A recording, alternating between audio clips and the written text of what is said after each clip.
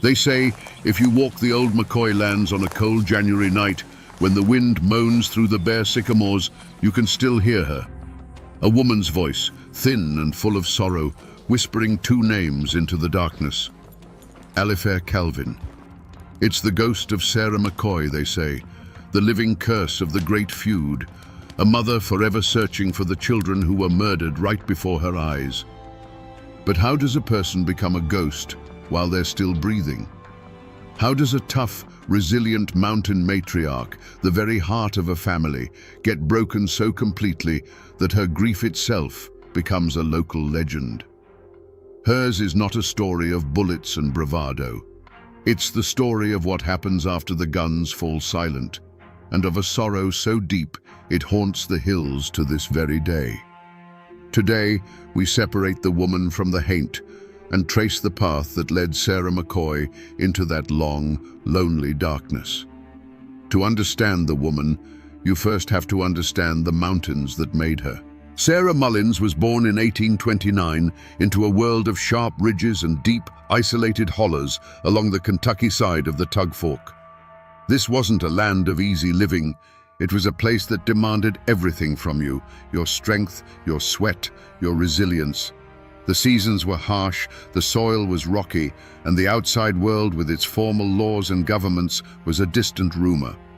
Life was governed by a different set of rules: the turning of the seasons, the needs of the family, and the unwritten code of the hills. She was a Mullins before she was a McCoy, and like all mountain families, they lived by a simple, powerful creed: you take care of your own. Sarah's childhood wouldn't have been one of play and schooling.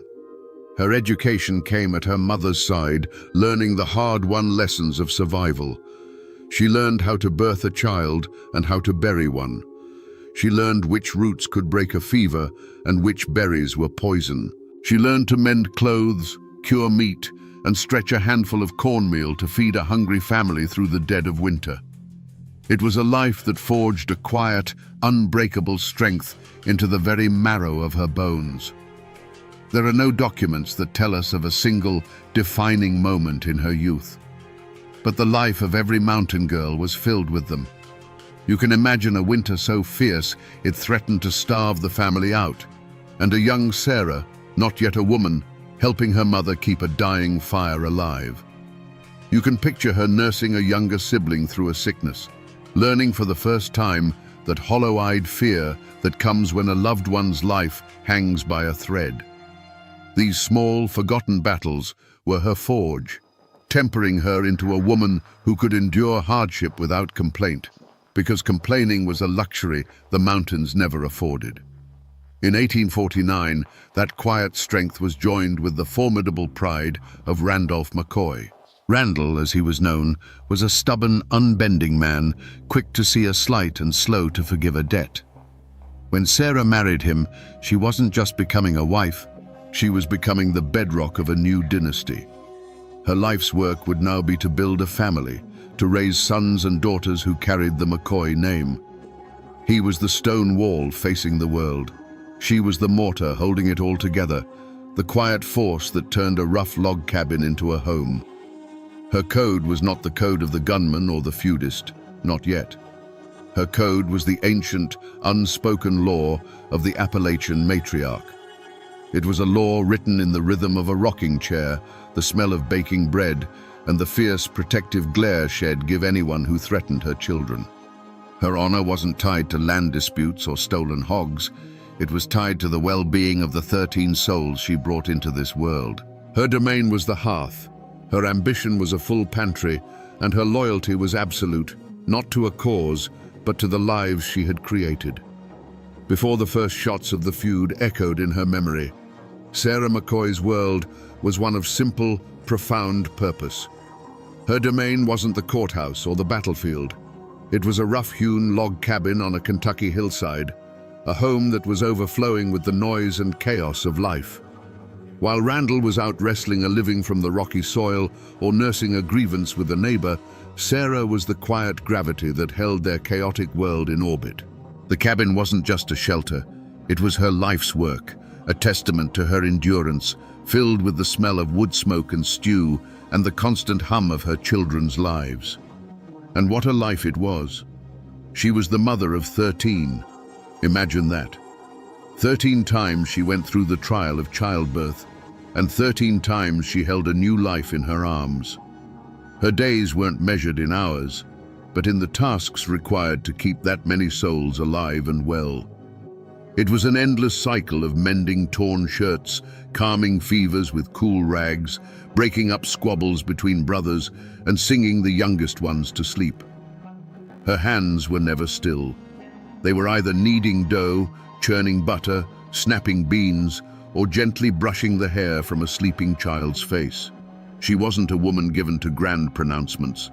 Her strength was in her presence. When a child fell and scraped a knee, it was Sarah's lap they sought. When a son came home angry over some dispute, it was her steady gaze that could soothe the heat of his pride. She was the keeper of their stories, the witness to their growth. She saw the stubborn set of Randall's jaw in her son Tolbert, and the quiet kindness in her daughter Alifair. She knew their fears, their dreams, and the secret hurts they hid from the world. For 2 decades, that world, while never easy, was whole. The rhythm of their lives was tied to the land.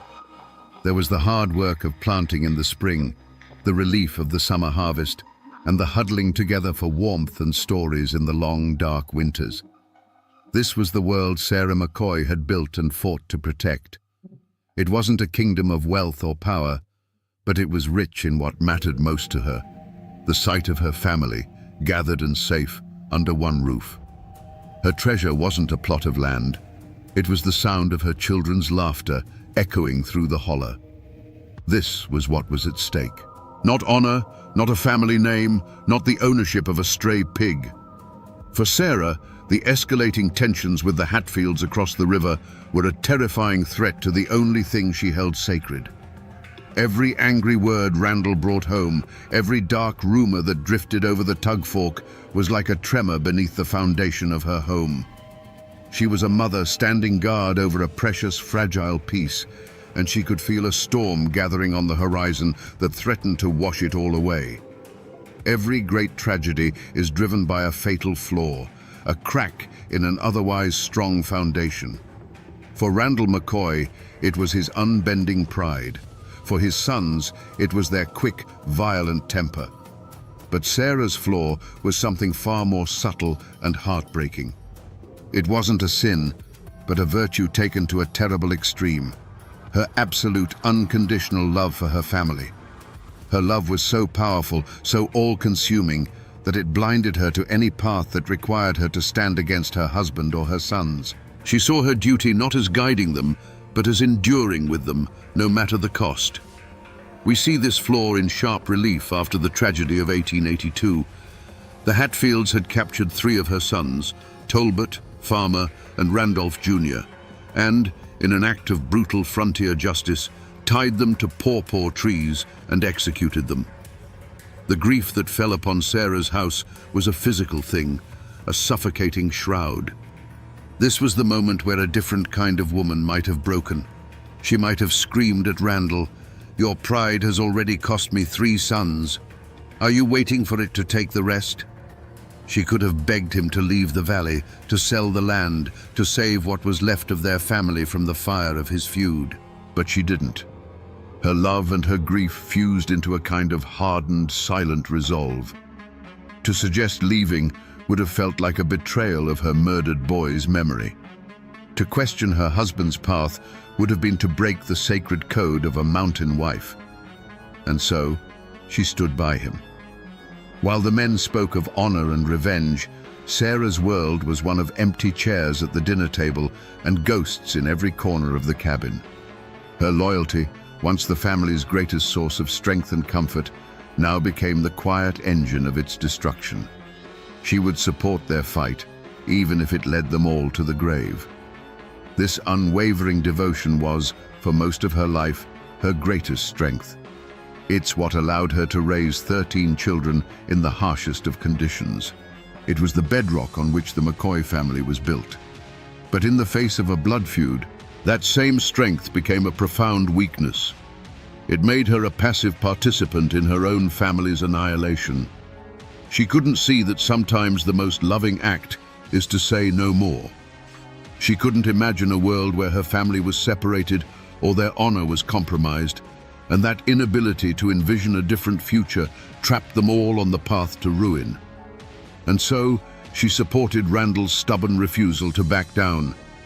She nursed the anger of her remaining sons and tended to the family's wounds, all while the storm gathered closer. Her flaw was not malice or pride. It was a love so deep it couldn't admit the possibility of defeat or retreat. She was the heart of the family, and she would continue to beat in rhythm with it, even as that rhythm became a death march. Her love had built their home. Now that same love would inadvertently help burn it to the ground. For 5 long years after the Paw Tree executions, the feud had become a war of whispers and shadows. The grief in Sarah's home was a constant, cold presence, but the open bloodshed had ceased. A fragile, unspoken truce held the valley in its grip, the kind of quiet that feels heavier than noise. But in the winter of 1887, the McCoy clan, led by their kinsman and lawyer Perry Cline, made a fateful decision. They decided to fight the Hatfields, not with rifles in the hollers, but with warrants in the courts. This was the spark that would ignite an inferno. Cline, who held a deep personal grudge against the Hatfields, used his influence to have old murder warrants from 1882 reissued in Kentucky. He then deputized a rough, fearless man named Bad Frank Phillips to hunt down the Hatfields responsible for killing Sarah's sons. To the outside world, this was the law taking its course. But in the mountains, this was a profound and unforgivable insult. It was seen as a coward's move, an attempt to use outside authority to settle a family matter. You didn't send a lawman to do a man's work. It was a direct challenge to the sovereignty of the Hatfield clan and their patriarch, Devil Anse. The affront became an invasion when Frank Phillips and his posse crossed the Tug Fork into West Virginia. They were armed, they had the law on their side, and they began to hunt Hatfields on their own soil. They captured several men, and in the process, a Hatfield ally was killed. The news of this invasion, this violation of their territory by a McCoy-led force, reached Devil Anse like a declaration of war. The fragile truce was shattered. The Hatfields' response would not be in a courtroom. It would be swift, total, and merciless. For Sarah, this news was not a victory. It was a death sentence. When she learned that the law was being used as a weapon, a cold dread must have settled deep in her bones. She, more than anyone, knew the nature of the men they were provoking. She had seen their brand of justice firsthand at the base of 3 paw trees. While the men in her family may have felt a surge of righteous power, Sarah would have felt the earth begin to tremble beneath her feet. The point of no return had been crossed. The men had kicked the hornet's nest with the lawyer's boot, and she knew the swarm would be coming for her home. Her immediate visceral reaction wouldn't have been one of anger or pride, but of a mother's paralyzing fear. She would look at her daughter Alifair and her son Calvin, the 2 children who remained with her in that isolated cabin, and see them with new, terrified eyes. They were no longer just her children. They were the targets. Her fatal flaw, that unwavering loyalty, now chained her to this reckless course. She couldn't protest. She could only pray. The men had lit the fuse, and Sarah was left to do nothing but watch it burn closer and closer to her door. For the first time in 5 years, a dangerous kind of hope flickered in the McCoy men. With Frank Phillips and his posse raiding West Virginia, they felt the tide turning. Justice, or at least their version of it, seemed within reach. But the whispers that drifted back across the Tug Fork were as cold and dark as a winter creek. Friends and neighbors, men who knew the Hatfields not as names on a warrant, but as flesh and blood forces of nature, brought warnings to Randall. They spoke in low, urgent tones of men gathering at Devil Anse's command, of the cold fire they'd seen in Jim Vance's eyes. These weren't formal offers of peace. The time for that had long passed. These were the desperate pleas of a community that could feel the ground getting ready to shake. "Take your family and go, Randall," one might have said. "Go to Pikeville, anywhere, just until this blows over. A piece of paper won't stop a bullet." They were warnings born of experience, a deep mountain wisdom that understood that provoking a man like Jim Vance was like cornering a rattlesnake. You might have the right to do it, but you'd be a fool to expect to walk away unharmed. But Randall McCoy, his pride now buttressed by the authority of the law, was deaf to these pleas. To him, leaving would be running. It would be an admission of defeat, a betrayal of the sons already in the ground. "We have the law on our side now," he'd retort, his jaw set like stone. He mistook the warrants in his pocket for a shield, believing the outside world's rules now applied to this ancient, personal war. He and his remaining sons walked with a newfound confidence, blind to the fact that they were marching their families straight towards an open grave. Sarah saw it, though. She saw the truth not in Randall's defiant words, but in the silence that followed them.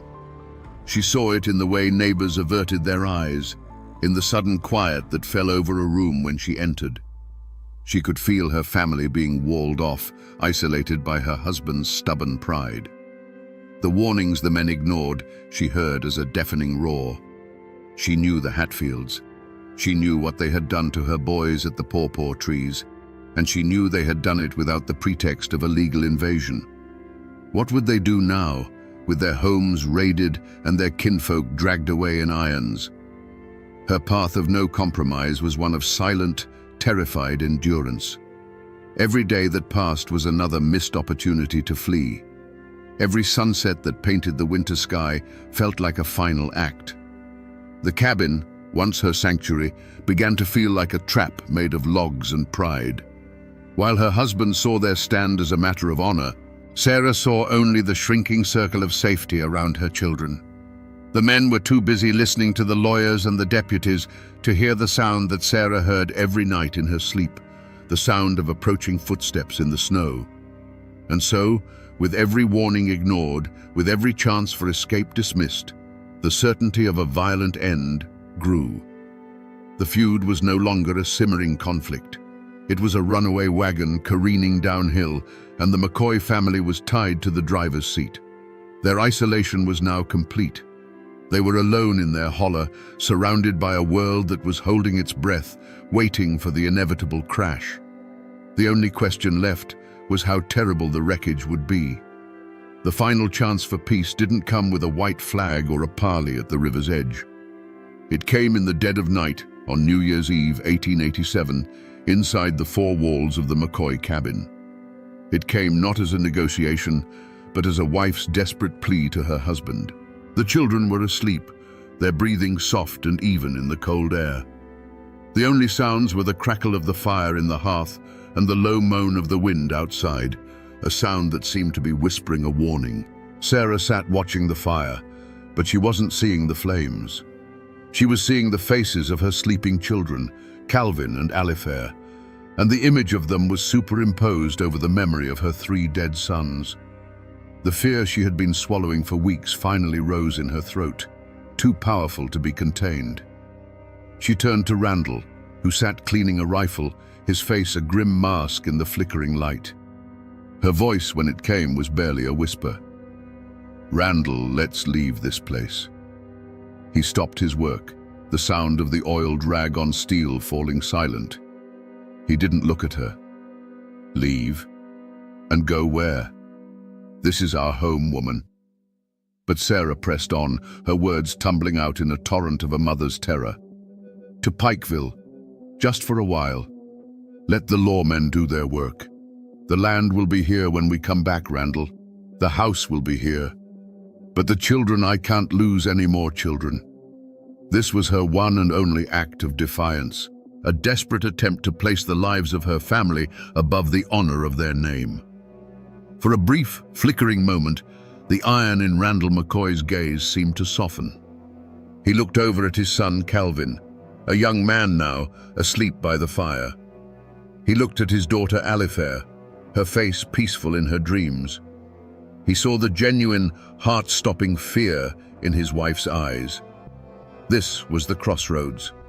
He could choose his family, or he could choose his feud. He could choose life, or he could choose the dirt his ancestors were buried in. The entire weight of the McCoy family's future rested on the next words to leave his mouth. He shook his head, slowly at first, then with a final, terrible certainty. And let them say I ran? Let Jim Vance and his murdering kin tell their children that Randall McCoy was a coward who abandoned his home and the graves of his sons. He stood up, his voice low and hard. No, Sally. We are McCoys. We don't run. With that, the final door slammed shut. He had made his choice. He had chosen pride. Sarah said nothing more. She simply stared into the fire as the last ember of hope died, turning to cold, grey ash.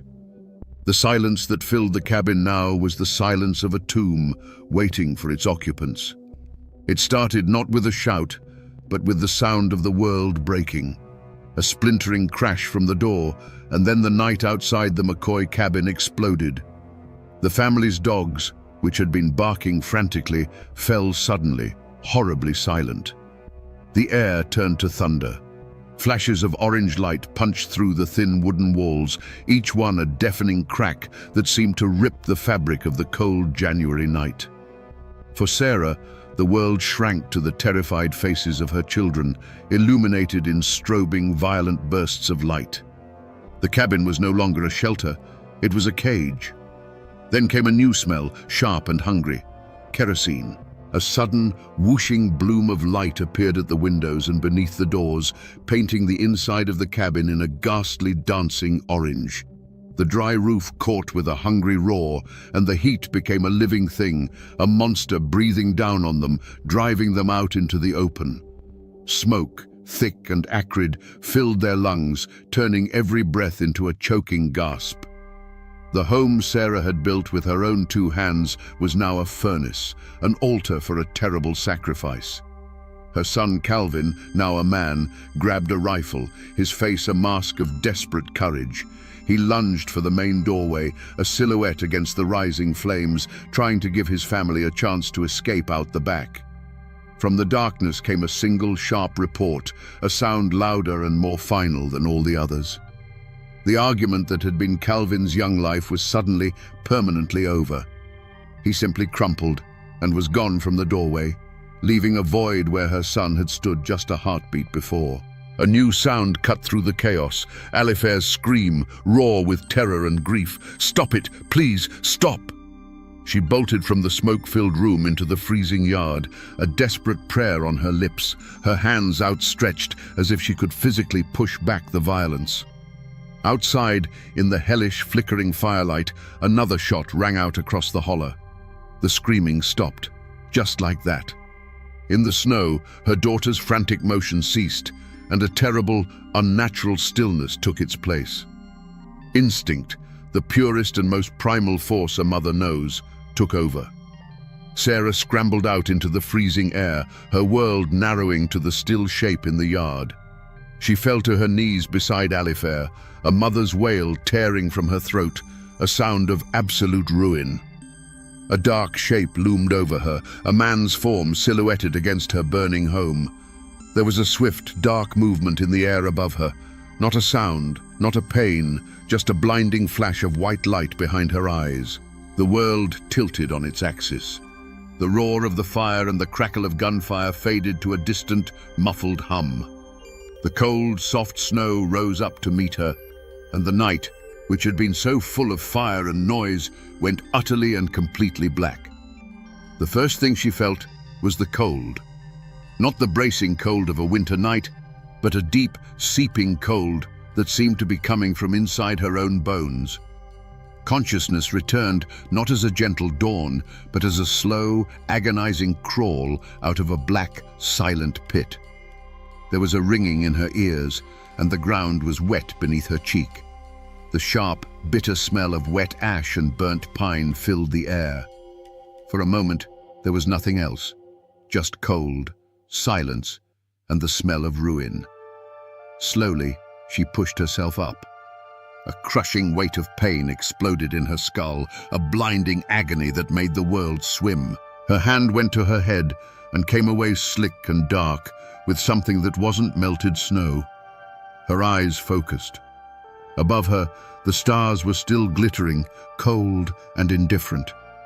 But where her home should have been, there was only a jagged black skeleton, its ribs smoldering faintly against the night sky. And then, she remembered, fire, gunshots, screaming. Her gaze fell upon a shape in the snow nearby, a dark bundle, unnaturally still. Alifair. The name was a thought, not a sound. Sarah crawled towards her, the pain in her head forgotten, her body moving with a will of its own. The snow beneath her daughter was stained a dark, impossible color. She reached out a trembling hand and touched her child's face. It was as cold as the frozen earth. A great, silent bell had been struck inside her soul, and the ringing had shattered everything. There was no scream, no cry. The sound was trapped somewhere deep inside her, unable to escape. Her eyes lifted toward the charred remains of the doorway. She saw him then. Calvin. What was left of him? The sight did not add to the horror. It simply confirmed it. The world had ended.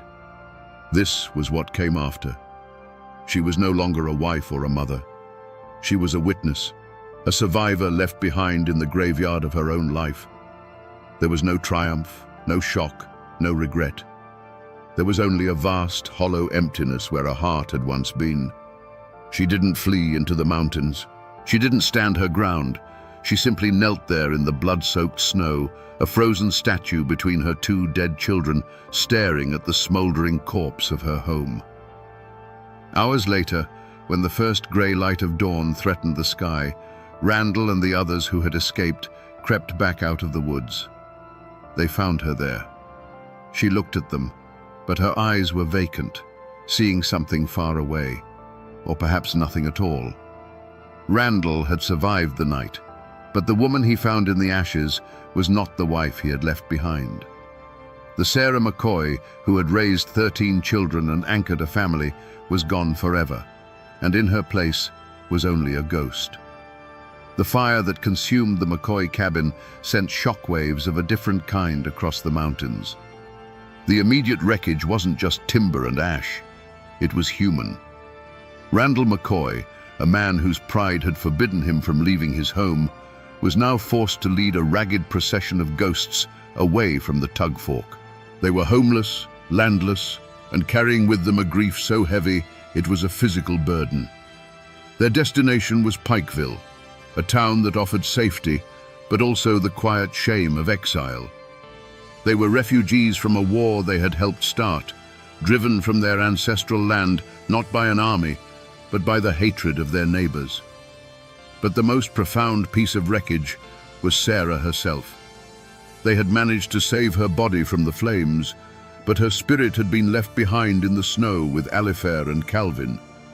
She was now a walking wound, a constant, silent testament to the horror of that night. For her surviving children, the burden was twofold. They had to mourn the siblings they had lost, while simultaneously caring for a mother who no longer recognized them, who looked through them as if they were made of glass. Every meal they prepared for her, every time they led her gently back indoors from a wandering daze, was a fresh reminder of how much had been stolen from them.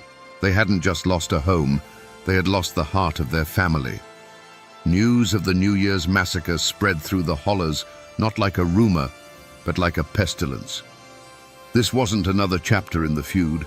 This was something different, something darker. Ambushing armed men on a trail was one thing. Executing prisoners by a pawpaw tree was brutal, but it followed a certain grim frontier logic. But setting fire to a family's home in the dead of night and shooting down an unarmed woman and a boy in their own yard, that violated even the most primitive mountain codes. The attack shattered any local sympathy the Hatfields might have had. It transformed them from proud patriarchs defending their territory into a pack of midnight murderers. This singular act of brutality, intended to end the McCoy line for good, instead sealed the Hatfields' own doom. The story of the massacre and of Sarah's tragic state lit a fire under the authorities in Kentucky. The feud was no longer a local squabble. It was now a manhunt, sanctioned and funded by the state. Bad Frank Phillips's posse was no longer just a band of McCoy allies. It was the arm of the law, and its hunt for Jim Vance and the others became a relentless crusade. The fire didn't end the war. It escalated it into a final bloody chapter that would lead to pitched battles, arrests, and ultimately, the gallows. The tragedy, in the end, belonged to everyone. The ashes of the McCoy cabin were the funeral pyre not just for Alifair and Calvin, but for any hope of a peaceful resolution. It left a permanent scar on the community, deepening the lines of hatred and distrust that would poison the valley for another generation. The true wreckage wasn't a burned-out foundation on a Kentucky hillside. It was the countless broken lives, both Hatfield and McCoy, left behind in the wake of a single night of unimaginable violence. The New Year's massacre didn't just burn down a cabin, it set fire to the unwritten rules of the feud. The law didn't just cross the tug fork anymore, it kicked down the door. Frank Phillips and his posse, now acting with the full fury of the Kentucky government behind them, hunted the raiders with a vengeance. Several Hatfields and their allies were captured, bound, and dragged across the river to stand trial in Pikeville. To the state of Kentucky, this was the legitimate capture of fugitive murderers. To West Virginia, it was an armed invasion and a kidnapping. The clash was no longer just between two families, it was between two states. The case went all the way to the United States Supreme Court. Imagine that. A blood feud born of stolen pigs and mountain pride was now being debated by the highest legal minds in the nation. In a landmark decision, the court sided with Kentucky, ruling that they had the right to prosecute the captured men. It was a stunning moment. For the first time, the formal black-robed law of the outside world had officially superseded the ancient, bloody code of the mountains. The federal government had declared that the tug fork was not a border between two kingdoms, but simply a line on a map that justice could cross at will. The Pikeville courthouse became a theater for this culture clash. On one side stood the machinery of the law, prosecutors in starched collars, law books filled with complex language, and a judge who represented a power far greater than any clan patriarch. On the other side stood the accused, men like Ellison Cottontop Mounts. He was a rough-hewn product of the mountains, a man who lived by a code of loyalty to his kin and whose understanding of justice was likely settled with a fist or a firearm. He sat in the courtroom, a bewildered and defiant figure, as his fate was debated in a language he barely understood. The community was torn in two. For the McCoys and their sympathizers, who packed the Kentucky side of the courtroom, this was divine retribution. They didn't see Cottontop Mounts the man. They saw the embodiment of the Hatfield clan, the face of the evil that had burned down Sarah's home and murdered her children. Every word of the prosecution was a vindication of their suffering. But across the river and among the Hatfield allies, the trial was seen as a sham, a legal lynching. They saw Cottontop not as a criminal, but as a political prisoner, a scapegoat being sacrificed to satisfy a Kentucky vendetta. He was their martyr. The verdict, when it came, was as swift and certain as a Hatfield bullet. Guilty. The sentence was even more final. Death by hanging. The law, which had for so long been a distant and irrelevant concept, had finally bared its teeth. Its judgment was absolute, and it promised a public, orderly, and legal end to a man's life, a stark contrast to the chaotic, passionate violence that had defined the feud for decades. But was it true justice? That's the question that still hangs over the valley. Cottontop Mounts was just a follower, rumored to be simple-minded, a man caught up in the powerful currents of clan loyalty. The masterminds of the raid, Jim Vance and Cap Hatfield, had escaped the noose. Vance was already dead, shot by Frank Phillips, and Cap would eventually be pardoned. The law had claimed its pound of flesh, and the hanging of cotton-top mounts officially marked the end of the feud. But for many, it felt less like a resolution and more like a final bitter irony.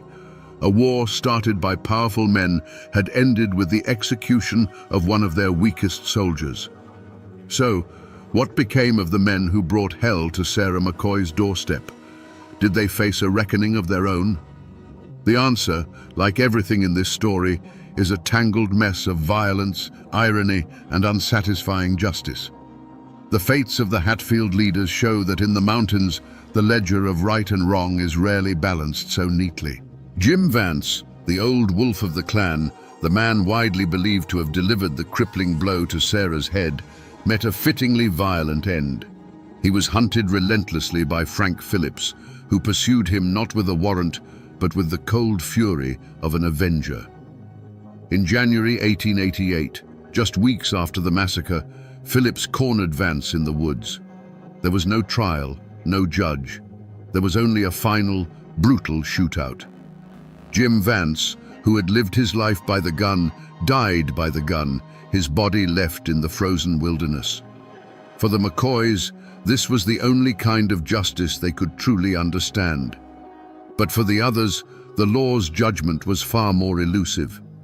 Cap Hatfield, Devil Ance's hot-headed son and another leader of the raid, was a ghost to the law. He dodged posses and hid in the mountains until the political winds shifted. Thanks to the bitter jurisdictional disputes between Kentucky and West Virginia, Cap was eventually granted a pardon. He never spent a day in jail for the New Year's raid. In a twist of staggering irony, the man who had acted as judge, jury, and executioner in Sarah's yard went on to become a lawyer and land agent, living a long and prosperous life. He died an old man, a respected member of his community, the blood of that night, a distant, unpunished memory. And what of the patriarch himself, Devil Ance Hatfield? He was the man in whose name it was all done, yet he never faced a single legal consequence for the feud. He outlived Randall McCoy by a decade, transitioning from a feared clan leader to a successful timber baron. The Hatfields, far from being destroyed, became a powerful and influential family in West Virginia politics. On the surface, it seems Devil Ance won. But a strange thing happened in his old age. In 1911, this man who had seemed to fear neither God nor the law waded into the waters of Island Creek and was baptized. The image of the old feudist, his hands now trembling with age, seeking to wash away a lifetime of sin, suggests a man who was, in the end, haunted. He may have escaped man's law, but it seems he was making a final, desperate peace before facing a higher judgment. For the surviving McCoys, life in Pikeville was a long, quiet epilogue written in the ink of grief and exile. Randall, the proud patriarch who had refused to abandon his home, now lived out his days as a ferryman, a humbled and broken man. His children grew up under a long shadow, forever known as the feud McCoys. They couldn't escape the name. It was whispered in the general store, it followed them to school, it clung to them like the smell of wood smoke. Some tried to build new lives, to distance themselves from the bloody history, but the story was a brand on their family name, a legacy of loss they would carry to their own graves. Back in the Tugfork Valley, a strange and heavy silence descended. The hanging of cotton-top mounts had drawn a formal line under the conflict, and the community, exhausted by years of violence and fear, collectively decided to bury the memory. Neighbors who had once aimed rifles at each other from opposite sides of the river now had to pass on the same dusty roads, trade at the same stores. The only way to survive was to not speak of it.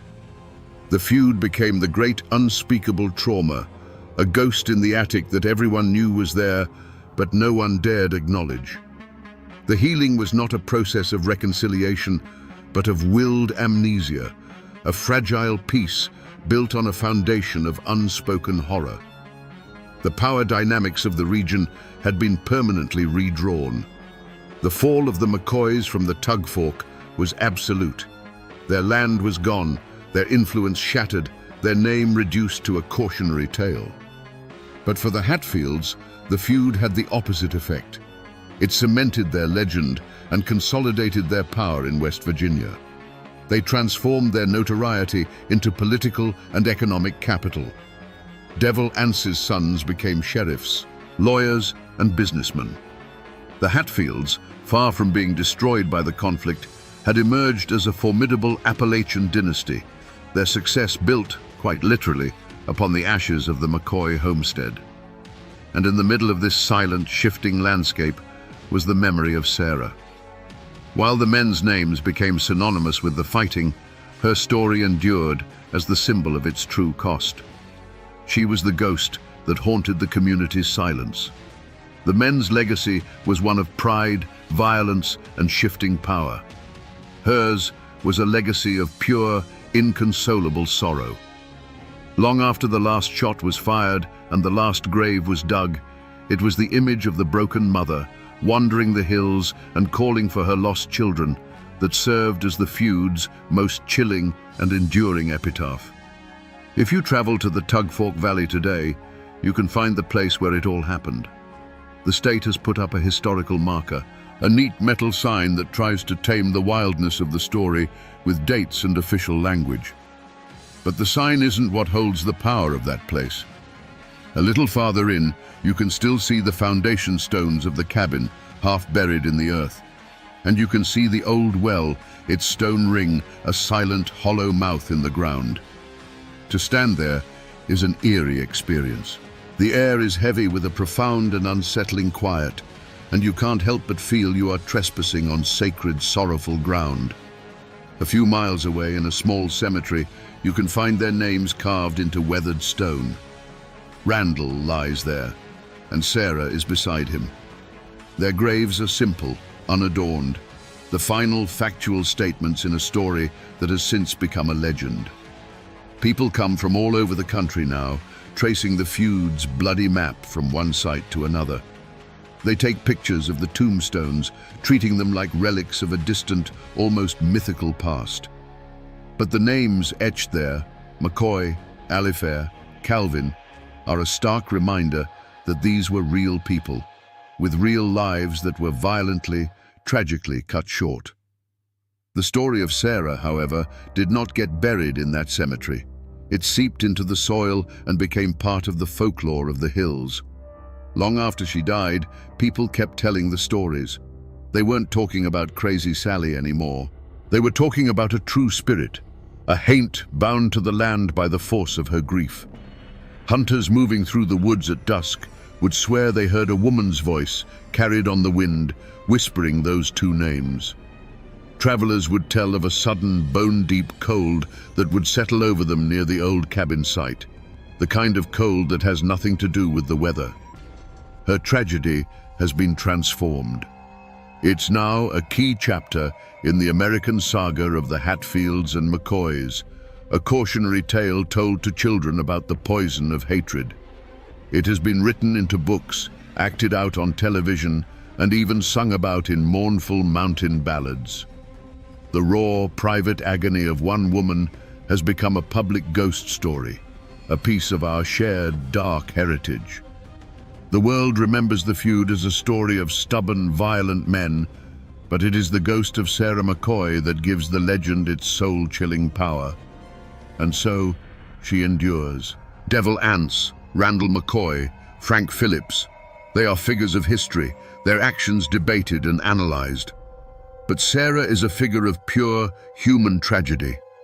She is the mother who lost everything, the woman whose mind was broken by a sorrow too great to bear.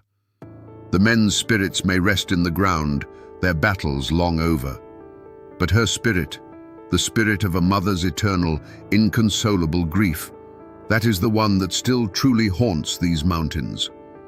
So we come back to the question we asked at the beginning. How does a person become a ghost while they are still breathing? The life of Sarah McCoy gives us the terrible answer. She was neither a hero nor a villain in this legendary war. She was the battlefield itself. The men fought over honor, land, and pride, but it was on the terrain of her heart that the true cost was tallied. Her story strips away any romance from the feud and shows us the raw, ugly truth. The deepest wounds aren't made by bullets, but by the memories they leave behind. In the end, this is a story about the terrible math of hatred. It shows that in a conflict fueled by pride, the price is always paid by the innocent. It is a brutal lesson that a mother's love, the most powerful force in the human world, cannot shield her children from the consequences of the foolishness of men. The curse of Sarah McCoy wasn't supernatural. It was the simple, horrifying curse of survival, of being the one left behind to count the graves and remember the screams. The names Hatfield and McCoy are now written in history books, symbols of a uniquely American conflict. But while their war is long over, her sorrow endures. And that, my friends, is the true ballad of the Tugfork Valley. A story not of the men who fired the guns, but of the mother whose unending grief became the feud's most haunting ghost.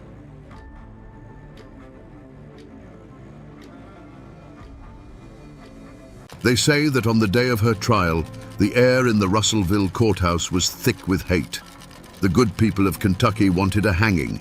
They saw Sally Rice Harper not as a woman, but as a demon's consort, the bride of a monster whose bloody deeds had terrorized the frontier. Yet when she spoke, frail and broken, her testimony of the horrors she'd endured was so chilling it swayed a jury sworn to convict her. She walked free, a survivor who looked a devil in the eye and lived. But the question that haunted the courtroom that day still echoes through the hollows. Was she the ultimate victim or the ultimate performer? To understand the woman in that courtroom, you have to travel back, before the blood and the fear, to the hard-packed dirt floor of a minister's cabin in Knox County, Tennessee. This was Sally Rice's world, a tiny island of order carved out of a vast, chaotic wilderness. Her father, John Rice, was a Methodist minister, a man who fought the frontier's savagery not with a long rifle, but with the Holy Bible. He built her a life fenced in by scripture and piety, where the days were measured by chores and prayer, and a woman's virtue was her most precious possession. Life on the edge of civilization was a brutal teacher. Every day was a lesson in hardship. Winters were lean, sickness was a constant shadow, and the threat of violence from man or beast was as real as the cold mountain wind. Sally was raised to be tough, resourceful, and obedient. She knew how to mend clothes, tend a garden, and stretch a meal to feed one more mouth. But more than anything, she was taught the rigid morality of her father's faith, that the world was a clear battle between good and evil, and a righteous path was the only shield against damnation. But a fence, no matter how strong, can't stop the sounds from the world outside. Through the cracks in her father's rigid world, Sally would have glimpsed another life. She saw the rough-hewn hunters and trappers who passed through, men who lived by their own code, their eyes holding a freedom and a danger she couldn't comprehend. She heard the whispers of tavern brawls, of land disputes settled with a knife, of fortunes made and lost on the turn of a card. These were glimpses of a world that didn't fit neatly into her father's sermons, a world painted in shades of grey. The code her father preached was one of forgiveness, community, and the rule of law. But the mountains had an older, harsher code. It was a code of absolute self-reliance, where an insult to your honor was a debt that could only be paid in blood. It was a code where family was paramount and survival was the only true law. Sally stood with a foot in both worlds. She was her father's daughter, raised in the light, but she was also a child of the frontier, surrounded by an encroaching darkness she was taught to fear, but must have also been secretly curious about. We don't have a record of one single event that defined her youth, but you can imagine a moment that planted a seed of restlessness in her soul. Perhaps it was a traveling merchant, his saddlebags full of colorful cloth and even more colorful stories of cities like Charleston or New Orleans. As he spoke, he might have painted a picture of a world so vast and vibrant that her father's small congregation seemed like a cage. In that moment, the righteous path might have started to feel less like a shield and more like a tether. And so, Sally Rice was a paradox long before the harps ever laid eyes on her. She was a woman of God, taught to be meek and obedient, yet possessed the quiet resilience that only the frontier can forge. She was steeped in a morality of black and white, but lived on the border of a lawless land where the only color that mattered was the deep red of blood.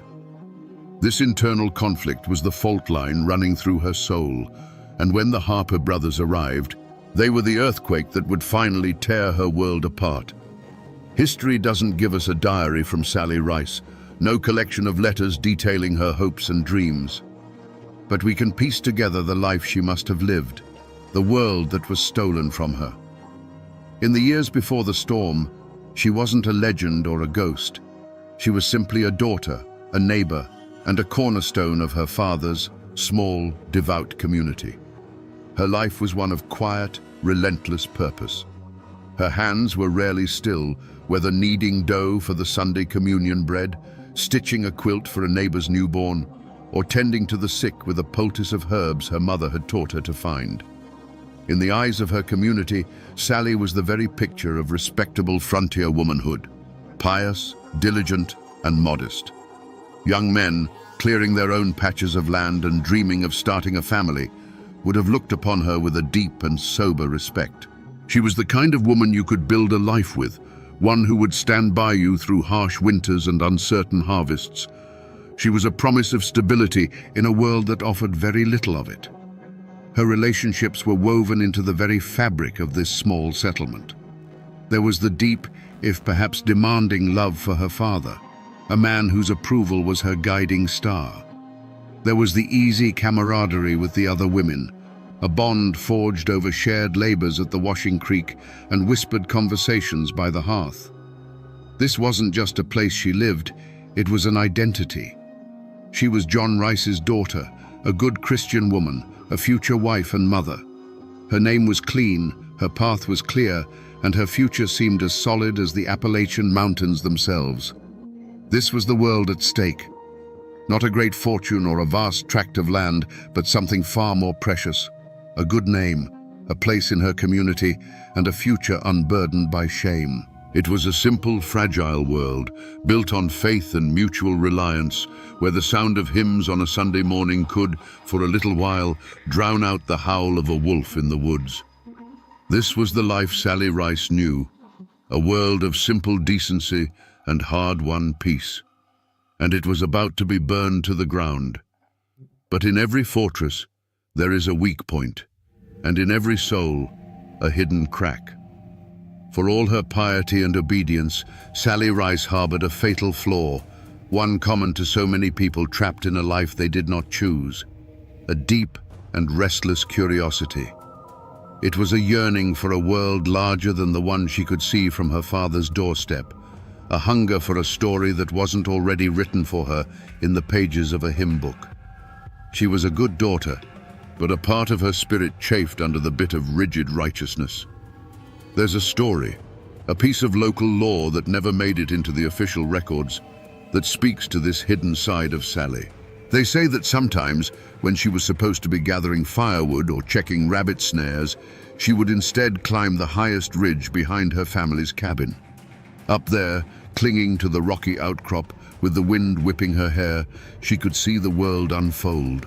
Valley after valley, painted in shades of blue and green, stretching out to a horizon that seemed to promise everything and nothing all at once. It was a small, secret act of defiance, a moment of tasting a freedom her father would have called a sin. This hunger for the horizon was a double-edged sword. On the one hand, it gave her a resilience, an inner strength to endure the monotony and hardship of her daily life. But on the other, it made her dangerously naive. She craved experience so badly that she lacked the wisdom to judge its character. She could see the allure of the unknown, but she was utterly blind to its perils. Her father had built a wall of faith around her to protect her from the world's evils, but in doing so, he had left her with no weapons to fight them should they ever breach the walls. And so the crack in her armor was not malice or wickedness, but a deep and dangerous yearning. She was a bird in a well-made cage who spent her days dreaming of the sky, never once considering that the sky was also home to hawks. When the Harp brothers eventually rode into her life, they were not just men. They were the embodiment of that wild, untamed horizon she had only ever glimpsed from the top of a mountain. And her flaw, her desperate curiosity, would prevent her from seeing the shadow of the hawk until its talons were already sunk deep into her flesh. They didn't arrive like a storm, but like a low, unsettling rumble on the horizon. Two men emerging from the deep woods on horseback, their figures dark against the tree line.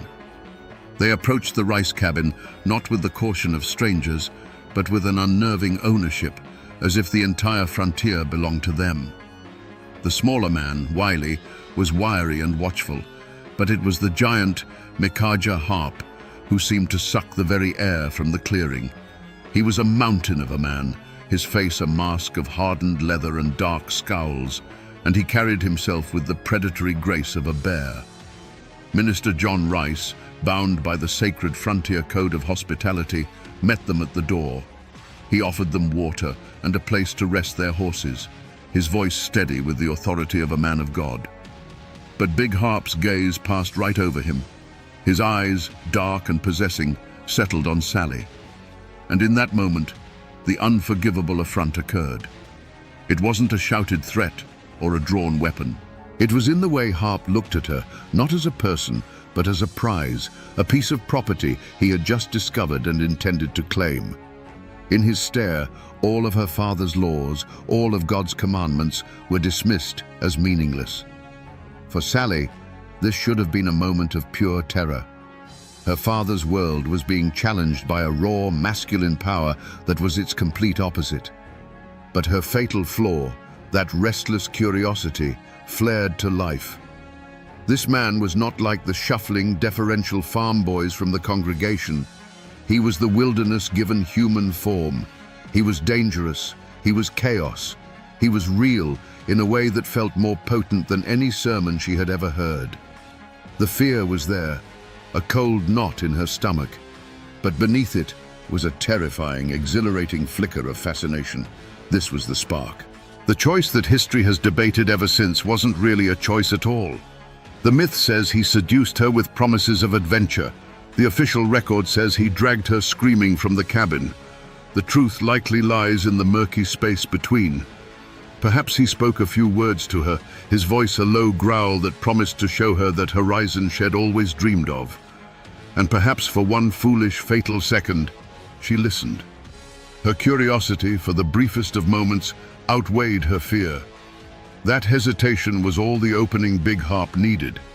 The seduction, if there ever was one, ended there. The instant she was within his reach, the mask of the charismatic rogue fell away to reveal the monster beneath. The affront that began with a look was completed with an act of brutal possession. He grabbed her, and the spell was shattered. The dream of the horizon instantly became the nightmare of a cage on wheels. Her father's shouts, her mother's screams, they became the fading sounds of a world she had just lost forever. The fuse had been lit, not by a grand battle, but by a single damning look and a young woman's naive hunger for a life she was never meant to know. The romance of the horizon, if it ever existed, died within the first mile. Sally Rice's new world was the sweaty flank of a horse, the hard ground at night, and the constant suffocating presence of Big Harp. The warnings were not whispered words from concerned friends, they were actions, each one a brutal lesson in the nature of the beasts who now owned her. The first time Big Harp backhanded her for being too slow to make camp, the shock of it was a deafening bell toll, signaling the end of her old life. This was not an escape. It was a new and more terrible cage. The first door to a life she might have salvaged slammed shut on the banks of a Kentucky river. They had fallen in with a traveler, a man named Langford, who shared his meager rations with them. For a few hours, the conversation was almost normal, a fleeting reminder of common decency. Sally might have felt a flicker of hope. Then, without a word of warning, little Harp's tomahawk came down. The sound, a wet, sickening crack, echoed in the sudden silence. Sally watched, paralyzed, as they looted his body and casually rolled it into the brush. In that moment, she learned the most important rule of her new life. Any kindness shown to her was a death sentence for the one who showed it. To cry for help was to murder the helper. Opportunities to flee must have presented themselves, each one a poisoned chalice. Perhaps one night, with the brothers passed out from a jug of stolen whiskey, she stood at the edge of the firelight, the dark woods promising escape. But where would she go? The wilderness that had once seemed a symbol of freedom was now an accomplice to her captivity, an endless maze of shadows filled with predators, both animal and human. To run was to choose a different, slower death. So she stayed, banking the fire, her inaction a choice made for her by the absolute certainty of what lay in wait, both in the woods around her and in the sleeping forms of the men behind her. With every passing week, her old self, the minister's daughter, began to die a quiet death. The path of no compromise was not a refusal to back down from a fight. It was a total submission to the logic of survival. She learned to read Big Harp's moods in the set of his jaw, to anticipate Wiley's twitchy violence. She learned to make herself small, to be useful, to become a piece of the scenery. Her prayers at night, if she still dared to offer them, must have changed.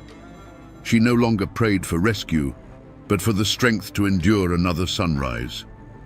She was not alone in her misery, but the presence of the other women, Susan and Betsy, offered no comfort. They were not sisters in arms, planning a rebellion. They were three separate souls trapped in the same hell, each one a rival for the sliver of tolerance that might spare them a beating. Their shared glances were not of solidarity, but of mutual, desolate understanding. They were a tribe of the damned, and their silence was a pact of survival that isolated each of them completely. The warnings had all been ignored because they were impossible to heed. Each murder she witnessed, each body filled with stones and sunk in a cold river, was another chain binding her to the gang. She was no longer just an innocent captive in her own mind. The blood had spattered too close. The path back to her father's world was turning to ash behind her. To leave now, even if she could, would be to carry the stench of their crimes with her, branding her forever. Her only path forward was the one the Harps carved through the frontier, a trail of blood leading deeper and deeper into a darkness from which there was no return. It came on a humid afternoon at a small, fly-blown trading post on the Green River. For a few brief hours, the world felt almost normal. The Harps were trading stolen furs for salt and lead, their violent energy momentarily focused on the simple act of commerce. Sally, Susan, and Betsy were allowed a few feet of freedom, lingering near a rack of iron pots. It was here that a ghost from her past appeared, a kindly, whiskered man named Gable, who had once supplied her father's community with tools and news from the outside world. He saw her, and his face, weathered and friendly, froze in disbelief. He approached cautiously, his eyes filled with a mixture of pity and alarm. "Sally," he whispered, his voice barely a breath. "Sally Rice. Child, is that you?" For a heartbeat, the sound of her own name, spoken with kindness, was a physical blow. It was the name of a girl who was dead, a ghost she had long since buried. Hope, a feeling so dangerous she'd forgotten what it felt like, flickered in her chest. Mr. Gable saw the flicker. He leaned closer, his words a desperate, urgent plea. "Your father has been sick with worry. Everyone thinks you're dead. My wagon is just behind the storehouse. I'm leaving at first light, heading east. I can hide you under the canvas. I can take you home, Sally. We can get you home." It was the off-ramp, a clear, well-lit path leading directly out of hell. All she had to do was take his hand, and in that moment, she saw it all play out. She would run. The Harps would notice. Their good mood would curdle into volcanic rage. They would catch the wagon before it cleared the next ridge. They wouldn't just take her back. They would take Mr. Gable, this good and decent man, and they would make him pay for his kindness in ways she couldn't bear to imagine. His blood would be on her hands, another victim of her tainted existence. She looked from his hopeful, pleading face to the hulking form of Big Harp, who was now laughing with the trader, a sound more menacing than any threat. The flicker of hope in her chest was deliberately, painfully extinguished. She had been a prisoner for so long that she now understood its cruelest logic. To save the innocent, you must remain among the damned. She straightened her back, and when she met Mr. Gable's eyes again, they were as cold and empty as a winter sky. "You are mistaken, sir," she said, her voice flat and devoid of emotion. "My name is not Sally." She turned her back on him, on her name, on the last chance she would ever have for salvation, and walked calmly back to the monsters she now called her own. The crossroads had been presented, and she had chosen her path. The reckoning came not in a hail of gunfire or a clash of knives, but in a miserable, rain-soaked camp on a cold night. The world had shrunk to the size of a weak, sputtering fire, casting dancing shadows that looked like grasping claws. The only sound, other than the miserable drizzle, was the thin, relentless wail of a newborn. It was Susan Wood's infant daughter, a child born into a life of flight and fear, and her crying was like a needle, stitching itself directly into the frayed nerves of Big Harp.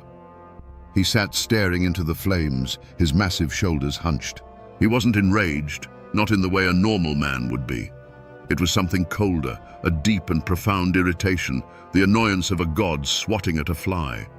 Susan, her face pale and gaunt in the firelight, rocked the child, whispering useless reassurances, her every movement radiating a desperate animal terror. She knew, and they all knew, that in this world, any sound of weakness was an invitation to violence. Then he rose. He moved with a terrifying economy of motion, a hulking shadow detaching itself from the others. He walked over to Susan, not looking at her, but at the source of the noise.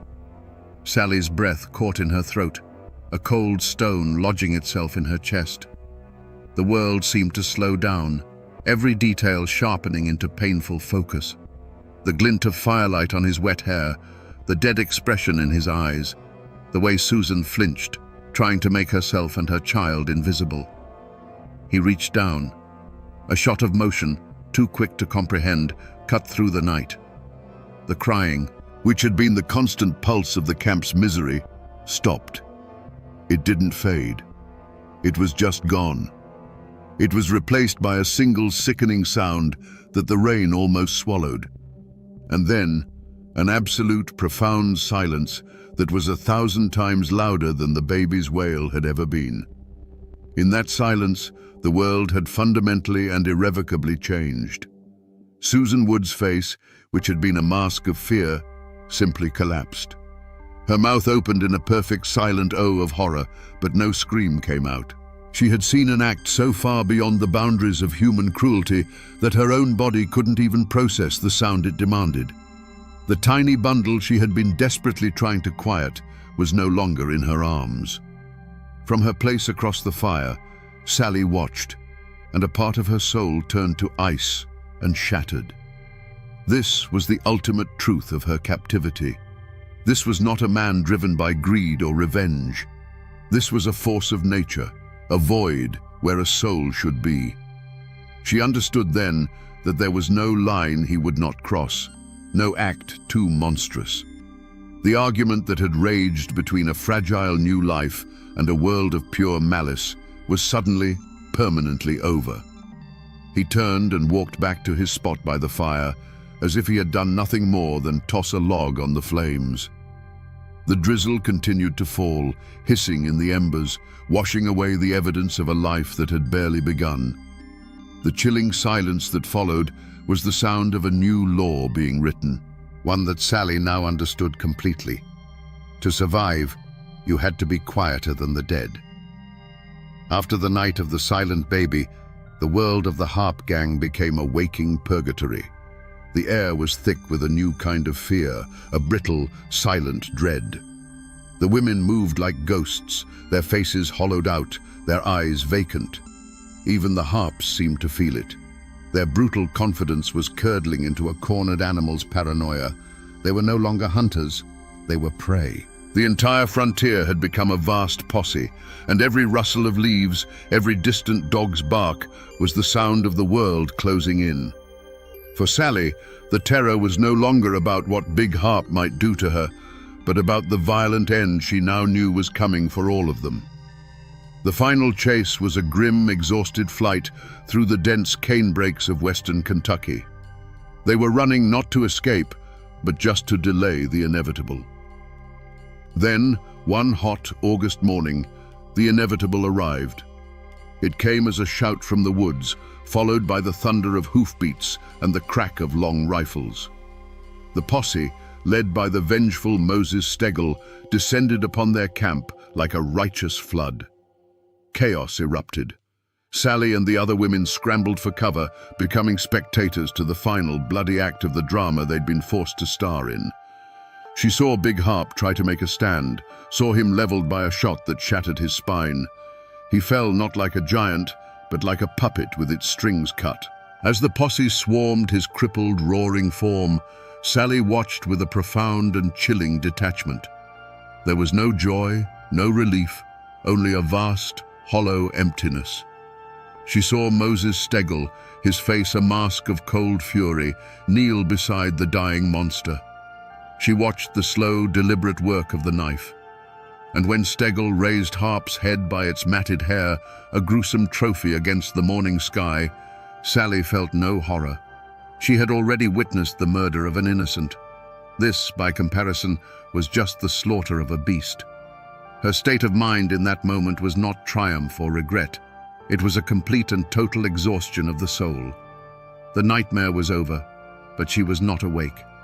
She simply stood by a sycamore tree, dirt-streaked and numb, as the men of the posse, their bloodlust sated, finally turned their attention to the women. A hand, rough but not brutal, took her by the arm. It wasn't the possessive, violent grip of Big Harp. It was the cold, impersonal grip of the law. And in that moment, her life on the run was officially over. She didn't fight. She didn't speak. She simply allowed herself to be led away. For 2 years, she had lived under the absolute tyranny of one man's will. Now, she was a prisoner of another system, one with courthouses and judges instead of campfires and tomahawks. The end of the road had come, but she knew, with a certainty that chilled her to the bone, that a new and perhaps even more difficult journey was just beginning. While Sally Rice Harper was being led away in chains, the news of her survival began its slow, cruel journey back to her father's cabin in Tennessee. The message was a paradox of relief and damnation. Your daughter is alive, but she is the devil's wife. For Minister John Rice, the man who had built his life on the bedrock of piety and reputation, this was a blow from which he would never recover. The shame was a physical presence in his home, a stain on the family name that no amount of prayer could wash out. His congregation looked at him with pity, but also with suspicion. How could such evil have sprung from the house of God? The wreck of Big Harp's life was not his alone. It had washed up on his doorstep and poisoned the well of his life's work. The damage radiated outward, far beyond one family's shame. The Harp's reign of terror had fundamentally broken the frontier's most sacred code, the code of hospitality. Before their rampage, a stranger at your door was a guest to be fed. After, a stranger was a potential murderer. The trust that held these isolated communities together was shattered. Families who had once shared tools and salt now barred their doors at night, their long rifles kept closer at hand. The Wilderness Road, once a symbol of hope and a pathway to a new life, became a 2-year-long funeral procession, and its reputation was now one of ambush and unmarked graves. The land itself seemed to bear the scars. A certain bend in the river was no longer just a good fishing spot. It was the place they'd sunk John Tully's body. A particular patch of woods was not just timber, it was where the posse had finally cornered the beast. And for years to come, a lonely crossroads in Kentucky would be known only for the grotesque, rotting head of Micajah Harp impaled on a pike, a landmark of frontier justice that served as a permanent reminder of the horror that had passed through. The geography of the region had been rewritten, its landmarks now serving as tombstones. And then there were the other families, the ones whose names were not tied to the killers, but to the victims.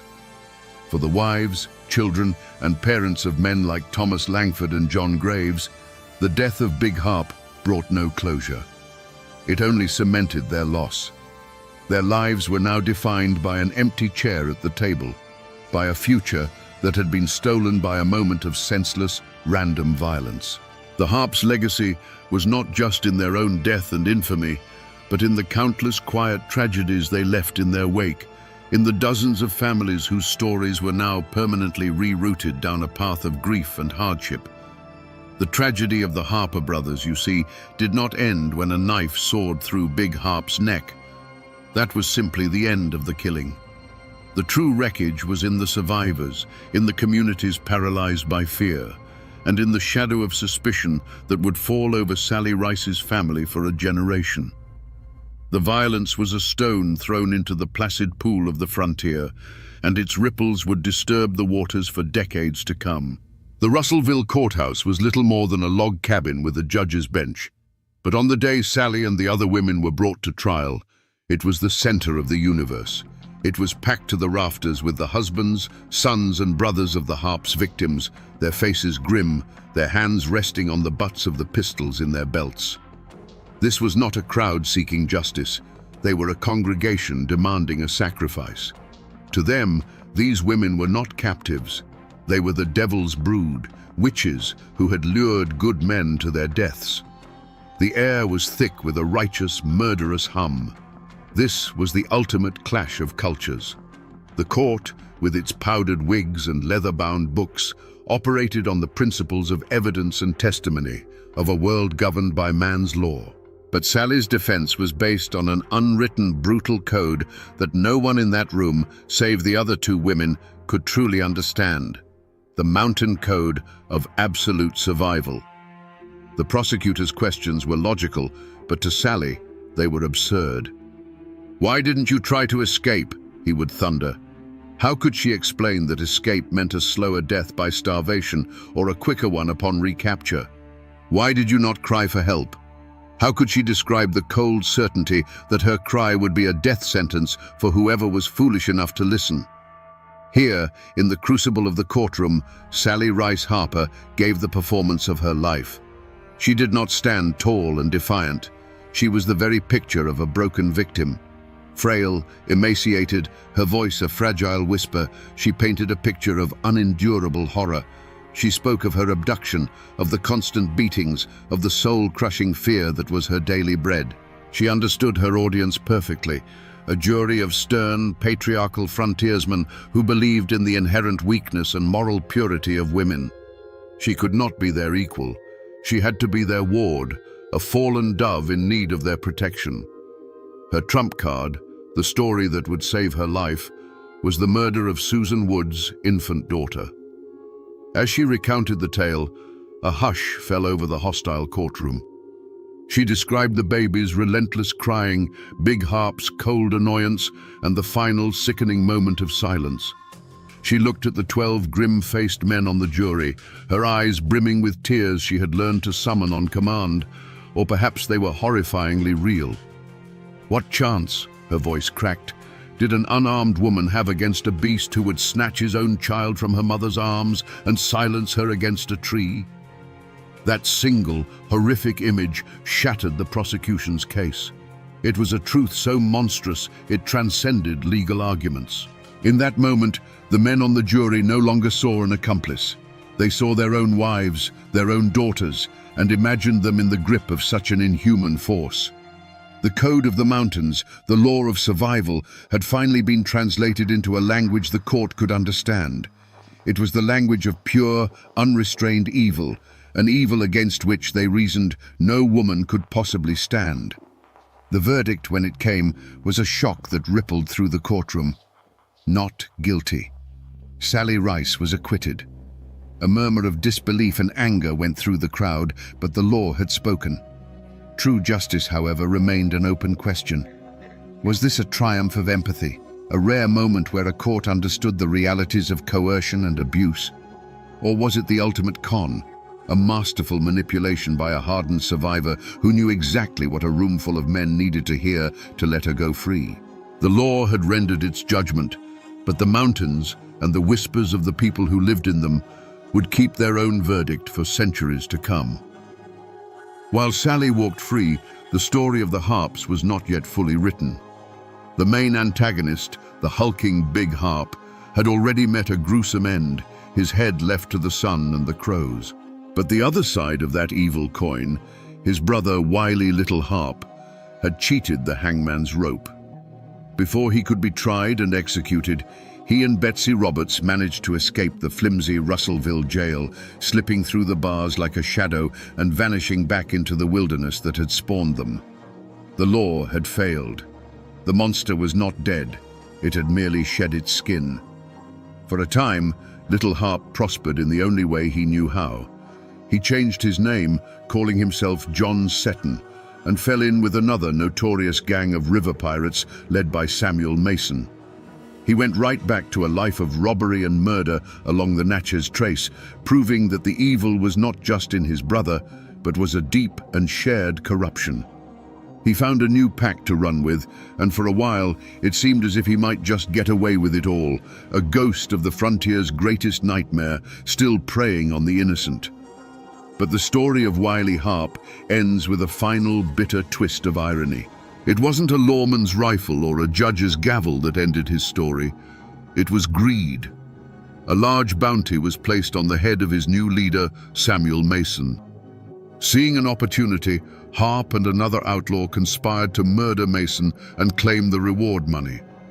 They brought Mason's severed head to the authorities in Mississippi, expecting a hero's welcome and a heavy purse. But a witness there recognized them, not as heroes, but as wanted outlaws in their own right. Wily Harp had come to claim the bounty on another man's head, only to have the price put on his own. He was captured, tried, and finally sentenced to hang. His end came in January of 1804. After the execution, in a grim echo of his brother's fate, his own head was cut off and impaled on a pike along the Natchez Trace as a warning to other outlaws. There was no simple victory of good over evil here. Little Harp was brought down by his own boundless avarice, a victim of the same brutal, self-serving code he had lived by. The scales of justice were balanced not by a noble hand, but by the weight of a bag of silver, proving that in the violent garden of the frontier, sometimes the only thing that could kill a snake was another, hungrier snake. For Sally Rice, freedom was not a celebration, it was a disappearing act. She walked out of that courthouse and straight into the arms of a man named John Davis, a farmer who, for reasons lost to history, was willing to take a chance on a woman with a past as dark as a Kentucky cave. She became Mrs. Davis, a name as plain and sturdy as a split-rail fence, and settled in Logan County. She had more children, raised them, and worked her fingers to the bone, trying to build a wall of ordinary days high enough to block the view of the horrors she had seen. But you can't outrun your own shadow. She could change her name, but she couldn't change her face. For the rest of her life, she must have lived with the sideways glances at the market, the conversations that stopped when she entered a room. Every new friendship was a risk, every question about her past a carefully navigated minefield. Her life was a performance of normalcy, an endless effort to prove she was just a farmer's wife, not the woman who had shared a campfire with monsters. Her descendants, the Davises, grew up under the weight of a story that was never fully told, a quiet, unspoken tension in their family's foundation. The most haunting legacy, however, was a ghost. During her time with the Harps, Sally had given birth to a daughter, a child fathered by one of the brothers. What became of this baby, this innocent soul born of such a demonic union? History offers no answer. Did she die on the trail, another forgotten victim?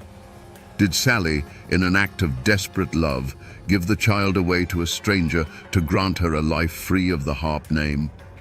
Or did she raise the child in secret, constantly looking for the father's darkness in her daughter's eyes? This lost child is the true, aching heart of Sally's tragedy, a life that began and ended in a question mark. The community, too, sought to heal itself through a deep and profound silence. The harp affair was not something to be discussed in polite company. The facts were too sharp, too painful, so they were smoothed down into a scary story to frighten children into behaving. People rebuilt, they planted crops, they raised families, but the memory of the harpers became a part of the landscape, a permanent scar hidden just beneath the surface. They didn't heal by confronting the past. They healed by burying it alive, hoping its ghost would not find its way back to the surface. But of course, it always does. Time has a way of smoothing the sharpest edges of history. In Webster County, Kentucky, there is a quiet country lane called Harp's Head Road. Today, it's just a stretch of asphalt where people drive to work and kids ride their bikes. But the name is a deep and permanent scar on the map, a physical reminder of the monster who was brought to justice nearby. His evil was so profound it literally branded the land. His name is a shout, an eternal warning. But if you go looking for a monument to Sally Rice Harper, you won't find one. There is no Sally's Ridge or Rice's Run. She is buried somewhere in Logan County, under a simple weathered tombstone that likely bears the name Davis, a name that was not her curse, but her shield. Her greatest monument is her own successful disappearance, her deliberate fading into the background of history. She ran from her own name, and in a way, she succeeded. Yet her story never truly died. It didn't become a heroic ballad sung by firelight. It became something darker, a piece of grim local folklore, a cautionary tale told to young women about the charismatic danger that can hide behind a handsome face, or the terrifying speed at which a life can come undone. She became a ghost in the machine of the harp legend, the most haunting and ambiguous figure in a story filled with simple, brutal men. And so, her spirit haunts those mountains in a way that is far more subtle and unsettling than that of the harps. Their evil is a known quantity, a black hole of violence. Her ghost is the question that lingers in the quiet places.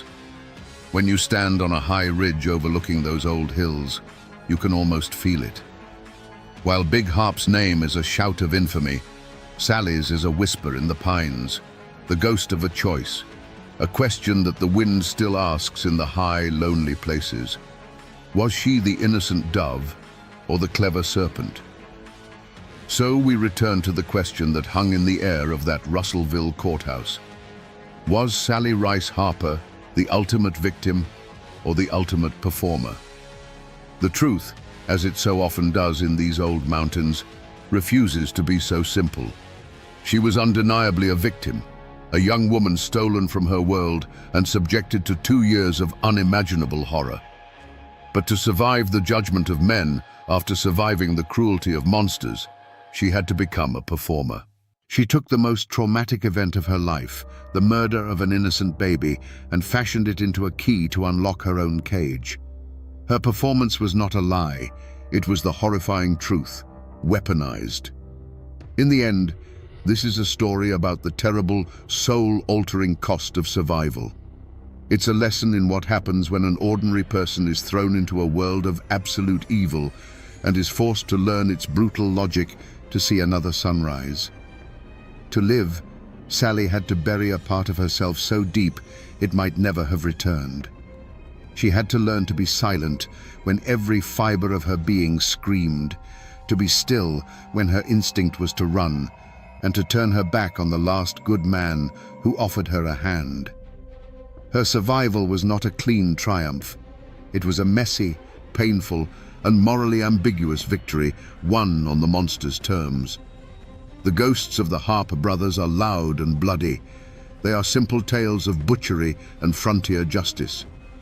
But the ghost of Sally Rice is the one that lingers.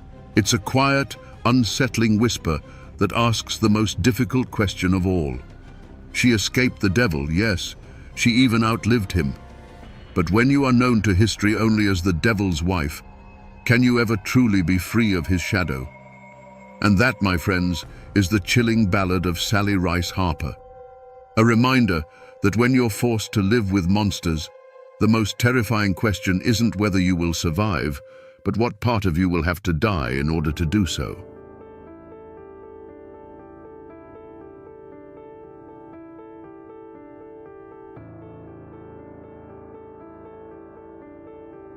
Imagine a man standing on the gallows, a crowd of thousands watching his every move. He is not pleading for his life, not trembling in fear. Instead, he calmly inspects the hangman's rope and, finding it lacking, reties the knot himself to ensure a quick death. And then, from under the black hood, his own voice rings out, giving the final terrible command to spring the trap. This wasn't just an execution. It was a legend being born in blood and hemp on a hot Kentucky afternoon in 1895. The man was Bad Tom Smith, the most feared gunman in one of Appalachia's deadliest feuds. But was the man who gave the order to end his own life a truly repentant soul? Or was he the ultimate performer, staging his own death to cheat the devil one last time? Today, we will separate the rumors from the facts and find out what really happened on that fateful day. Before the name Bad Tom Smith was ever whispered in fear, and long before blood stained the creek beds, there was a different Perry County. To understand the storm, you must first know the quiet world it destroyed. This was a land carved by God's own hand and forgotten by nearly everyone else. Life here was measured not by the clock, but by the slow turning of the seasons. Mist hung low in the hollows at dawn. The ring of an axe echoed for miles through the dense woods, and the only law that truly mattered was the one passed down from father to son. The people of these mountains were a stubborn and proud stock, descendants of pioneers who had spilled their own blood to claim this rugged paradise. The Civil War had left scars deeper than any ravine, splitting families and neighbors into Union and Confederate camps, wounds that refused to heal a generation later. A man's loyalty wasn't to some far-off government, but to his kin, to his clan. Justice was a personal affair, and an insult to one's family was a debt that would one day be paid in full. They worked the land, hunted for their meat, and asked for little more than to be left alone. At the center of this world, like a great old oak, stood Colonel Fulton French. A Confederate veteran with a commanding presence, he was the patriarch of the old ways. He controlled the timber, and in doing so, he controlled the livelihoods of hundreds of men. He was a man of immense personal loyalty, respected by his allies and feared by his enemies. To his followers, he was the protector of their traditions, the last bastion against a changing world that they neither understood nor trusted. His word was bond, and his authority was absolute. But a new wind was blowing through the mountains, and its name was Joseph C. Eversole. A sharp-witted lawyer and a Union man, Eversole saw a different future for Perry County. He didn't see an isolated kingdom to be preserved. He saw untapped wealth. He saw the thick seams of black coal sleeping beneath the hills and the endless stands of virgin timber. He was the voice of progress, the man who spoke with railroad agents and northern investors, promising them a fortune and promising his followers jobs, schools, and a modern way of life. For a time, these two forces existed in a state of tense equilibrium. They were like two bull elks circling each other, sizing each other up. The conflict played out not yet with rifles, but in courthouse elections, in land deeds, and in whispered arguments at the general store. The county was slowly, inexorably dividing. You were either a Frenchman or an Eversole man. There was no middle ground. Every handshake, every business deal, every marriage was weighed on this scale. And all the while, the true cause of the coming war was drawing closer. It came in the form of men with strange accents carrying surveying equipment, marking lines on trees that had stood for 1,000 years. It came in the form of legal papers covered in fine print that local farmers couldn't read. The outside world had finally discovered the riches of Appalachia, and it was coming to claim them. Little did they know that the modern world would not just be knocking at their door, it would be kicking it down, and the fire it started would consume them all. The dirt of Perry County held more than just coal and timber. It held generations of memory, and much of that memory was written in blood. The first white settlers to push into these narrow valleys were Revolutionary War veterans, given land grants for their service. They were men who had already fought a king and won, and they carried that fierce independence into the wilderness. The land wasn't bought, it was tamed. It was a birthright earned with an axe, a plow, and a long rifle. A man's deed was often written not in ink, but in the memory of his children, a boundary marked by a certain lightning-scarred oak or a bend in the creek. But the deepest crack in this foundation was blasted open by the Civil War.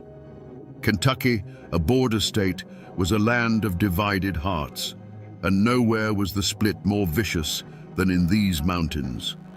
Brother literally fought against brother.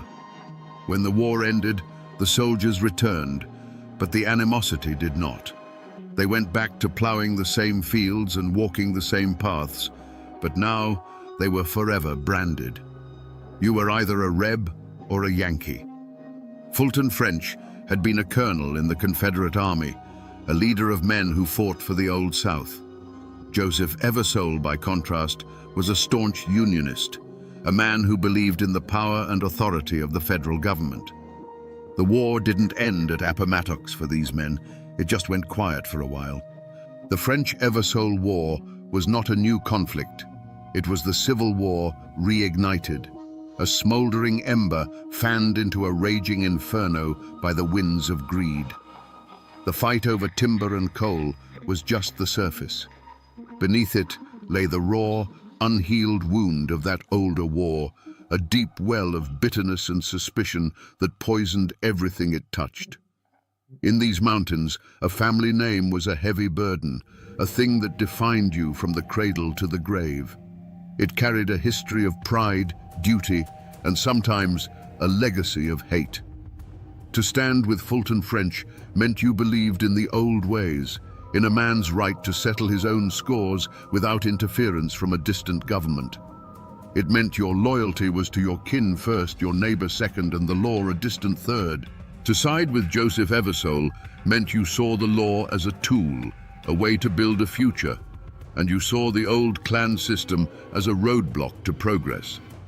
It was a clash not just of men, but of worlds, and the ground had been prepared for it by 100 years of history.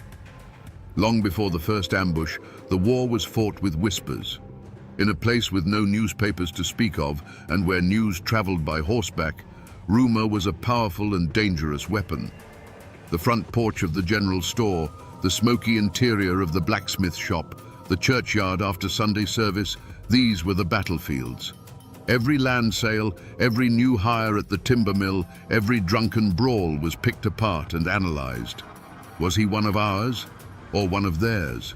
A simple greeting could be mistaken for a threat, and a cold shoulder could be seen as a declaration of war.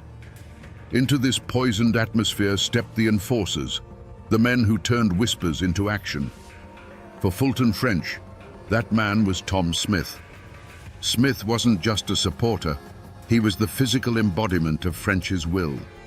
With eyes as cold as a mountain stream in winter and a reputation for being able to shoot the eye out of a squirrel at 100 yards, his presence was enough to intimidate jurors and silence witnesses. He was a walking, breathing threat, the human weapon that kept French's enemies in line. On the other side, Joe Eversole had his own men, often deputized lawmen, who used the color of law to serve their faction's interests. The county sheriff himself, a man beholden to Eversole, became a piece on the chessboard, his badge used to harass French's allies and protect Eversole's. The tension had already boiled over in smaller, uglier ways. Just a year before the killing started in earnest, there had been a bitter election for county judge. It was a contest of threats and bribes, not policies. Men loyal to French stood outside polling places, their rifles held casually but with clear intent. Votes were bought with moonshine and promises of work. When the Eversole-backed candidate won by a narrow margin, the French faction declared it stolen. A fistfight on the courthouse steps escalated until pistols were drawn, and only the intervention of cooler heads prevented a massacre right then and there. The incident was smoothed over, but the wound festered. This climate turned everyday disagreements into deadly feuds. A dispute over a line fence between two farmers became a proxy war for the entire county. One farmer was a Frenchman, the other an Eversole man. Soon, the rumor spread that one had deliberately poisoned the other's livestock. Then came the story of a barn being set on fire in the dead of night. There was no proof, only suspicion. But in the paranoid hollows of Perry County, suspicion was as good as a conviction. Friends stopped speaking, families split, and the entire community began to look at their neighbors not as people they'd known their whole lives, but as potential enemies in a war that everyone felt was coming. In the months leading up to the first killing, a deep sense of dread settled over the county, a feeling as thick and suffocating as the summer fog. The old folks, the ones who could still read the signs in the woods and the sky, saw the omens everywhere. A hoot owl, a creature of the night, was heard crying in the broad daylight from a dead chestnut tree, a sure sign that a death was coming to the hollow. The women whispered of dreams of muddy water and of snakes coiled in their path. The mountains themselves seemed to be holding their breath, the familiar sounds of the forest replaced by an unnatural quiet, as if all of creation was waiting for the first crack of a rifle. The human omens soon followed. Strangers began to appear in Hazard, men in city clothes with hard eyes who looked as out of place as a preacher in a saloon. They were hired guns, detectives from the Pinkerton Agency, brought in by Eversole's faction to protect their business interests and intimidate their rivals. They didn't operate by the mountain code of honor. They operated for cash. They carried new, repeating rifles and spoke in cold, clipped tones. Their arrival was a clear signal. This was no longer a local dispute. The power of outside money and industry had now thrown its weight into the fight, and it had brought its own professional killers. This changing tide was felt most deeply by the women. They saw it in the faces of their husbands and sons. They saw the way their men would stop talking when they entered a room. They noticed the extra care being taken to clean a rifle that was already spotless, the quiet stockpiling of ammunition. There was a new tension in the air, a grim purposefulness that had replaced the old simmering anger. A premonition of dread, cold and sharp as a knife's edge, ran through every household. The time for threats and posturing was over. The omens had all been given. The only thing left was for the first shot to be fired. The simmering hatred finally boiled over in the summer of 1887. The spark that lit the fuse was not a land dispute or a drunken brawl, but a calculated public assassination designed to cripple the Eversole faction at its heart. The target was Nicholas Goose Combs, the Perry County Circuit Court clerk and a key lieutenant, as well as a kinsman to Joe Eversole. Combs was the man who controlled the official paperwork, the legal machinery of the county. Killing him wasn't just murder, it was an act of political terrorism. It happened in broad daylight, right on the courthouse square in Hazard. As Combs left the building, a volley of rifle fire erupted from a nearby building. Men from the French faction had laid in wait, turning the seat of county justice into a killing ground. Combs was hit multiple times, falling to the dusty street as townspeople ran for cover in a panic. The assassins made no attempt to hide their faces. This was a message delivered in smoke and lead for all to see. They were declaring that Eversole's legal authority was meaningless, and that the only law that mattered now grew from the barrel of a gun. When the news reached Joe Eversole, any hope for a peaceful resolution died with his kinsman. The grief was immediate, but it quickly hardened into a cold, diamond-hard resolve. This was a direct challenge to his power, his family, and his life. To let it go unanswered would be a sign of weakness that would finish him in the mountains. He would not back down. He would meet fire with fire, blood with blood. The law had failed to protect his man. Now he would rely on his own form of justice. The county fractured overnight. Warrants were issued for the known assassins, but they were worthless pieces of paper. The killers simply melted back into the hollows, protected by Fulton French and his clan. Men who had once gone to town with only a pocket knife now openly carried Winchester rifles. The roads became unsafe, travel between hollows a dangerous gamble. Neighbors who had shared corn liquor now stared at each other over rifle sights. The time for whispers was over. The first drops of blood had been spilled on the courthouse steps, and it was a promise of the river that was to come. A line had been crossed from which there was no retreat. From that moment on, the war was open and declared. The ancient mountain code had taken over completely. An eye for an eye, a life for a life. And Joe Eversole now had a debt to collect. For over a year, the war raged, a series of brutal skirmishes and back-alley assassinations. Joe Eversole, now a hunted man, rarely traveled without a contingent of armed guards. But in the mountains, no man is ever truly safe. On May the 4th, 1888, Eversole made a fateful journey, riding with several of his men along a narrow trail that snaked beside a creek. It was a place where the rhododendron grew so thick it could swallow a man whole, a place perfectly designed for an ambush. The sun was warm, the birds were singing, and for a fleeting moment, it might have felt like peace. But shadows were watching from the ridge above. Without warning, the quiet afternoon exploded in a symphony of death. A single heavy rifle crack echoed from the hillside, sharp and final. Eversole's horse reared violently as its rider was jolted backward in the saddle, his body suddenly limp. Before his guards could even process what had happened, a second volley of gunfire tore through their ranks. It was a perfectly executed trap. The assassins were invisible, hidden behind rocks and trees, firing down into the trail with murderous precision. The air, once filled with the scent of pine and damp earth, now tasted of gunpowder and finality. One of Eversole's men, a man named Allen, saw his leader pitch forward and fall from his horse, landing in the shallow waters of the creek. The fight was over before it had even begun. The surviving guards returned a panicked, useless fire into the dense woods, their bullets thudding harmlessly into tree trunks. They were firing at ghosts. The men on the ridge held their fire, their work done. They had struck the head of the snake. Joe Eversole, the lawyer, the politician, the man who dreamed of a new Appalachia, lay still in the very land he had fought so hard to control. Among the shadows on that ridge, one man's name would be whispered above all others. While many rifles had fired, the first shot, the one that found its mark with such deadly accuracy, was said to have come from the Winchester of Tom Smith. He was not just a participant. He was the tip of the spear, the instrument of Fulton French's vengeance. He had become the living embodiment of the feud's brutality, a man whose name was now synonymous with death itself.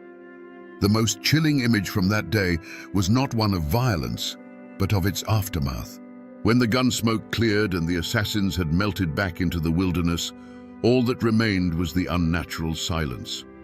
A riderless horse, eyes wide with terror, galloped back towards Hazard, its empty saddle telling the entire story.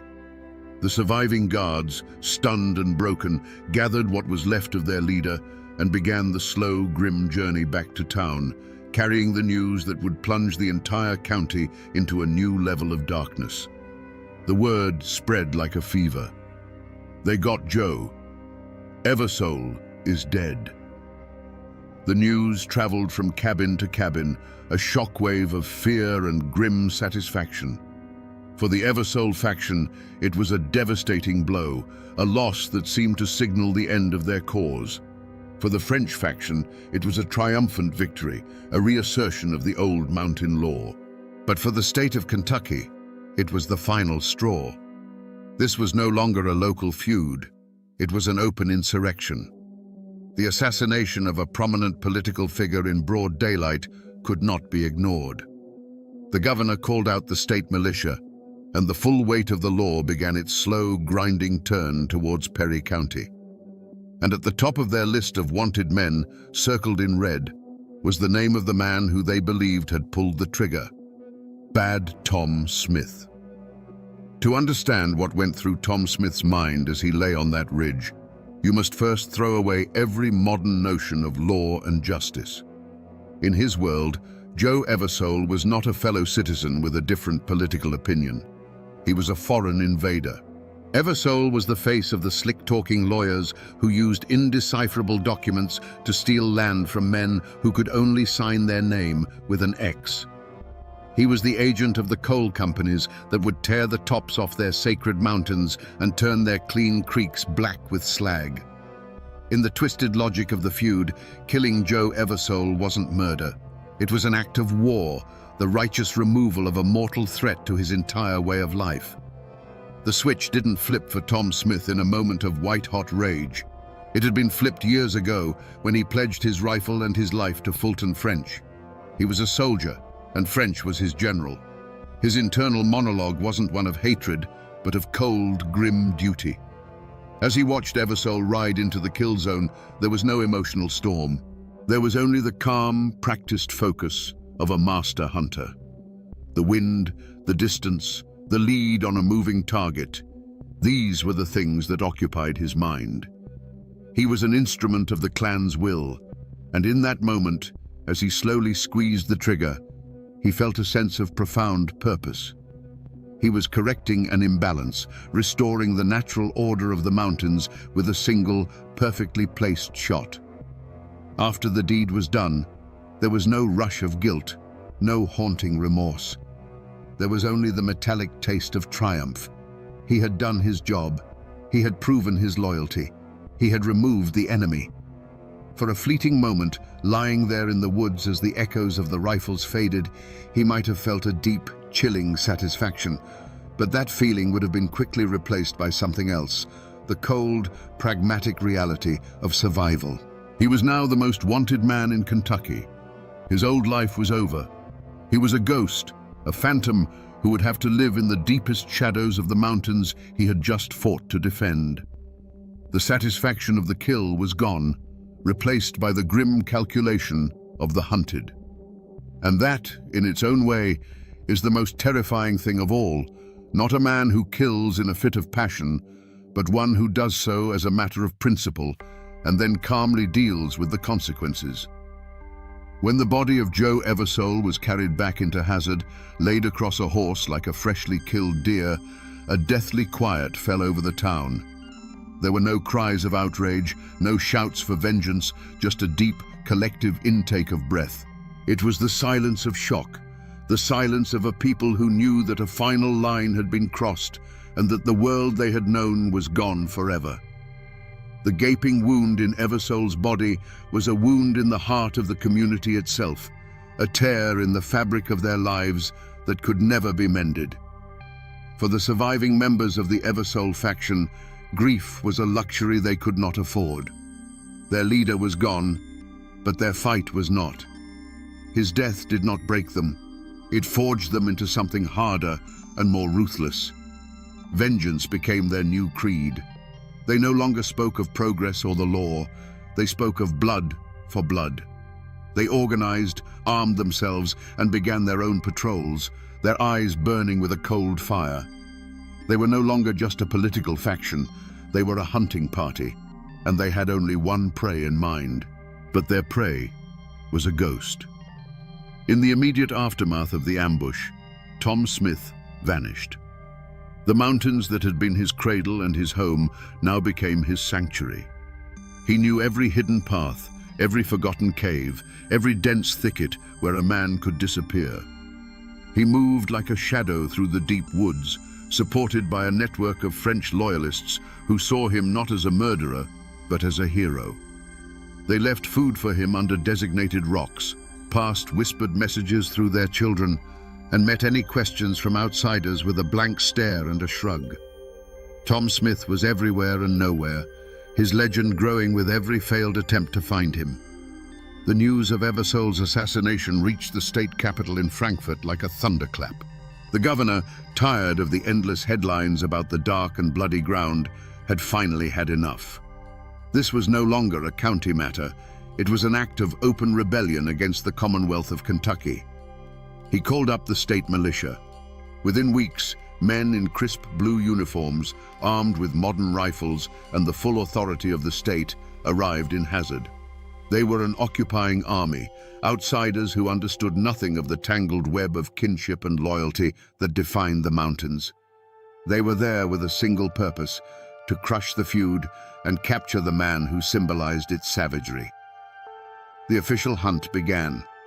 A warrant was issued for the arrest of Tom Smith for the murder of Joe Eversole. His name and description were printed on wanted posters, promising a substantial reward for his capture, dead or alive.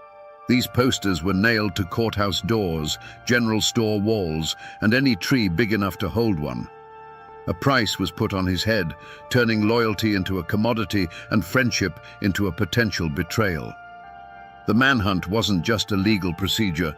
It was a declaration of war by the state against the old mountain code, and Bad Tom Smith was now the most famous outlaw in Kentucky. The murder of Joe Eversole was like a boulder dropped into a still pond, and the ripples of fear and hatred spread to every corner of Perry County. The community didn't just fracture, it shattered. The general store, once a place for idle gossip and checker games, became a tense, silent space where men from opposing factions would stand on opposite sides of the room, their hands never straying far from the pistols tucked in their belts. Even the church, the one place that was supposed to unite them, was split down the middle. Families who had worshipped together for generations now sat on opposite sides of the aisle, praying to the same God for the destruction of their neighbors. When the state militia arrived, they expected to find a populace eager for justice. Instead, they hit a wall of silence, a conspiracy of fear as solid and impenetrable as the mountains themselves. These lawmen were outsiders, foreigners, and the mountain people closed ranks against them. Men who had surely seen Tom Smith and the other assassins heading towards the creek that day suddenly developed convenient lapses of memory. Farmers who knew the secret paths through the woods would give the soldiers intentionally bad directions, sending them on useless chases into impassable thickets. This silence wasn't born of loyalty alone. It was cultivated by terror. Everyone knew the reach of Fulton French and his clan. To be seen talking to a militiaman was to mark yourself as a traitor. It meant risking your hay barn being burned in the dead of night, your livestock being found dead in the field, or worse. The fear was a physical presence, a cold knot in the stomach of every man and woman who knew a piece of the truth but was too terrified to speak it. They were caught between the distant threat of the law and the immediate personal threat of their neighbors. Yet, even in this poisoned atmosphere, there were small, quiet acts of courage. A widow, whose husband had been an Eversole man, would leave a jar of milk on the porch of a neighbor she knew was hiding one of the fugitives, an unspoken plea for peace. A doctor, under the cover of darkness, would tend to a wounded man from the wrong side, honoring his oath over the demands of the feud. But for every act of courage, there was an act of cowardice. A man would provide a false alibi for one of the killers, lying under oath to settle an old debt or save his own skin. The feud forced everyone to make a choice, and in doing so, it revealed the true character that lay hidden beneath the surface of their ordinary lives. The hunt for Bad Tom Smith was not a single, organized posse. It was a three-headed beast. First, there were the state militia, disciplined but clumsy. Outsiders who stuck to the main roads and were easily led astray by false trails. Then came the private detectives, the Pinkertons, hired by what was left of Eversole's allies. They were professionals, cold and methodical, who operated with money and informants. But the most dangerous hunters were the third group, the kinsmen of Joe Eversole, mountain men themselves, their hearts fueled by a white-hot need for vengeance. They didn't need a map. The terrain was etched into their bones, and they weren't hunting a criminal. They were hunting the man who had murdered their own. For years, this relentless pursuit played out across the rugged face of eastern Kentucky. It was a grueling, frustrating war against a phantom. The mountains, which had always been Tom's home, now became his fortress. He was a master of their secrets. He could live for weeks on what he could carry in a satchel and kill with his rifle. He slept in rock shelters, where panthers once denned and drank from springs known only to the oldest hunters. The search parties would find his trail, follow it for days through sucking mud and impenetrable laurel thickets they called laurel hells, only to find a still warm campfire and the faint scent of wood smoke on the wind. He was always one step ahead.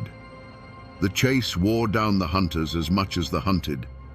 They were city men in a primal world, plagued by copperheads, sudden freezing rains, and the constant, unnerving feeling of being watched. Every shadow seemed to hold a threat. Every snap of a twig sounded like the cocking of a rifle. Tom Smith became larger than life, a boogeyman the militia whispered about around their fires. Stories spread that he could appear and disappear at will, that the woods themselves were protecting him. In truth, it was the people who were protecting him, the silent, tight-lipped clan who would rather die than betray their own. But time, like water, wears away even the hardest stone. The reward money grew larger, a tempting fortune in a land of desperate poverty. The constant pressure from the state wore down the French faction's resolve. After nearly 7 years on the run, the wall of silence finally cracked.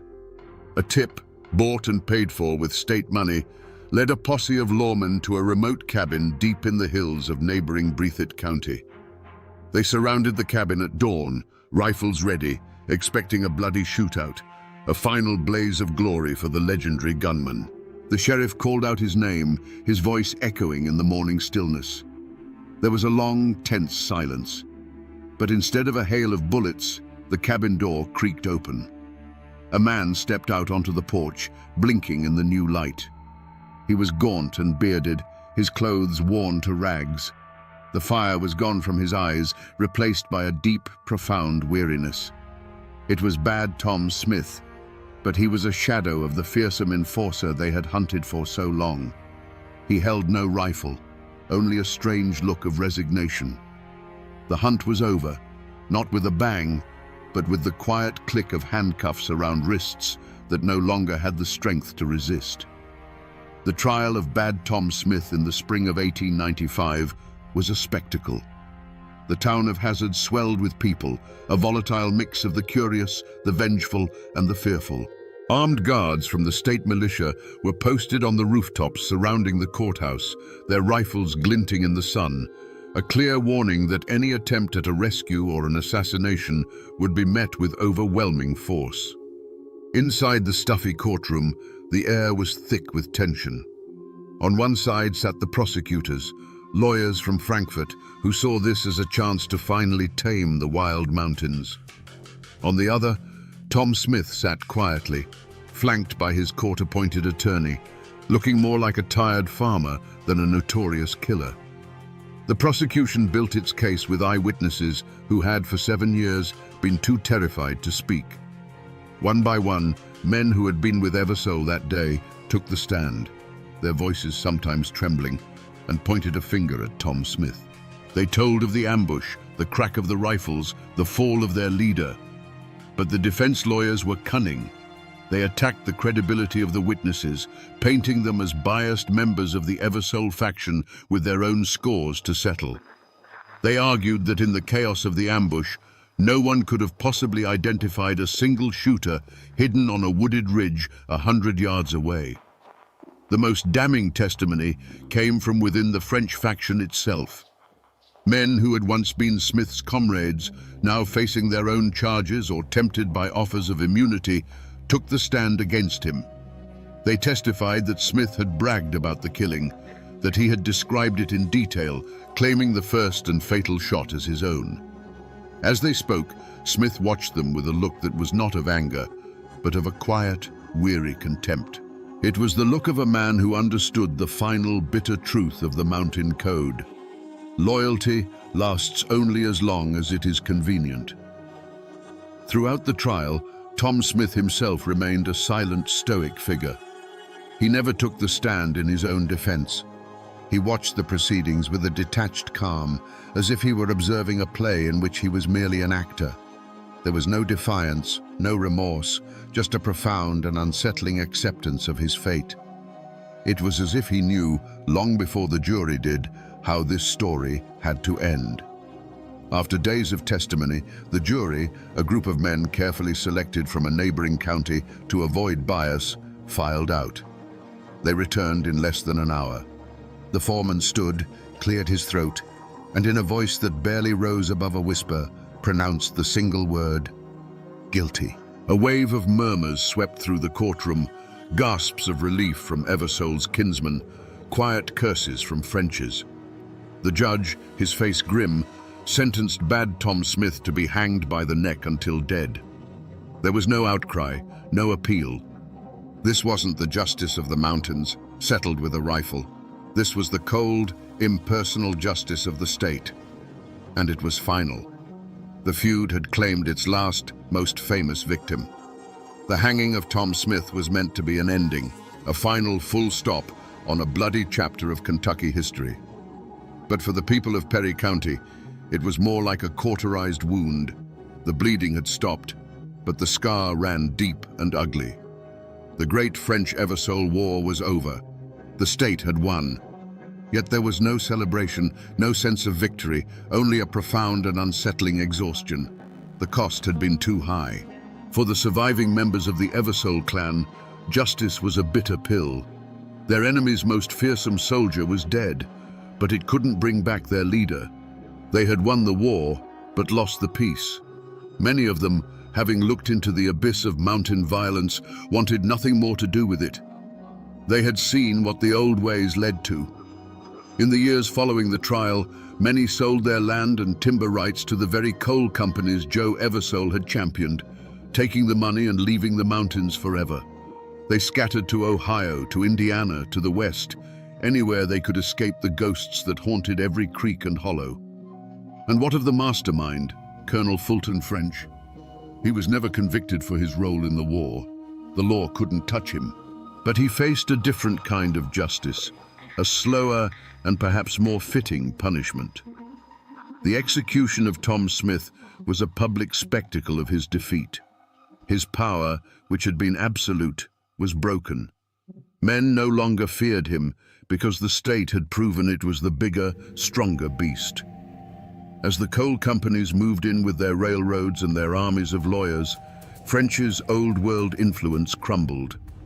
He died years later, not a revered patriarch, but a relic, a bitter old man who had watched the world he fought to preserve be bought, sold, and carved up by the forces of progress he had so despised. It was his curse to live powerless in the ruins of his own kingdom. The community, as a whole, tried to heal itself by deliberately forgetting.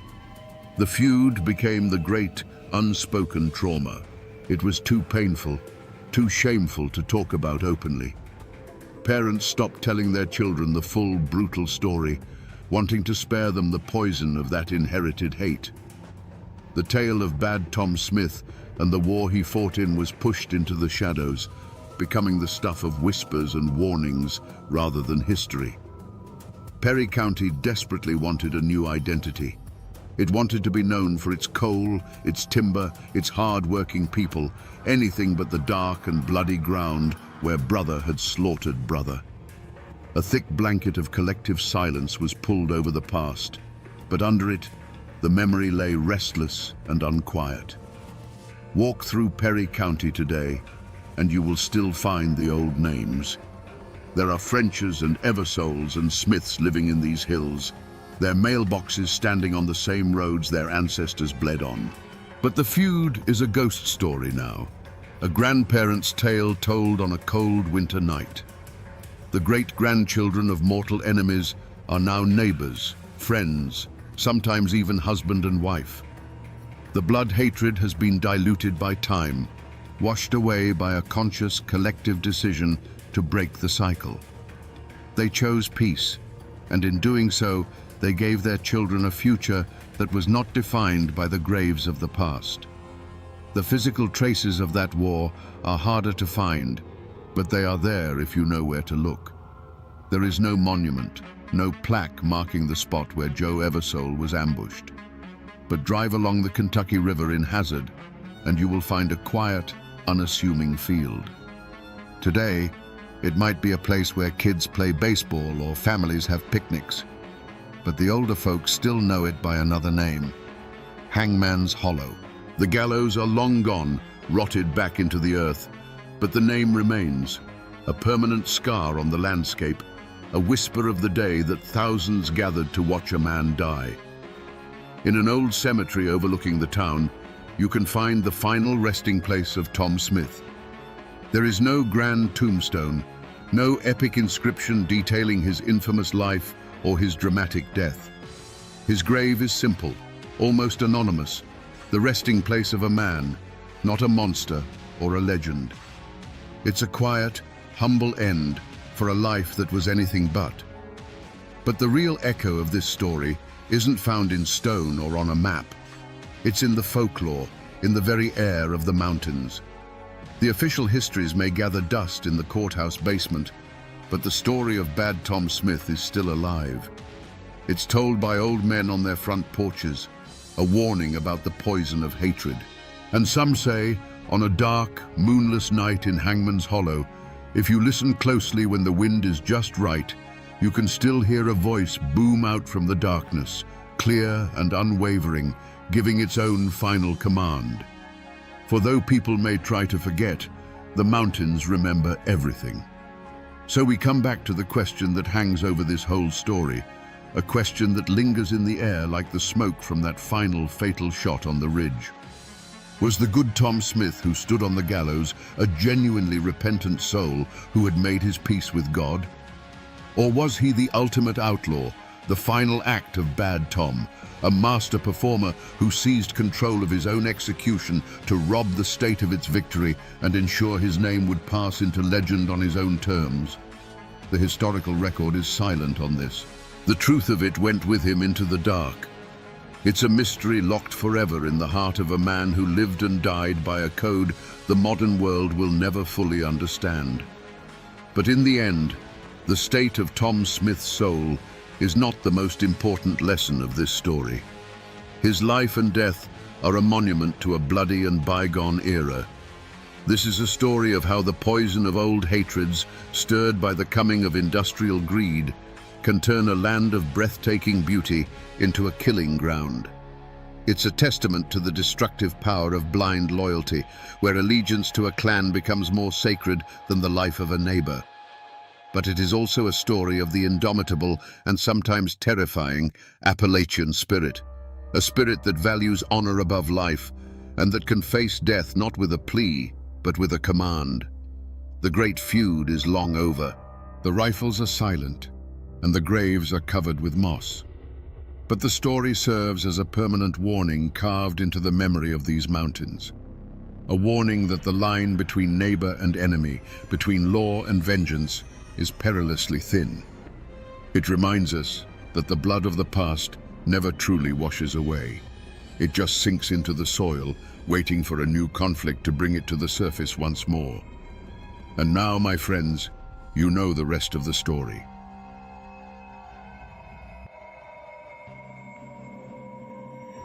The newspapers called it the Fraterville mine disaster, a tragic number etched in history. 216 men and boys gone in an instant. But numbers are cold, and they can't tell you the real story. They can't describe what it's like to sit in absolute darkness, hundreds of feet underground, listening to the air run out as you write a final letter to your wife.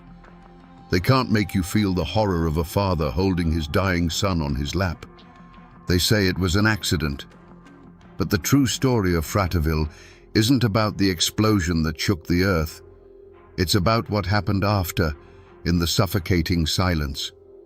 Today, we're not just telling a story, We're going to listen to the voices of the dead, reading the last words they scratched onto paper from inside their own tomb. Imagine Fratterville, Tennessee, on the morning of May 19th, 1902. It wasn't a town so much as a collection of wooden houses clinging to the hillsides, all painted the same color by the company, all breathing the same coal-tinged air. Life here was simple and hard, governed by the rising of the sun and the shriek of the mine whistle. The mountains of Coal Creek weren't just a backdrop. They were the provider and the master, giving families their daily bread from the dark seams of coal hidden in their belly. In these small homes, a familiar ritual played out before dawn. Wives rose in the dim light to stoke the fire and cook breakfast, the smell of biscuits and coffee mingling with the ever-present scent of coal dust. Men pulled on their stiff work clothes, their faces already smudged with the shadow of their trade. These were the moments that made up a life. A quick kiss goodbye at the door, a hand ruffling a child's hair, a promise to be home for supper. For the men of Fratterville, descending into the earth was as natural as breathing. Among them was Jacob Vowell, a 47-year-old man with the steady hands and quiet dignity of a veteran miner. He was a family man, respected in the community. Walking beside him was his 14-year-old son, Elbert. In those days, boys became men in the darkness of the mines, learning the dangerous trade from their fathers. For Elbert, working alongside his dad wasn't just a job. It was a rite of passage, a step into the world of men. They were part of a brotherhood of 216 souls that morning.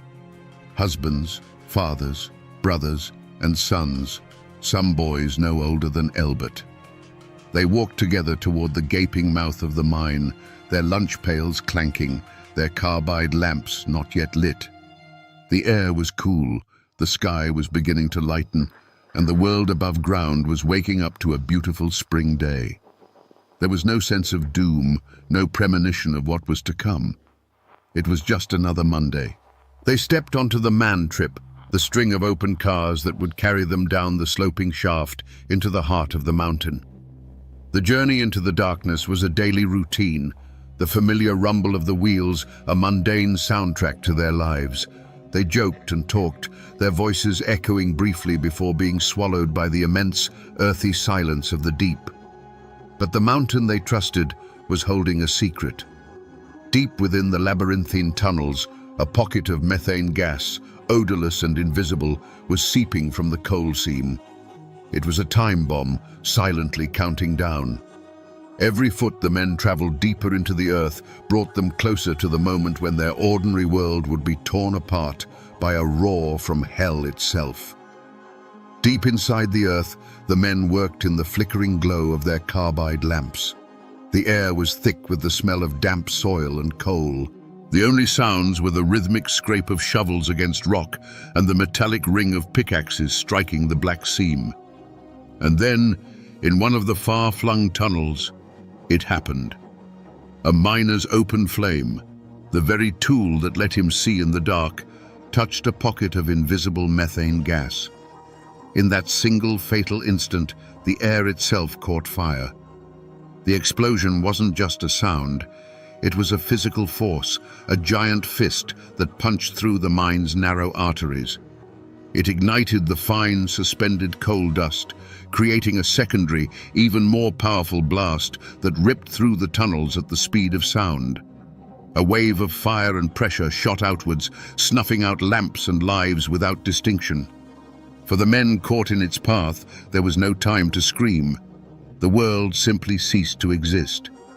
On the surface, at 7:20 in the morning, the ground trembled as if a beast had woken from a long slumber. A deep, guttural roar erupted from the mouth of the mine, a sound that rattled windows and shook the very souls of the people in Fratterville. It was followed by a geyser of black smoke, splintered timbers, and mangled machinery that shot hundreds of feet into the sky. The mine, the town's source of life, was now breathing fire and death. Within moments, the routine of the morning was shattered by screams. Wives and children, their faces masks of terror, ran toward the mine entrance. But what they found was a vision from hell. The wooden structures of the tipple were engulfed in flames, and a thick, choking smoke billowed from the shaft, blocking any hope of entry. The force of the blast had not only sealed the entrance, it had destroyed the mine's massive ventilation fan. The lungs of the mountain had been ripped out. Deep inside, in the furthest reaches of the mine where the blast hadn't reached, a few dozen men were thrown to the ground. Their lamps were extinguished, plunging them into a darkness more profound than any they had ever known. The air thrummed, and then an unearthly silence fell. They were alive, but they were cut off. The air they were breathing was now a finite resource, a dwindling supply in a sealed stone coffin. The clock on their survival had begun to tick. In the absolute blackness, the survivors gathered. The thunder of the explosion had faded, replaced by a silence so deep it felt like a physical weight. The air, once merely damp and earthy, now carried a new taste, sharp and metallic. It was the taste of afterdamp, the poisonous cocktail of gases left behind by the blast. They knew what it meant. There would be no rescue. Death wasn't coming for them with fire and fury. It was seeping toward them, silent and invisible. In this moment, faced with the end, Jacob Vowell became their anchor. He didn't preach hope where there was none. Instead, he offered them a final defiant purpose. He told any man with a pencil and a scrap of paper to write. Write to their wives, their children, their mothers. Write the words they would never get to say. In the suffocating darkness of their tomb, these men, whose hands were calloused from swinging a pickaxe, began the delicate work of writing their last goodbyes. Imagine the scene.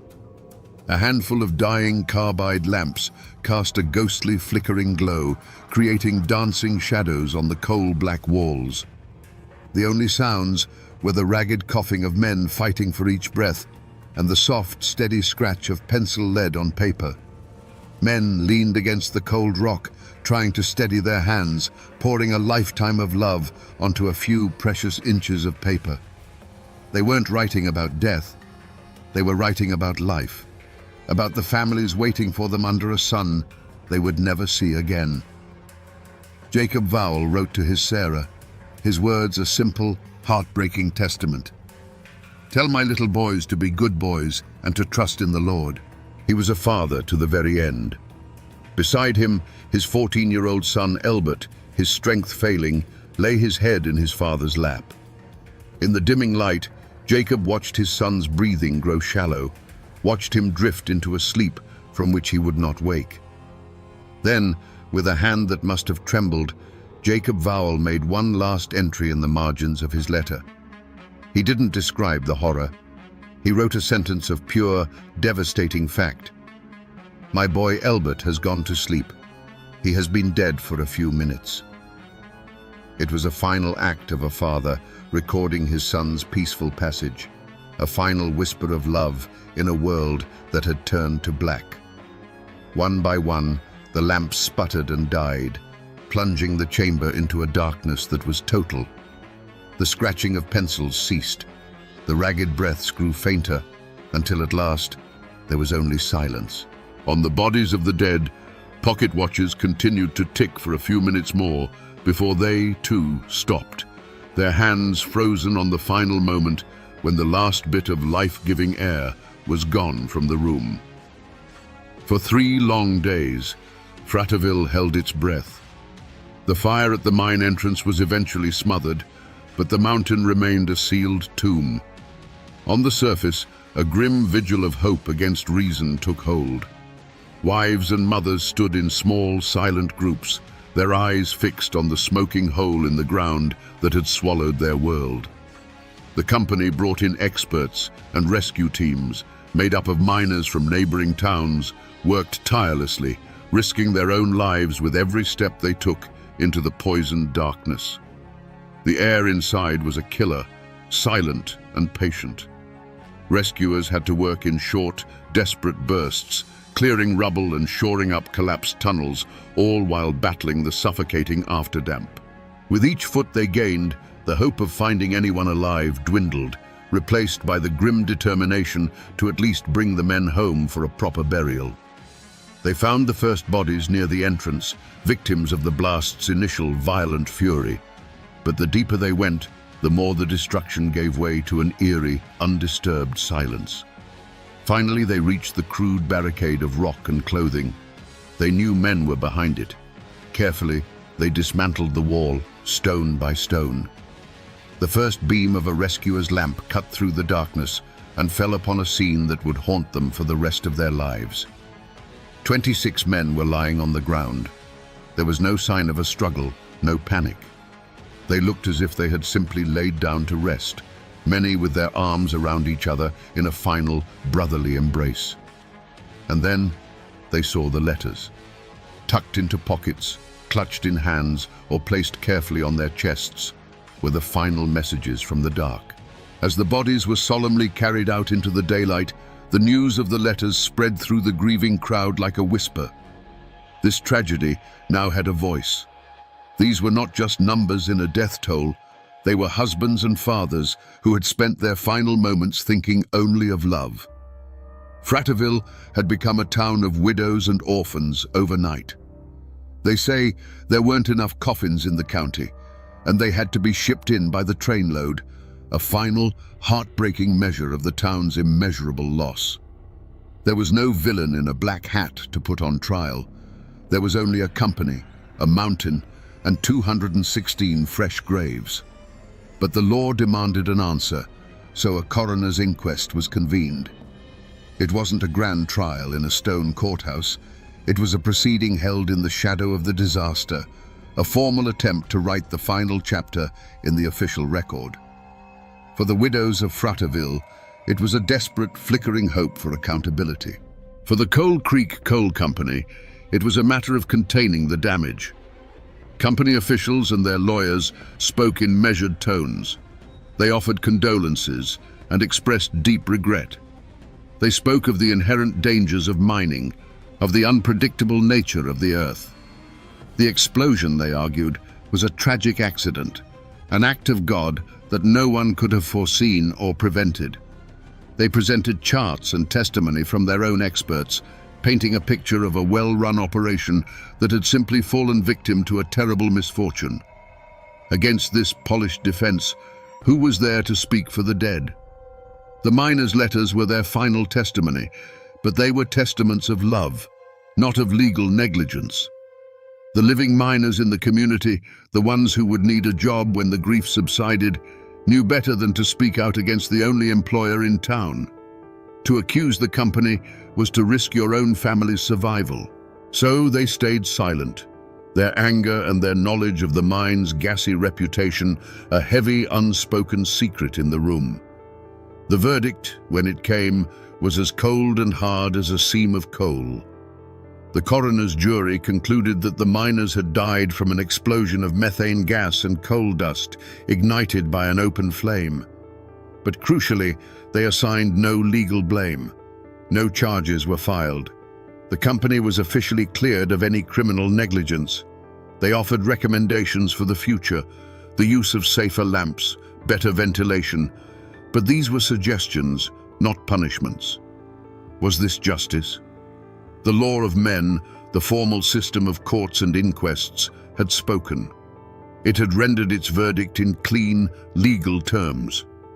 The company was not a murderer, but a victim of circumstance. But for the people of Fratterville, for the women who now had to raise their children alone, the verdict was just another form of violence.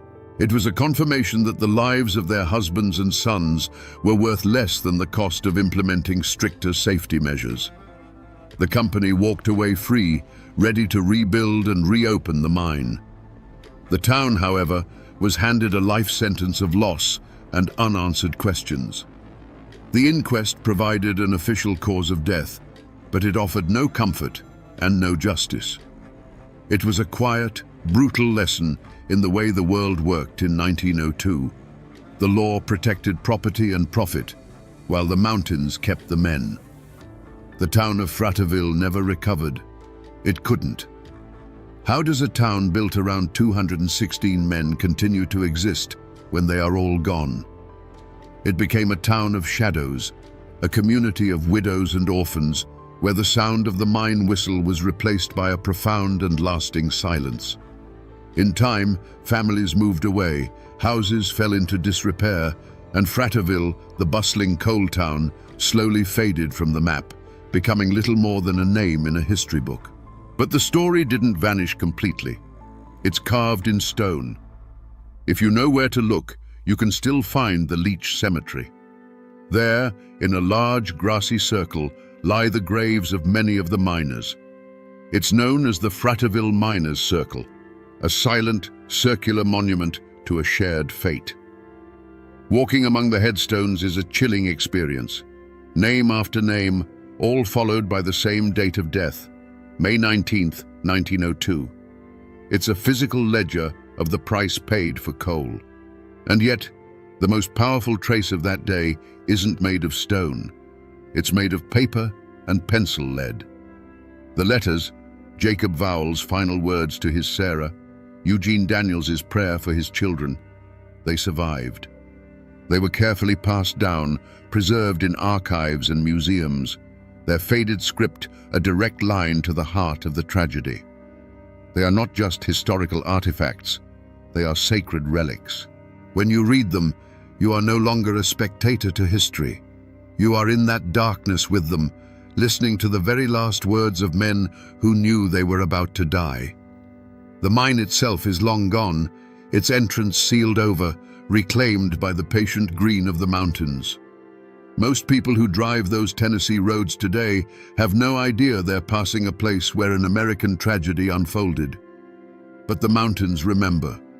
They hold the silence of that sealed-off tunnel, the weight of the grief that soaked into this soil. They remember the roar, the smoke, and the long, agonizing wait that followed. And they hold the echoes of the last words scratched out in the dark, a story of love that proved stronger than the stone that entombed it. So we return to the question we started with. What really happened in the Fraterville mine? An explosion killed 216 men. That is the fact. But it is not the truth. The truth is that in the final suffocating moments of their lives, a handful of ordinary men faced the end not with rage or panic, but with a quiet, heartbreaking dignity. They chose to spend their last ounce of life and breath not on themselves, but on sending one last message of love out of the darkness. The Fraterville disaster is a story of industrial negligence, a brutal lesson paid for in blood that would slowly, painfully lead to safer mines for future generations.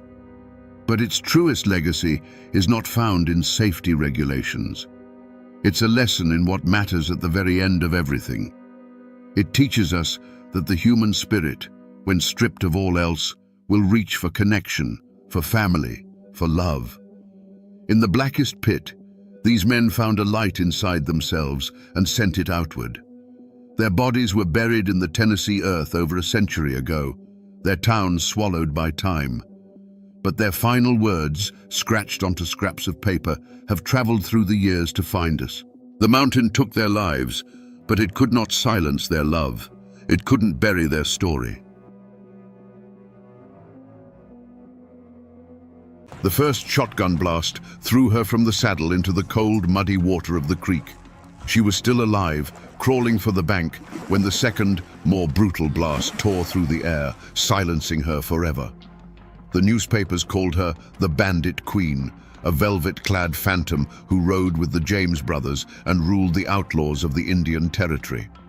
But the truth was far messier and far more tragic than any dime novel could capture. Who would ambush a woman just 2 days shy of her 41st birthday and leave her to die in the mud? Today, we ride past the legends and the lies to find the real Belle Star, and to answer the question that still haunts that lonely patch of ground. Who pulled the trigger?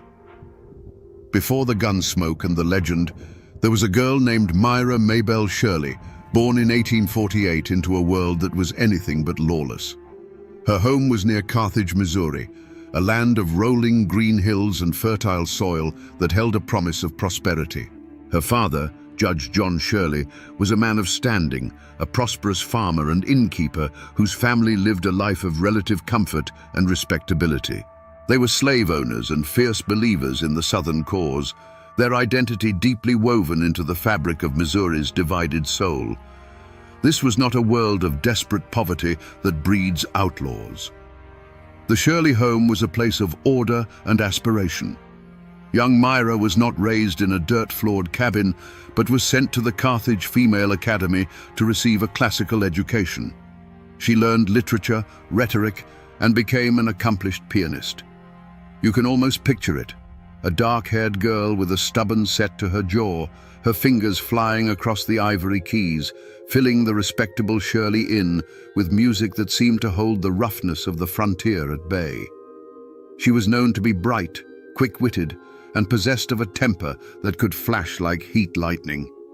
She was devoted to her family, particularly to her older brother John, whom everyone called Bud.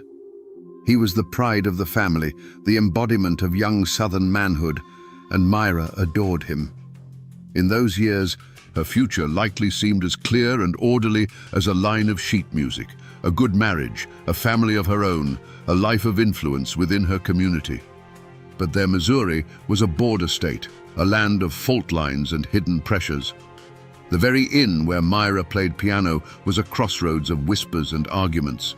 Men passing through spoke of states' rights, of abolitionists, of a nation tearing itself apart at the seams. For the Shirleys, these were not abstract political debates. They were matters of honor, identity, and survival. Every traveler brought news that seemed to darken the sky just a little bit more. The world of Myra Maybelle Shirley, the world of piano lessons, family pride, and Southern gentility, was a fragile one. It was a stately home built on the edge of a volcano. Little did she know that the gathering storm of civil war would not just knock at their door, but blow it clean off its hinges, consuming her brother, destroying her family's fortune, and setting her own feet on a path of rebellion from which she would never turn back. To understand the fire that burned in Belle Starr, you have to understand the land that shaped her. Missouri in the 1850s was not a place of settled peace. It was a powder keg with a short fuse. It was a border state, a place where the deep South culture of the Shirleys, built on land and slaveholding, clashed daily with the free state ideals of their northern neighbors. For families like hers, their property wasn't just soil and buildings. It was a testament to a way of life they believed was righteous, a legacy they would defend with their blood. The Civil War was the spark that ignited that powder keg. This wasn't a conflict of distant armies marching under grand flags. In Missouri, it was a savage, intimate war fought in farmyards and on lonely country roads. It was a war of bushwhackers and jayhawkers, where your neighbor could be your executioner. This was the old scar that would never truly heal, a wound that split communities and families down to the bone. For the Shirleys, there was no question which side they were on. They were Confederates through and through. The weight of the Shirley name now demanded more than just respectability. It demanded action. And it was Myra's beloved brother Bud who would carry that burden into the fight. He didn't join a regular army. He joined a band of Confederate irregulars under the command of the infamous William Quantrill. Riding alongside him were other angry young farm boys whose names would later be written in blood and legend, the James brothers and the Younger Boys. Bud Shirley became a guerrilla, a shadow warrior in a war with no rules. For Myra, this wasn't politics, it was family. Her brother was fighting for their home, for their honor, against an invading force. When Union troops finally caught up with Bud in 1864 and killed him, it wasn't an act of war in her eyes. It was murder. The Union and the entire system of law and government it represented became the sworn enemy of her clan. The feud wasn't with another family over a property line, it was with the United States of America. Her grief hardened into a cold, lifelong vow of defiance. The seeds of the Bandit Queen were planted right there in the blood-soaked soil of Missouri. Long before the war ended, the Shirley Inn had become more than just a resting place for travelers. It was a safe house, a quiet harbor for the Confederacy's most daring and dangerous guerrilla fighters. You have to understand, men like Jesse James and Cole Younger weren't just abstract legends passing through. They were Bud's friends. They were boys Myra knew, young men who sat in her family's parlor, listening to her play the piano while their Colts rested heavy on their hips. Her music was the only moment of peace in their world of ambush and reprisal, and this shared experience forged a bond of loyalty that ran deeper than any law. When the war was lost and the Shirleys were forced to relocate to Syene, Texas, they carried those old loyalties and grudges with them like family heirlooms. They were surrounded by other displaced Southern families, all of them nursing the bitter wound of defeat. In this world, the new Reconstruction-era lawmen weren't seen as protectors. They were seen as occupiers, the enforcers of a victor's justice. A man's worth was judged not by his adherence to this new law, but by his loyalty to the old cause. Whispers travel like wildfire in a place like that, and they clung to Myra Maybelle Shirley. Her association with the Younger clan was common knowledge, and the rumors of a youthful romance with the handsome Cole Younger followed her everywhere. It didn't matter if it was true. What mattered was the perception. She was marked, seen as part of that defiant, dangerous world. She wasn't just Judge Shirley's educated daughter anymore. She was the girl who kept company with outlaws, a woman who understood their codes and shared their enemies. This web of associations poisoned the air, turning small disagreements into matters of life and death. When Myra fell for Jim Reed, it was no surprise that he was one of their own, another former bushwhacker, a man who knew the taste of battle and had no love for the authorities. Her family objected, seeing in Reed the violence and uncertainty that had already cost them a son. But Myra's defiance was absolute. Marrying him was an act of choosing her side once and for all. The ground was now perfectly fertile for conflict. The community was a tinderbox of Civil War resentments. Myra's own reputation was already stained with the smoke of rebellion, and she had bound her fate to a man who saw the law as an obstacle to be overcome, not a shield to hide behind.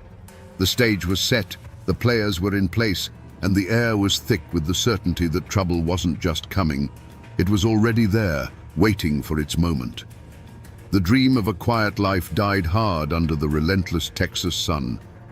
For a time, Jim Reed tried to beat his past into a plowshare, to work the stubborn soil and be the farmer Myra's family had wanted. But the land held no promise for him, and the quiet life felt more like a cage than a sanctuary. There was a restlessness in him, a hunger for the old thrill, the easy money, and the simple, brutal clarity of a fight. Myra, sharp as she was, saw it in his eyes. She saw the farmer fading and the ghost of the bushwhacker growing stronger with each passing day. The human omen arrived not as a single stranger, but as a clan. They were the Stars, a notorious Cherokee family who lived by their own laws in the wild Indian territory. When they came to visit Jim, it was like a change in the weather. They were men who moved with a different rhythm, their eyes constantly scanning the horizon, their hands never straying far from their belts. They spoke in low tones about fast horses, fat cattle that belonged to other men, and lawmen who could be outrun or outgunned. In their presence, Myra could see the change in her husband. The slump of the weary farmer left his shoulders, replaced by the coiled readiness of a predator. Their whispers and laughter late into the night sounded like a prophecy of doom to her. This wasn't the rebellion of a Southerner against the Union anymore. This was the siren song of pure outlawry, and Jim was listening with his entire soul. She must have felt a cold dread settle deep in her gut. This was the moment of decision, the fork in the road she could see as plainly as a line in the dust. She had chosen a dangerous man, hoping she could tame him, but now his world was coming to claim him back. Every clink of a whiskey bottle, every quiet cleaning of a revolver was a sign. It was the feeling of standing on a cliff edge, knowing that the man she loved was about to take a step and drag her over it with him. The time for farming was over. The quiet life in Texas didn't just fade away, it was executed. The news didn't arrive as a whisper on the wind, but as a formal warrant carrying the name of Jim Reed. And the charge wasn't for rustling a few head of cattle or running whiskey, it was for murder. A man lay dead, shot down during a dispute over money, and the law said Jim Reed was the one who killed him. The dream of the farm was over, drowned in another man's blood. For Myra, this was the moment the earth opened up beneath her feet. She was standing at a crossroads, and both paths led through hell. One path was to follow the law of the state, the same law that wore the blue uniform of the men who had killed her brother. To follow that path meant turning her back on her husband, the father of her children, and surrendering him to his enemies for judgment. In her world, that wasn't justice, it was the ultimate betrayal. The other path led deeper into the shadows. It meant choosing her clan over the law, loyalty over respectability. It meant accepting that her husband was a killer and deciding to stand by him, to protect him, to become his accomplice. There, in the harsh Texas sunlight, with the wanted poster acting as a death warrant, Myra Maybelle Reed made her choice. She chose blood. She chose her own. Her reaction wasn't fear, but a cold, hard resolve. The anger she had nursed since her brother's death now had a new focus. The law wasn't a faceless entity anymore. It was a hunter, and its prey was her husband. From that moment on, they were no longer just a family struggling to get by. They were fugitives. Every knock on the door, every stranger on the road was a potential threat. The conflict was no longer a matter of old grudges. It was an open war, a daily struggle for survival. The first drops of blood had been spilled, and they had stained her life forever. It happened on a cold February day in 1889, just 2 days before her 41st birthday. She was riding home from a neighbor's house, the path toward Younger's Bend as familiar to her as the lines on her own hand. The air was still, the winter woods quiet. The only sound was the steady rhythm of her horse's hooves on the hard-packed dirt trail. And then, that rhythm was shattered. The sound of the first shotgun blast was a physical thing, a brutal roar that ripped through the silence of the hollow. It echoed off the bare trees and sent a flock of birds screaming into the sky. Her horse, terrified, reared violently, and the saddle was suddenly, unnaturally empty. There was a pause then, just a few seconds that must have felt like an eternity, a moment of agonizing stillness. Then a second, more deliberate blast followed, its report even uglier than the first. And after that, there was only a profound, ringing silence. Later, it was the horse that brought the first news of the tragedy. It came galloping back to the cabin at Younger's Bend, wild-eyed and trembling, the reins tangled, the saddle empty. It was a message of disaster that needed no words. The men who saw it knew instantly that something terrible had happened out on that lonely trail. When they followed the horse's tracks back, they found her. She was lying at the edge of the muddy creek crossing shed, ridden through 1,000 times. The cold, grey water swirled around her, indifferent to the scene. There were no witnesses, only the churned-up mud and the chilling quiet of the woods where an assassin had hidden, waited, and vanished. Her riding habit was stained with the dark, wet earth of the creek bank. The legendary bandit queen, the woman whose name was whispered in fear and admiration from Texas to Arkansas, the friend of the James boys and the wife of Sam Starr, had not gone down in a blaze of glory. There was no grand shootout, no final defiant stand. The air still smelled of spent gunpowder. The only other evidence was the profound and terrible stillness where a life had just been. It was an execution, carried out from the shadows, a cowardly end to a life that had been anything but cowardly. The violence wasn't in the details of the wounds, it was in the deafening silence that was left behind. We will never know for certain who hid in that cold brush, but we can try to crawl inside the mind of a man who would. Let's imagine it was the prime suspect, Edgar Watson, a man with a murder warrant hanging over his head like a noose. In his mind, this wasn't an act of pure evil. It was a simple, brutal calculation. Belle's star had become a threat to his very existence. She had discovered his secret, the crime he had run so far to escape, and she was about to turn him out. That meant the law would come sniffing around, and his life as a free man would be over. In this twisted logic, Belle wasn't a person anymore.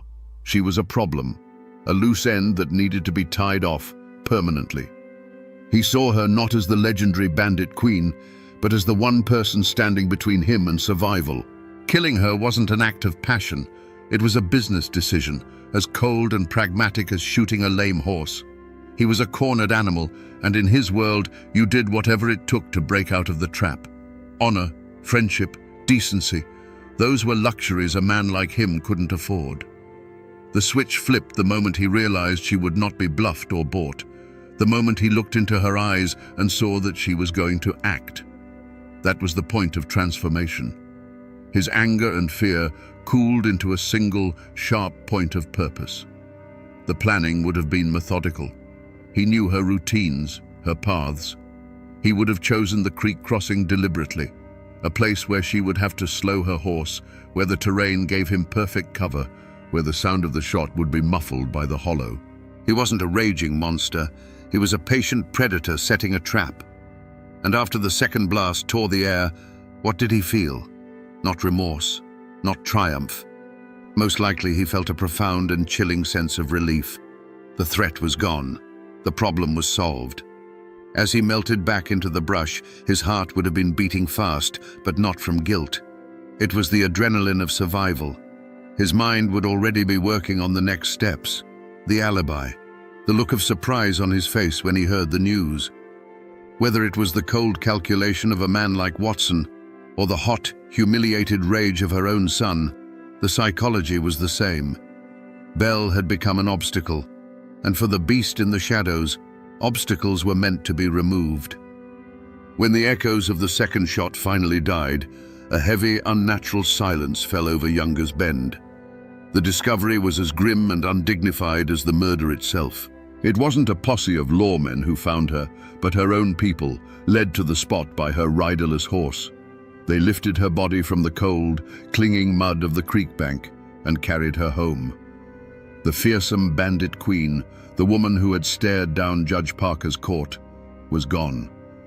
All that was left was the mortal remains of Myra Maybelle Starr, her clothes soaked and stained with the earth she had fought so hard to possess. The cabin at Younger's Bend, once a bustling sanctuary for men on the run, became a house of mourning. The whispers of outlaw plots were replaced by the stunned silence of grief. For her daughter, Pearl, the sight of her mother's body was a wound that would never heal. The shock was soon followed by a cold, burning question that settled in the air like smoke. Who had done this? And who among the men and women gathered in that very room knew more than they were saying? The fight for survival was no longer against the law. It was against the secret killer who might be standing right beside them. Word travels fast in the back country, and it wasn't long before the law arrived. Deputy marshals from Fort Smith, Judge Isaac Parker's men, rode into Younger's Bend. They were hard men, accustomed to the violence of the territory, but this was different. This was the murder of the most famous woman in their jurisdiction. They weren't just investigating a crime, they were stepping into the heart of a legend, a place built on a foundation of secrets and lies, where every neighbor had a grudge and every friend had a hidden motive. The investigation began immediately, a slow, methodical process of untangling the web of Belle's complicated life. Who were her enemies? Who owed her money? Who feared her? The list was dangerously long. A reward was posted, a paltry sum that seemed an insult to the scale of her fame. But in a land where loyalty was cheap and life was cheaper, even a small reward could be enough to loosen a tongue or point a finger. The initial chaos of rumor soon began to crystallize around one name. In the fearful whispers of neighbors and the cold calculations of the deputies, the name of Edgar Watson surfaced again and again. The tenant farmer with a secret past, the man Belle was about to evict. He had the motive, he had the opportunity, and he had the cold-blooded history. The hunt for Belle Starr's killer now had a face and a name. Belle Starr's murder was like a stone dropped into a still pond, and the ripples of fear and suspicion spread through every isolated cabin in the territory. This wasn't a tight-knit community bound by friendship. It was a loose collection of families, fugitives, and farmers, all held together by a fragile web of convenience and mutual distrust. Her death tore that web to pieces. Instantly, invisible lines were drawn in the dirt. On one side were those loyal to Belle's memory, her family, the outlaws she had sheltered, and the neighbors who had, in their own way, respected her power. On the other side were those who had feared her, owed her money, or, like Edgar Watson, felt the sting of her wrath. When the marshals from Fort Smith began their investigation, they ran headlong into a solid wall of silence. You have to understand, in the Indian Territory, the law of Judge Parker was seen as a foreign power. The real law was the local code, and that code had one simple rule: you don't talk to outsiders. To be a snitch was a death sentence, far more certain than any verdict from a jury in Fort Smith. The deputies would ask questions, and in return they would get blank stares, shrugged shoulders, and the maddeningly simple phrase, "Don't know nothing." This wasn't just loyalty to the outlaw way, it was raw, paralyzing fear. The killer was still out there. He could be the man plowing the next field over.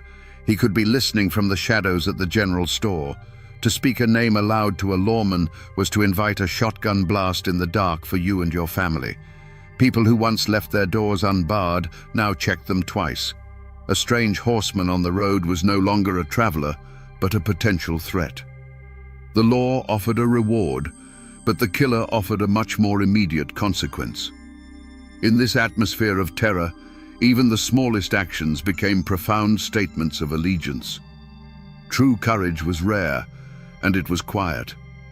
It was the neighbor woman who left a basket of cornbread on Pearl's doorstep, a silent offering of sympathy that said, "I am with you," without speaking a word. Cowardice, however, was far more common. It was the man who, when asked about Edgar Watson's whereabouts on that fateful afternoon, suddenly found a fascinating spot on the floor to stare at. It was the providing of a vague alibi, the convenient lapse in memory, the turning of a blind eye. Every person in that hollow was forced to make a choice, and most chose the side of self-preservation, burying the truth under a thick blanket of silence. The hunt for Edgar Watson wasn't a grand, sweeping posse of righteous lawmen. It was two separate hunts, running on parallel tracks of justice and revenge. On one track were the U.S. deputy marshals, methodical and official, working for Judge Parker's court. On the other, far more dangerous track, was an unofficial posse, a ghost-like band led by Belle's new husband, Jim July Starr, and likely composed of men who had called Younger's Bend a safe haven. The lawmen wanted Watson in handcuffs. Jim July and his riders wanted him in a shallow grave. The Indian Territory in winter is a merciless landscape. It's not the soaring peaks of Appalachia, but a tangled, brutal world of its own, a maze of dense thickets, frozen swamps, and red clay mud that can suck a horse down to its belly. Watson knew this land. He was a creature of its shadows. He melted into the landscape, his trail as slippery as a water moccasin in a dark creek. For days, the hunt was a frustrating ordeal against nature itself. The marshals followed procedure, while Jim July's men followed instinct, their eyes reading the land for broken twigs and disturbed leaves that the official lawmen missed. Watson was a phantom. A farmer would report seeing a man matching his description near the Poto River, but by the time the posse arrived, he was gone, leaving nothing but a cold campfire. They were always one step behind, chasing a ghost through a wilderness that seemed designed to protect its own. The territory itself was his greatest ally. It was a place where a man on the run could find a sympathetic ear, a hot meal, and a fresh horse from someone who held their own grudge against the law at Fort Smith. Watson wasn't just one man against a posse. He was a fugitive plugged into the lawless network that thrived in those hills. The chase stretched on, the days turning into a week. The pursuers grew weary, their supplies dwindling, their frustration mounting. They were hunting in a land of whispers and lies, where the very air seemed to conspire against them. It felt less like a manhunt and more like an exorcism, trying to drive a malevolent spirit out of a haunted land.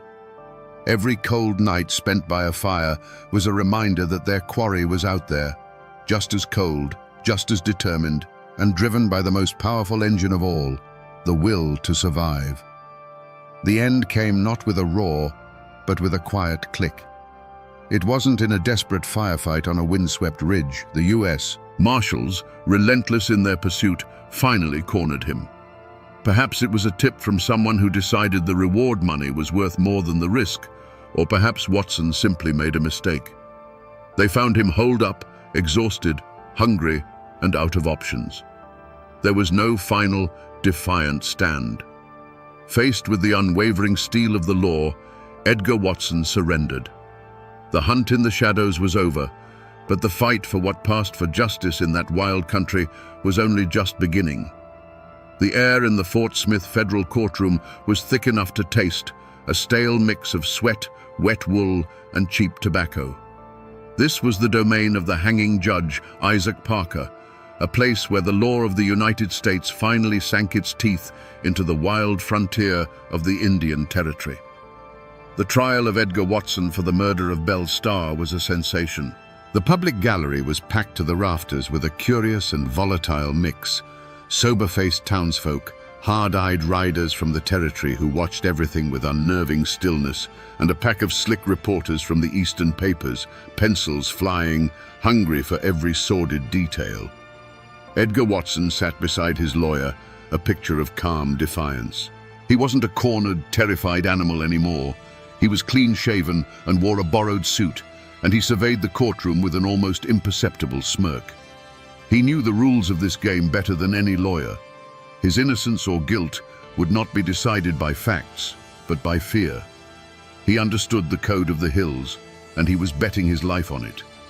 The prosecution laid out its case, a carefully constructed web of circumstantial evidence. They had the motive. Belle was about to evict him, exposing him as a wanted murderer from Florida. They had the opportunity. He had no solid alibi for the time of the killing. What they didn't have was a single, credible witness. One by one, Belle's neighbors were called to the stand, and one by one, the wall of silence went up. Men who had spoken freely of their suspicions to the marshals now suffered from a crippling loss of memory. Their eyes would shift, their voices would drop to a mumble, their answers becoming a litany of, "I can't rightly say," and it was too dark to see. You can just imagine the prosecutor's mounting frustration as he watched his case dissolve under the silent, powerful gaze Watson directed at each person who took the stand. The most powerful person in that room wasn't the judge. It was the defendant. He held the lives and fears of the witnesses in his hands, and everyone knew it. They were 100 miles from their isolated cabins, but the threat felt as close as the man in the witness box. The jury was out for less than an hour. The law required them to convict beyond a reasonable doubt, and with only whispers and motive, there was doubt everywhere. The foreman stood, cleared his throat, and refused to look at Watson as he read the verdict. Not guilty.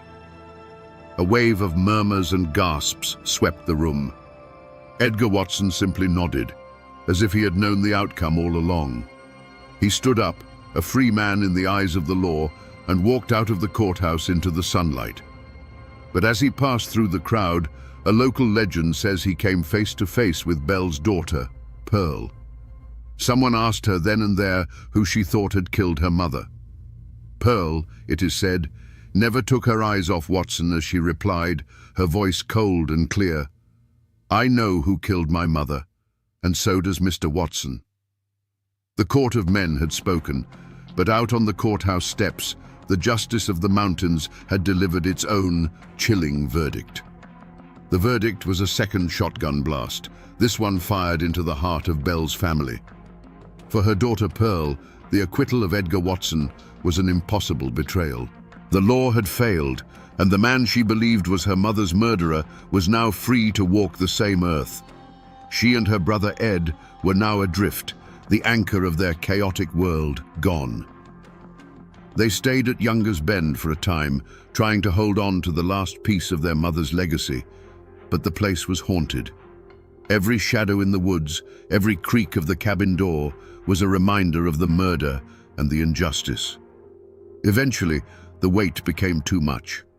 They drifted away, their lives following a long, sad arc away from the violence of their upbringing, seeking a peace they would never fully find. As for Edgar Watson, he left Fort Smith a free man, but he was a marked man. The court's verdict meant nothing in the territory, where Bell's friends and family held their own silent court. He knew he could never return to his farm, so he fled, becoming a wanderer, drifting from state to state, always looking over his shoulder. He couldn't escape the shadow of the bandit queen. For years, he was a ghost, haunted by the murder he was never convicted of. The law had acquitted him, but the court of public opinion and rumor had found him guilty. His ultimate fate is a matter of legend itself, but many say he met his end years later in another squalid dispute, his life ending as violently as the one he was accused of taking. It was a different kind of justice, slow and patient, but just as final. The community around Younger's Bend tried to forget. Forgetting was a form of self-preservation. To speak of Belle Starr's murder was to stir up ghosts and invite trouble. The story was pushed down, buried under the routines of farming and the passing of seasons. The notorious cabin at Younger's Bend, the outlaw sanctuary, slowly fell into disrepair, its timbers rotting, its stories fading into the landscape. The territory was changing. The old outlaw days were dying, and the people who lived there wanted to look forward, not back. The story became a cautionary tale whispered to children, a wild piece of local folklore. They buried the truth under a conspiracy of silence, not out of malice, but out of a desperate need for peace. But burying a story like that is like burying a seed. It doesn't die. It just waits in the darkness, ready to sprout again when someone comes along and starts digging. The name Starr didn't simply vanish into the red dirt of the territory. It echoed on, carried by her children, whose lives were forever shaped by their mother's violent end. Her son, Ed Reed, continued a life of petty crime, a pale shadow of the outlaws his mother had known, until he was killed in a saloon argument. Her daughter, Pearl, took a different path. She tried to escape the legacy, but found that the only way to survive was on the fringes of the very society that had sensationalized her mother's life. She eventually settled in Fort Smith and ran a bordello, becoming a different kind of outlaw queen, one who provided a haven not for gunslingers, but for the lonely and the lost. The most tangible trace of Belle Starr is a lonely patch of ground near the Eufaula Lake in modern-day Oklahoma, not far from where Younger's Bend once stood. There lies her grave. For years it was marked by a headstone said to have been carved by her daughter Pearl, bearing a bell, a star, and a poignant poem. Shed not for her the bitter tear, nor give the heart to vain regret. 'Tis but the casket that lies here, the gem that filled it sparkles yet. It was a daughter's attempt to reclaim the memory of her mother, to see the gem instead of the gun smoke. But even in death, the legend wouldn't let the woman rest. Over the decades, Belle Starr's grave was desecrated, plundered by treasure hunters possessed by the dime novel lies. They came searching for the twin Colt pistols they believed were buried with her, for jewels, for anything to connect them to the myth. In 1930, ghouls stole the headstone itself. Later, they even stole what was believed to be her skull. The woman's story was consumed by her own legend, her final resting place picked apart by the very sensationalism that had created her. Today, the cabin at Younger's Bend has long since rotted back into the earth. The courthouse in Fort Smith has been preserved as a museum, its walls no longer echoing with the whispers of her trial. Most of the people who live on that land now only know her name from a road sign or a local festival. But the land remembers. The wind that whispers through the blackjack oaks still carries the story. Though the people and the buildings are gone, the spirit of that violent, defiant and tragic life remains, a permanent echo in the soil of Oklahoma. So we come back to that cold, muddy creek, and the question that still hangs in the air like winter mist: who pulled the trigger? The law books will tell you the case is unsolved, the killer never brought to justice. But the truth, as it so often does in those hills, lies in the whispers that the court refused to hear.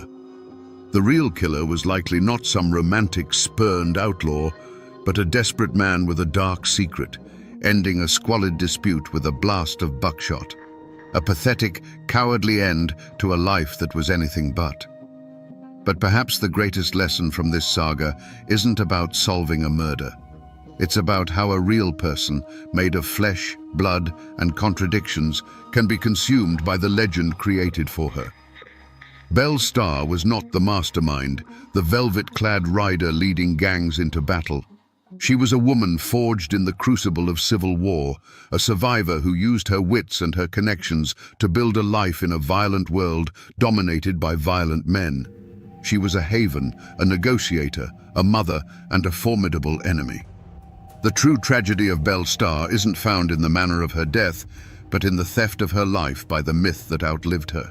This is a story of the untamable, often brutal spirit of the American frontier, and of the sensationalist press that turned real people's pain into cheap entertainment. The newspapers and dime novels gave the world a bandit queen, but in doing so, they erased the real Myra Maybelle Shirley, who lived, bled, and died in the mud of the Indian Territory. And now, my friends, you know the rest of the story. They say the age of witch trials in America ended in Salem. But over a century later, in a dark hollow of the Tennessee mountains, one final ember of that medieval fear refused to die. The name whispered on the frontier was Mary Peyton. She wasn't burned at the stake or hanged from a gallows, but what happened to her marks one of the last times an American court would formally hear an accusation of witchcraft. Who was this woman? And what could she have done to make her neighbors, people of the Bible and the long rifle, believe she could sour their milk, sicken their children, and consort with the devil himself? Tonight, we trace the story of a forgotten name, to understand how a community's fear can be a more terrible sentence than any judge's verdict. To understand Mary Peyton, you have to understand the soil she grew from. She was born into a world perched on the knife's edge between raw survival and unshakable faith. Her people were likely Scotch-Irish, a famously stubborn and clannish folk who had fled persecution in the old world only to find a different kind of hardship in the new. They brought with them their Presbyterian God, their distrust of authority, and a mind filled with tales of bogles, fetches, and the good folk, beings that Christianity had never fully managed to stamp out. Mary grew up in a log cabin chinked with mud and moss, where the hearth was the center of the universe and the dark woods outside were an endless, living mystery. Life was a brutal teacher.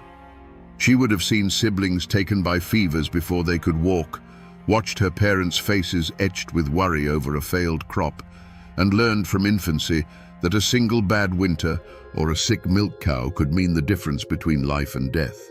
The world was governed by forces you couldn't see, whether it was the hand of God or something far more ancient and sinister. From a young age, it was clear Mary walked a slightly different path. While other girls were learning the loom, Mary was learning the woods. Her mother, or perhaps a grandmother, was a granny woman, a keeper of the old knowledge. She taught Mary which roots could break a fever, which leaves could soothe a burn, and which mushrooms could kill a man. Mary had a gift for it. She had a quiet way with animals and a knack for finding the rarest herbs, as if the land itself spoke to her. There was a story, told long after, about a time when a neighbor's prized hunting dog was bitten by a copperhead. The dog's legs swelled to twice its size, its breathing grew shallow, and the man had all but given it up for dead. Mary, then just a girl, appeared at the edge of his property with a poultice of crushed plantain and mud. Without a word, she applied it to the wound. The next morning, the swelling was down, and within a week, the dog was chasing rabbits again. The man was grateful, but he was also unnerved. It just wasn't natural, the way she knew. This event forged the code Mary would live by. She learned that her knowledge was a double-edged sword. It could heal, but it could also create fear. Her code was one of fierce self-reliance and guarded silence. She came to trust the certainty of the seasons more than the fickle nature of people. She understood that in these mountains, a woman who knew too much, who lived too much on her own terms, was a person who invited whispers. And so, she was shaped not just by the hardships of the frontier, but by its deep-seated paranoia. She was a true daughter of Appalachia, resourceful, tough, and intimately connected to the land. But that very connection, the source of her strength and her identity, was the same thing that would one day be used to brand her as an outcast, a vessel for the very evil her neighbors feared was lurking just beyond the firelight. But before the whispers turned to accusations, Mary Peyton had a life.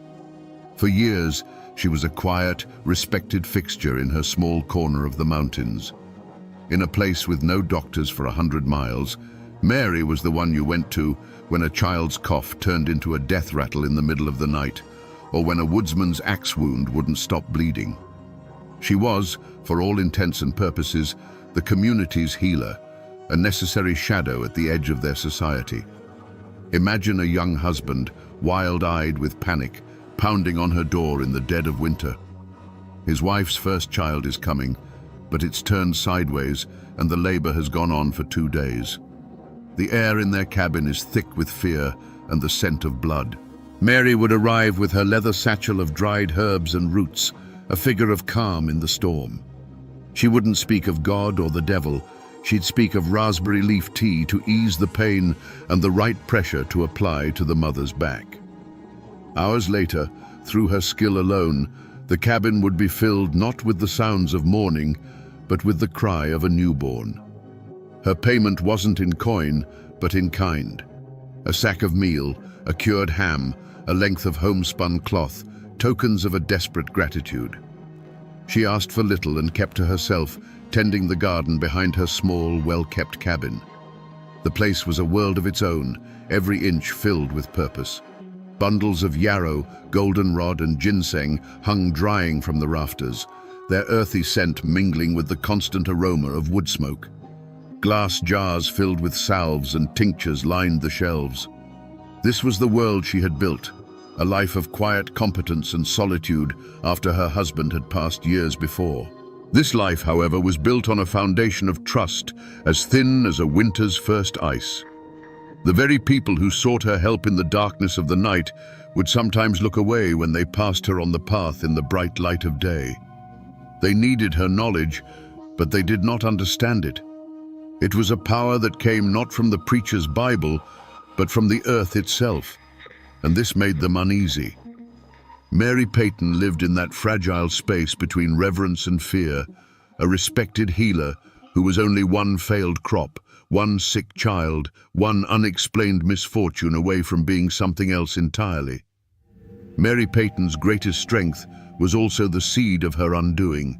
It wasn't pride in the way a rich man feels it, but an unbending, almost defiant self-possession.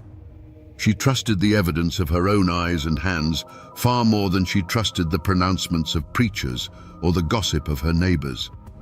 In a society held together by conformity and shared belief, Mary's refusal to bend her own knowledge to fit the fears of others was a quiet but constant act of rebellion. She had no patience for foolishness, and she would not pretend otherwise. This flaw was laid bare on a crisp autumn Sunday. A new circuit preacher had arrived in the settlement, a young man with more fire in his sermons than wisdom in his eyes. He spoke of the devil as if he saw him behind every tree, and his God was a God of wrath and judgment. After the service, a man approached the preacher, asking for prayers for his wife, who was wasting away from a lung sickness that left her pale and breathless. The preacher placed a hand on the man's shoulder and declared loudly, for all to hear, that this was a test of faith, and that only fervent prayer could cast out the demon of illness. Just then, Mary Peyton, who had been trading herbs nearby, was asked by another woman if she had a remedy. Mary's gaze was clinical and sad. She knew this sickness. It was consumption, a slow, merciless drowning from within. She looked from the desperate husband to the proud preacher and spoke in a voice that was not loud, but cut through the air like a cold knife. "Prayer may comfort the spirit," she said, her words measured and clear, "but it will not clear the rot from her lungs. God put the healing roots in the earth for us to use. To let a woman die while ignoring his gifts is the true sin." The silence that followed was heavy and absolute. The preacher's face flushed with a furious red. In one sentence, Mary had not only dismissed his authority, but had framed his piety as a form of willful, deadly ignorance. She hadn't just offered a different opinion, she had challenged the very foundation of his power in front of the entire community. He saw her not as a healer, but as a rival, a purveyor of an older, darker knowledge that stood in direct opposition to his word. That day, Mary didn't just make an enemy of a powerful man, she showed everyone the crack in her armor. She had demonstrated that she stood apart, governed by her own code, her own wisdom. She would not bow, she would not flatter, and she would not pretend to believe what she knew to be untrue, even for the sake of peace. That stubborn, unwavering honesty in a world fueled by fear was the most dangerous flaw of all. The spark landed in the Miller cabin. Their youngest boy, a child who had been healthy and strong just a month before, was seized by a wasting sickness. A fever burned like a coal behind his eyes, and he grew thinner each day until his skin was like parchment stretched over bone. Desperate, the Millers did as the circuit preacher commanded. They prayed, they fasted, they looked for sin in their own hearts. But the boy only worsened. Then other things began to happen. Their best milk cow went dry overnight. A batch of bread made from their dwindling flour soured in the oven. Driven half-mad by grief and the preacher's fiery whispers, Thomas Miller finally broke. He didn't come to Mary's cabin asking for a cure. He came looking for a culprit. He found her by the creek bed, gathering river stones, her back to the path. He wasn't alone. His wife stood a few paces behind him, weeping into her apron, and several other neighbors had followed, drawn by the grim set of his jaw. The air grew thick and still. "Mary," he said, his voice a ragged tear in the quiet afternoon, "my boy is dying." Mary turned, her hands full of smooth grey stones. She saw the pain in his eyes, but she also saw the fear and something uglier beneath it. "I am sorry to hear it, Thomas," she replied, her voice even. "Fevers in the young are a terrible thing." This was the moment. This was the affront. Miller didn't hear sympathy. He heard a cold, distant pronouncement. His desperation, stoked by the preacher's paranoia, curdled into accusation. "You can fix it," he choked out, taking a step closer. "You brought back the Jennings dog from a snake bite. You set my own brother's leg when it was shattered. You can stop this. Lift your hex, Mary. In God's name, lift it." The plea was an accusation, a public branding. He was asking her to confess to being the source of his misery. And here, Mary Peyton's unbending nature sealed her fate. She did not try to soothe him. She did not offer a poultice or a comforting word. She saw his fear as an insult to her life's work, a victory for the ignorance she so despised. Her expression hardened. "Your son is sick, Thomas," she stated, her words as cold and hard as the stones in her hand. "He is not cursed, and your fear is a worse sickness than any fever." To the grieving father, her refusal to engage with his terror was not a denial, it was a confirmation. It was the chilling indifference of the guilty. The last thread of his reason snapped. He pointed a trembling finger at her, and his voice rose to a shout that echoed through the holler for all to hear. "Witch! You are a witch!" The word, once spoken, could never be taken back. It hung in the air, a poison that had finally found its victim.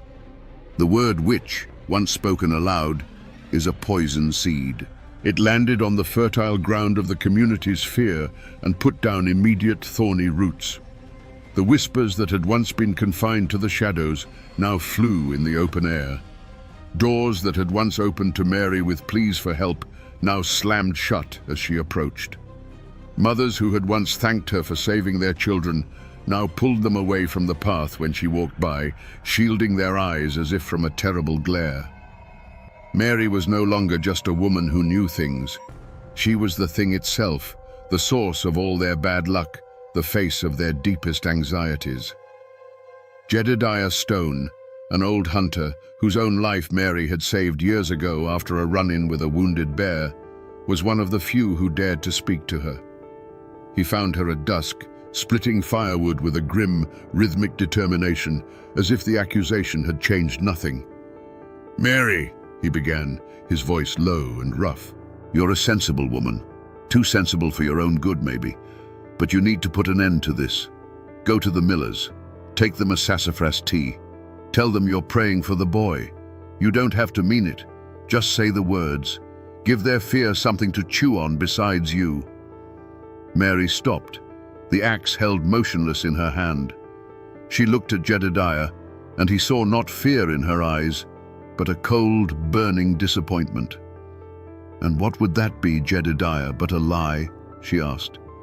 "Their boy is sick with a wasting fever, not a hex. Their fear is the sickness that's spreading. To give them a charm would be to admit that their foolishness has power. I will not feed the beast that is devouring them." Jedediah shook his head, a deep sadness in his weathered face. "That beast is about to devour you, Mary," he said, before turning and walking away, leaving her alone in the growing twilight. Her refusal left a vacuum, and the circuit preacher was more than willing to fill it. The following Sunday, he stood at his makeshift pulpit and delivered a sermon of fire and brimstone. He never spoke Mary Peyton's name, but he didn't have to. He spoke of a serpent in their midst, a canker of old-world evil that masqueraded as a helping hand. He warned of those who put their faith in roots and leaves instead of the power of the Lord, who used earthly knowledge as a mockery of God's divine will. He was giving the community's fear a holy purpose, turning a personal grudge into a righteous crusade. Any other person might have retreated, stayed inside their cabin, and waited for the storm to pass. But that was not Mary's way. Her defiance became her only response. She continued to walk the paths, her head held high, her gaze direct. She met the fearful stares of her neighbors, not with anger, but with a silent, questioning look that they took for a malediction. She was daring them to believe the lie, and in their terror, they accepted the dare. Each decision she made, born from her unshakable integrity, was another nail in her own coffin. A dead bird, its neck snapped, appeared on her doorstep. Someone etched a crude cross on her cabin door to ward off its inhabitant. The path of compromise, the one Jedediah had offered, was now completely gone. Mary had refused to bow, and so she had forced the community to act. A confrontation was no longer just possible, it was a certainty. They needed a judgment, a final verdict to quell the terror she, in her stubborn silence, seemed to confirm. The law, in those days, often had a human face. It arrived not in a uniform, but in the worn, homespun coat of Justice of the Peace Thompson, a pragmatic man who had seen more trouble stirred by religion than by rum. He didn't believe in witches, but he absolutely believed in mobs. He came to Mary's cabin not as a judge, but as a man trying to put out a fire before it consumed the whole forest. He found her inside, methodically grinding dried willow bark, the air thick with its sharp medicinal scent. He sat at her small, rough-hewn table, a place of healing now at the center of a storm of hate. "Mary," he said, getting straight to the point, his voice lacking the preacher's fire or Miller's hysteria. "I've known you for 20 years. You've mended more bones and cured more fevers than any woman in this county. But reason has left these people. They're scared, and the preacher is fanning the flames. Thomas Miller has made a formal accusation. I have to hold a hearing." He leaned forward, his hands clasped on the table. "But it doesn't have to come to that. There's a wagon train heading west in 2 weeks. I can buy this plot from you myself for a fair price. You could be in Kentucky by summer. Start over where nobody knows this story. This is not an order, Mary. It is an offer, a way out, a road to peace." It was the last, most sensible off-ramp. An exile, yes, but a safe one. A chance to live, to continue her work somewhere the soil wasn't so poisoned with fear. For a long moment, Mary was silent. Her gaze drifted around the small cabin. She saw the bundles of herbs hanging from the rafters, each one a memory of a day spent in the sun-dappled woods. She saw the shelves of tinctures, each one a story of a life she had touched. This cabin, this small plot of land, this was not just a place. It was the physical record of her entire existence. To leave it would be to erase herself. To flee would be to sign a confession in the dust of the road behind her. She finally met the justice's gaze, and her eyes, though weary, held no hint of surrender. "And what name would I use in Kentucky, Mr. Thompson?" she asked, her voice quiet but unshakable. "Whatever name I chose, the one they gave me here would follow. I would arrive not as a healer, but as a woman who ran from a charge of witchcraft. Their lie would become my truth." She stood up, her hands stained with the dust of the willow bark. "I have done no wrong. This is my home. I will not be driven from it by the fears of ignorant men. Let them have their hearing." In that moment, she made her choice. She chose her name over her life, her integrity over her safety. She turned away from the last road to peace and set her feet firmly on the path that led directly to her reckoning. The hearing was held not in a courthouse, but in the settlement's largest cabin, which also served as its church. The space was packed shoulder to shoulder, the air hot and suffocating, thick with the smell of unwashed wool, nervous sweat, and the cloying righteousness of the mob. To Mary, sitting alone on a simple stool in the center of the room, it felt less like a place of judgment and more like a cage built of hostile eyes. Justice Thompson sat at a rough-hewn table, his face a mask of grim resignation. But the real judge and jury were the dozens of familiar faces that now stared at her as if she were a complete stranger, a monster that had been living among them undetected. The world seemed to narrow, the buzzing whispers fading into a dull roar in her ears as Thomas Miller stood to speak. He did not shout. His voice was a low, trembling thing, filled with a grief so profound it had become poison. He described his son's wasting sickness, his words painting a vivid, heartbreaking picture. Then he turned, his face a contorted mask of pain and certainty, and pointed a trembling finger at Mary. He spoke of how the boy had screamed her name in his fever dreams. He spoke of the sour milk and the dead dog. Each word was a stone cast not to prove a fact, but to inflict a wound. And with every sentence, Mary could feel the weight of the room's belief settling upon her like a shroud. Then came the others. A woman stood and swore that her butter had refused to churn the morning after Mary had walked past her cow pen. A farmer claimed a shadow in the shape of a great black bird had passed over his field, and the next day a patch of his corn was blighted. One by one, they offered up their misfortunes, their anxieties, their petty bad luck, and laid them at her feet. It was a litany of fear, a ritual of communal exorcism where every coincidence was proof and every suspicion was evidence. Mary listened, and the world outside the cabin walls, the world of cause and effect, of seasons and sickness, seemed to fall away, replaced by this suffocating new reality built entirely of their terror. The circuit preacher rose, his shadow falling long across the room. He did not need to present evidence. His role was to provide the divine narrative. He wove their disparate tales of woe into a single terrifying tapestry of satanic influence. He spoke of the serpent in the garden, the wolf in sheep's clothing, He looked directly at Mary, his eyes burning with a zealot's fire, and declared that God's people had a duty to cast out the instruments of darkness from their midst. It was the final, crushing blow. The argument that had been building for weeks was suddenly, permanently over. He had given them permission to hate, and a holy reason to do it. Finally, Justice Thompson turned to her. "Mary Peyton," he said, his voice heavy, "do you have anything to say in response to these accusations?" The entire room held its breath. The silence was a physical thing, pressing in on her. She looked at the faces, the Millers, her neighbors, people she had known her entire life. She saw no room for reason, no crack in their certainty where the truth might take root. What could she say? To deny it was to lie, for how could she deny a thing that existed only in their minds? To explain the science of herbs and fevers would be to speak a foreign language. Her world of knowledge had no place here. So she said almost nothing. "I am a healer," she stated, her voice clear and steady, though it cost her everything she had. "I have harmed no one."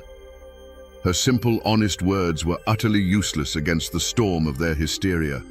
Her calm was seen as cunning, her lack of tears a sign of a hardened, unholy heart. Justice Thompson, bound by the law of the state, could find no credible evidence of a crime. He was forced to dismiss the formal charge, but his verdict was a hollow, meaningless sound.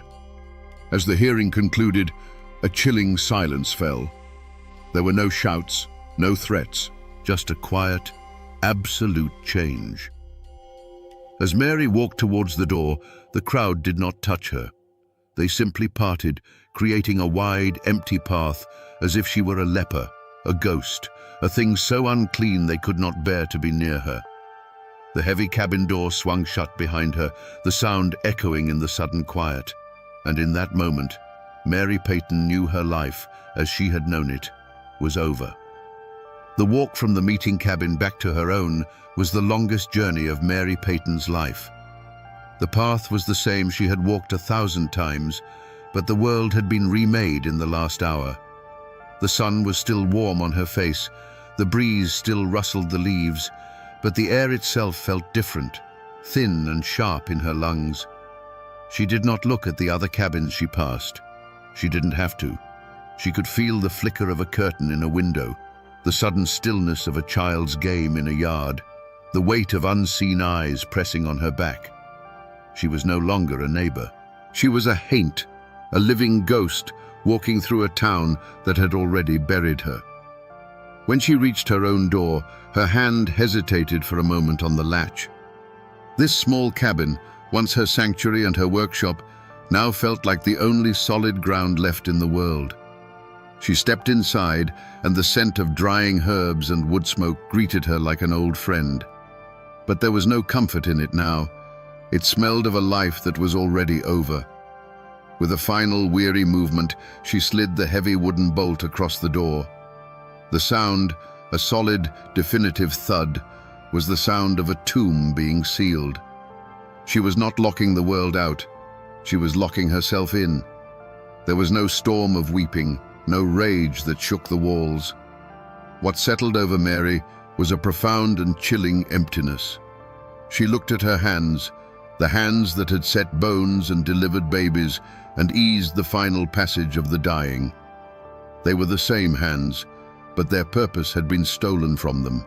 Her knowledge, the intricate map of the natural world she carried in her mind, was now a useless treasure. The people she had served had chosen the comfort of a simple lie over the complexity of a difficult truth.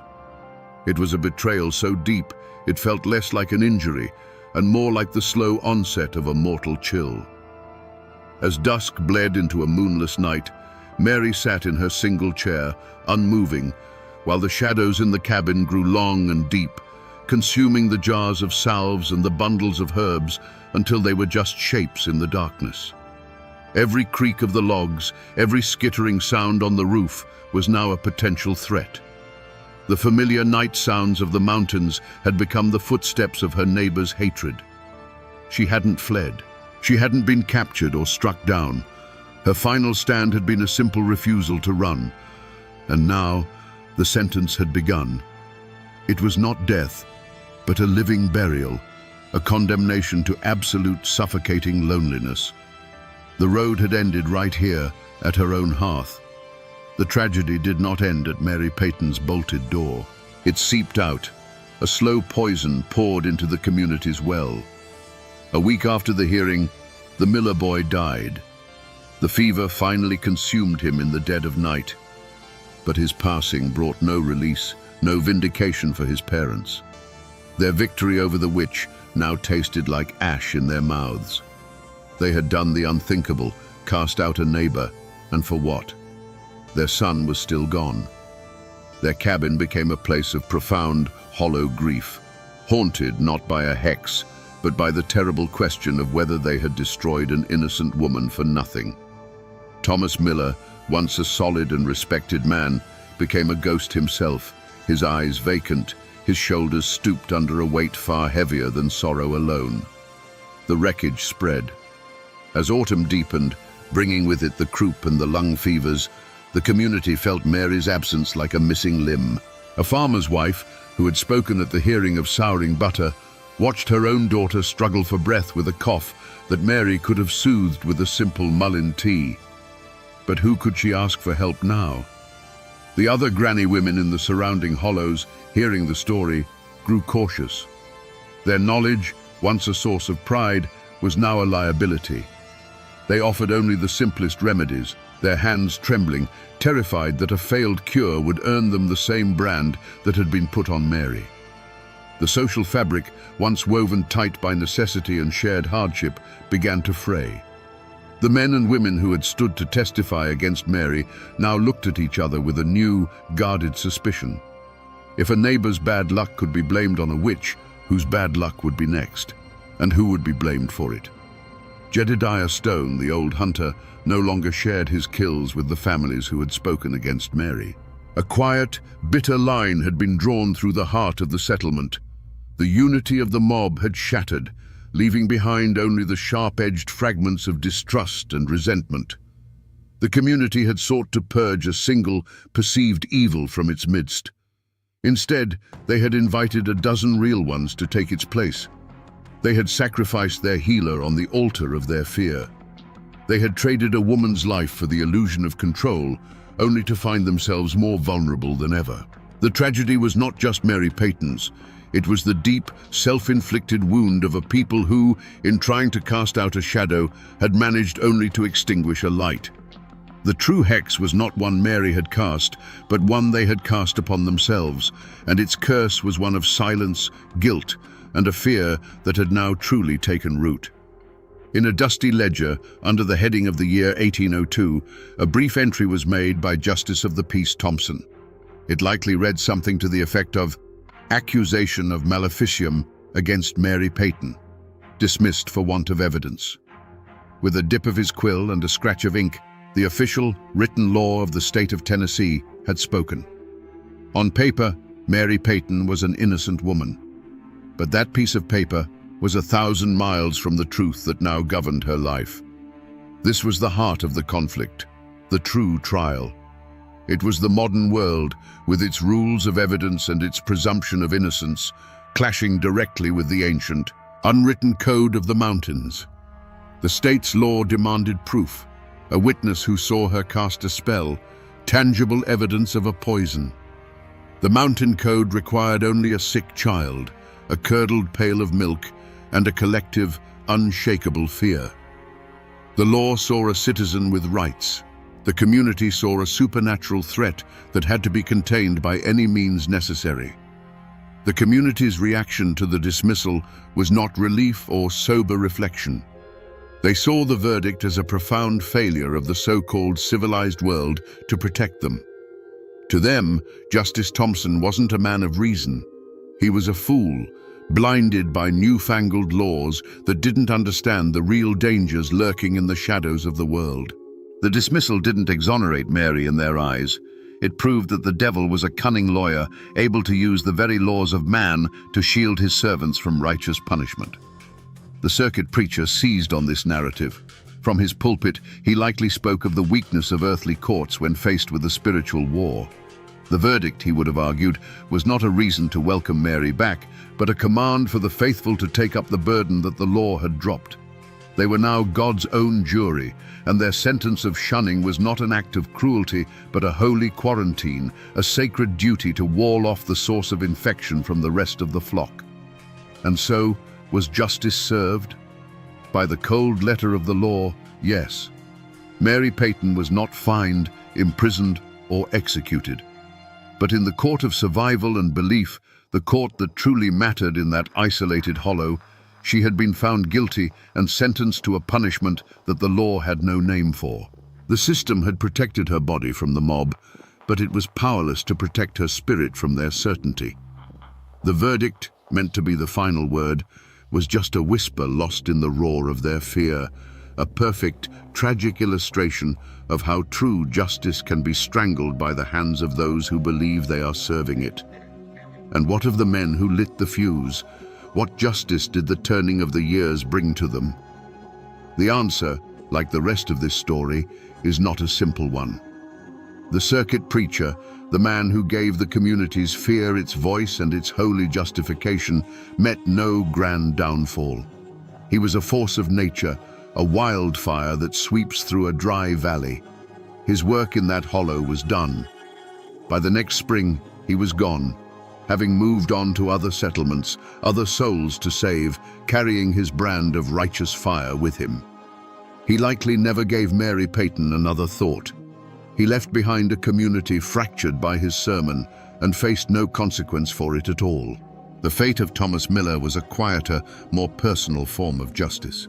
He had won his battle. The witch had been cast out. But the victory was a hollow, desolate thing. It did not bring his son back. It did not bring him peace. Instead, he became a man haunted not by a curse, but by his own conviction. He had poured all of his grief and rage into the vessel of one woman, and when it was over, he had nothing left. He grew gaunt and silent, a man hollowed out by his own victory. Some neighbors whispered that the real curse was the one he had invited into his own soul, a poison of guilt and doubt that he would carry to his grave. There was no clean resolution, no satisfying final act where the villains received their just deserts. One antagonist simply vanished, an agent of chaos who moved on to his next stage. The other became his own jailer, trapped in a prison of sorrow and regret. It shows a difficult truth. In a tragedy fueled by fear, there are no real winners. The line between accuser and victim blurs until all that is left is the wreckage. The story was never about a single witch. It was about a sickness of the spirit, and it claimed everyone it touched. The winter that followed the hearing was a harsh one, and Mary Peyton's cabin remained a dark, silent island in a sea of snow. No smoke rose from her chimney. No tracks marked the path to her door. When spring finally came and the world thawed, a quiet and terrible curiosity began to grow. It was Jedediah Stone, the old hunter, who finally put his shoulder to her door. The bolt, weakened by damp, gave way with a splintering crack. The silence inside was absolute. Mary was found in her chair, a figure of bone-thin stillness, having quietly wasted away in her self-imposed tomb. She had not starved for lack of food, but for lack of a world to live in. Her legacy had no bloodline to carry it. It was tied instead to the land she had occupied. No one dared to claim her cabin. It was left to the elements, a monument to the community's great and terrible secret. For years it stood as a warning, its roof slowly sagging, its walls surrendering to the relentless embrace of ivy and honeysuckle. Her garden, a living library of cures, went wild, a chaotic riot of potent herbs that no one else had the knowledge to use. The place became well and truly haunted, a spot children dared each other to run past at dusk, a physical reminder of the price of fear. The community did not heal, it scarred over. The name Mary Peyton was almost never spoken aloud again. It became a taboo, a heavy stone of shared guilt and shame dropped into the well of their collective memory. The Miller family, broken by the tragedy, eventually packed their wagon and moved west, seeking a place where they were not known as the people who had cried witch. The silence they left behind was filled not with peace, but with a brittle and anxious piety. When sickness came now, people prayed harder, their faces turned to the heavens because they had cast out their most knowledgeable connection to the earth. The power dynamic in the hollow had shifted permanently. The preacher had moved on, but his legacy of fear remained. The delicate balance between folk wisdom and frontier faith had been shattered. In casting out their healer, they had elevated their fear. They had traded a woman of knowledge for a ghost story. The community was left poorer, more isolated, and more vulnerable, not to the dark arts, but to the simple, brutal realities of a world that Mary Peyton had, in her own quiet way, understood better than any of them. Even today, if you know which overgrown path to take, you can find the place where Mary Peyton's cabin once stood. There is nothing left now but a stone chimney fall, a silent monument half swallowed by the woods. Around it, you can still find plants that have no business growing together, a tangled ghost of her garden, with foxglove and ginseng still pushing up through the weeds. The land itself seems to hold a memory, a quiet that feels older and heavier than the surrounding forest. The real Mary Peyton, the healer with the steady hands and the unbending will, was buried twice. Once in the cold earth, likely in an unmarked grave, and again under the weight of a legend she would never have recognized. Over the generations, her story was sanded down, its complex truths worn away until all that remained was a simple, sharp-edged tool used to frighten children. Old Witch Peyton, they called her. She became the monster who lived in the ruins, the creature who would snatch you if you stayed out after dark. Her tragedy was repurposed into a local ghost story. Her name became a permanent scar on the landscape. The little valley where she lived is still known by some old-timers as Peyton's Hollow. They might not know the full story of the Hearing or the Miller boy, but they know it's a place to be wary of, a place with a history. The name itself is an echo, a fragment of a warning passed down through time. To speak the name of the Hollow is to unknowingly repeat the final word of her community's judgment. And so, Mary Peyton is gone, but her spirit, the idea of her, still haunts those mountains. She is the ghost of the woman who knew too much, the cautionary tale of what happens when you refuse to bend to the fears of your neighbors. She exists now as a whisper on the wind, a chill that runs down your spine when you pass a place where the woods feel a little too dark. She is a permanent resident of the Appalachian psyche, a timeless reminder of the ancient war between suspicion and knowledge, and of the terrible power of a story to kill a person long after they are dead. So we return to the question that hangs like mist in that forgotten hollow. Was Mary Peyton a witch? The answer, of course, is no. She was a woman of knowledge in a time of fear, a healer whose competence was mistaken for dark power. Her story is not about what she was, but about what her community needed her to be. In the face of random, cruel misfortune, they desperately needed a source, a reason, a face to put on their terror. They needed a witch far more than they needed a healer, and so they transformed one into the other. In the end, this is a story about the true nature of evil. The monster in this ballad was not a woman who dealt in hexes and curses. The monster was a quiet, creeping thing called fear. It was fear that soured the milk, fear that wasted the child, and fear that turned good, God-fearing people into a mob that would condemn a woman to a living death. It's a timeless lesson about how a community, in its desperate search for a demon to fight, can become the very thing it dreads. It shows us how a person's greatest strength, in Mary's case, her unbending integrity, can become the fatal flaw that leads them to ruin. The law gave her a piece of paper that said she was innocent, but her neighbors gave her a sentence of silence that proved to be fatal. Her body lies in an unmarked grave, but her story has become a landmark, a warning that echoes down through the generations. And that, my friends, is the ballad of Mary Peyton, a woman who knew all the secrets of the earth, but who could not find a cure for the sickness in the hearts of men.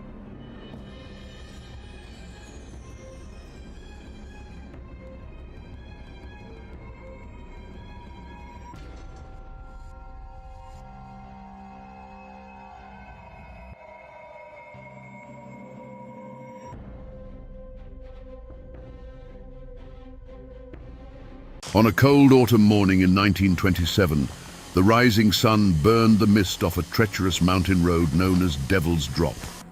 It revealed a scene of brutal final silence. A Ford V8, its metal skin peppered with bullet holes, sat angled against a fallen tree. Beside it, his life staining the dark Carolina soil, lay William Bill Young, the undisputed king of the region's white lightning trade. His cargo of whiskey was gone. His life was gone. The mountains don't give up their secrets easily. The official law called it a bootlegger's quarrel and looked the other way. But this single act of violence didn't just end a man's life. It started a legend. It gave birth to a story of a love so powerful it refused to die, and a ghost that walks these hills to this very day. Today, we're going to peel back the layers of myth and memory to find the truth behind the haunting of Silver Creek Cemetery.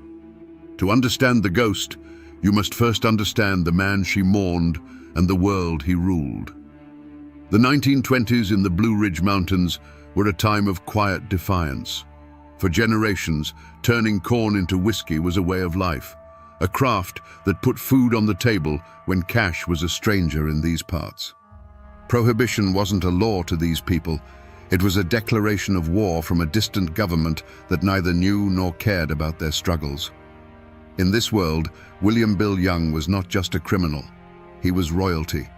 He was the Prince of White Lightning.